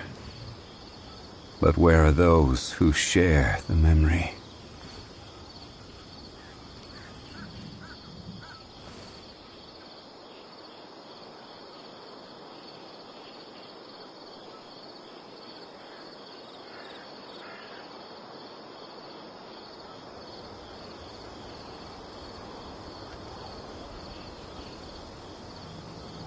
Every journey has its final day.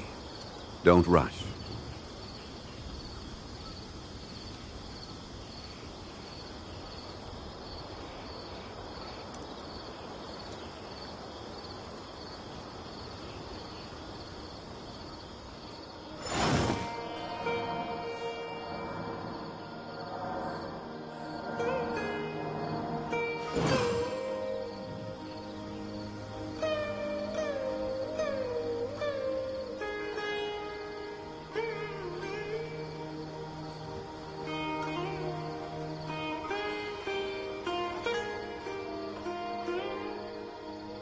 Osmanthus wine tastes the same as I remember. But where are those who share the memory?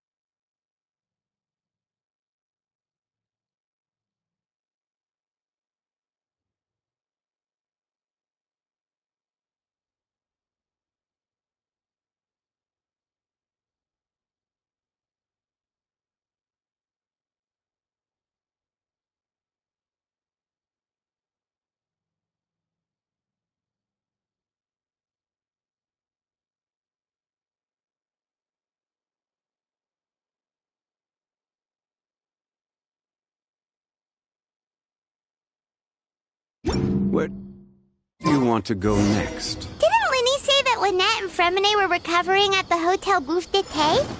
Oh, Paimon wonders how they're doing. Maybe we should go check on them.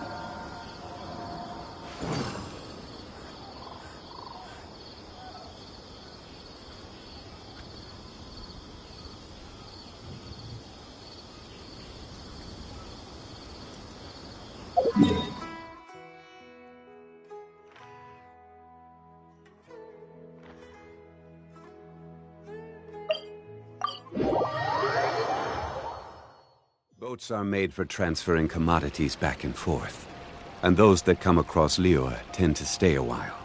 So it is where many things come to settle.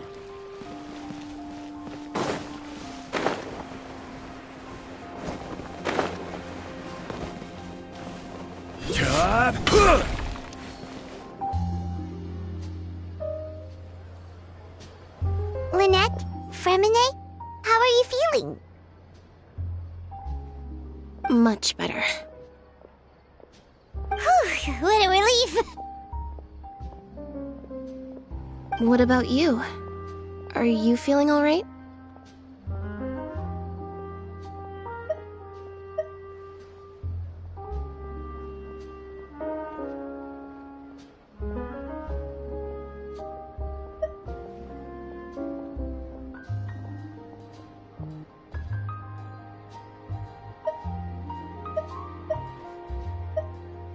I knew you'd come out unscathed.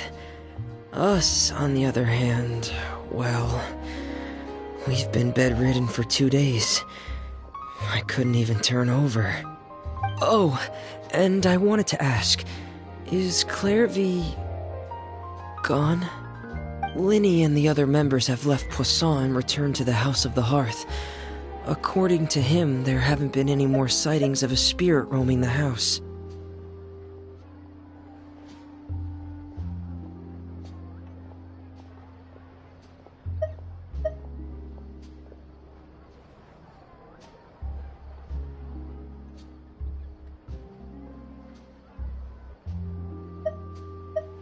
I see. I'm glad. Father came to check up on us 2 days ago and told us about what happened with Crucibina and Clairvy. Actually, I've met Crucibina before.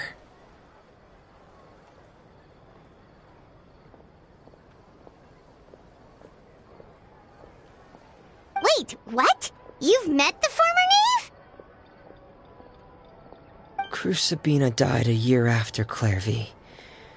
It was during the year between their deaths that I joined the House of the Hearth. Crucibina had an extremely cruel and radical way of doing things. While she was alive, the atmosphere in the house was suffocating. When I joined, though, the experiment she valued so much had already come to an end, and all the people involved, dead and injured alike, were gone. Crucibina never talked about the past with us newcomers. A couple of months after I joined, Father killed Crucibina and burned all her files. With that, the names of all the people subjected to her experiments, Clairvy included, were lost to the flames, along with the painful memories they represented. Father took in Lenny and me a couple months after that, but she never mentioned anything about Crucibina or Clairvy. It really seems like something she was planning to keep to herself. The last time you talked to her, did she mention why she kept it a secret for so long? She said she didn't want us to be affected by the darkness of the past. She was worried we'd develop a false sense of gratitude towards her if we knew about it. The foundation of a family should be free of any corrupting influence. Whatever happened in the past, it has nothing to do with who we are now. And that's what Father told us in the end. But I still thanked her for everything. It was only after hearing about what Crucibina did that I finally realized how insignificant our lives could have been. The members of the house meant nothing to her. To say that she valued them in any way, even just as a tool, would probably be giving her too much credit. If Father hadn't taken over the House of the Hearth, I probably would have already...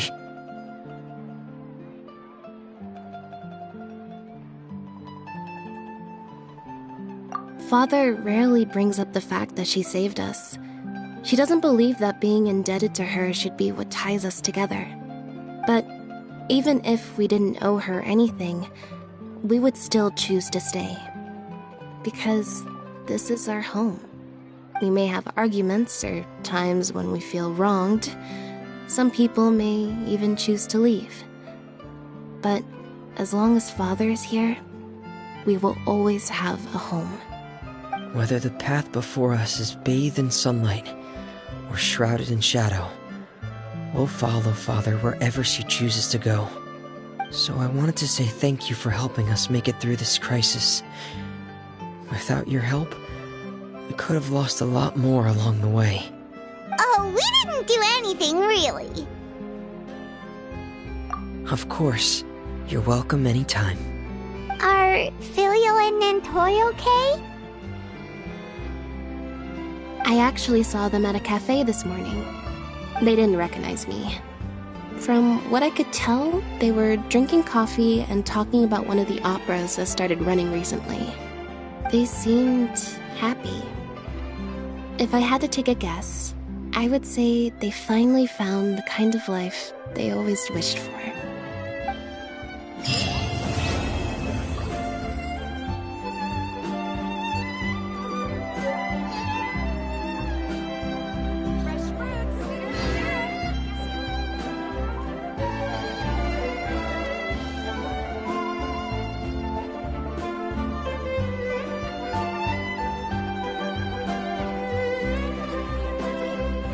Osmanthus wine tastes the same as I remember. But where are those who share them?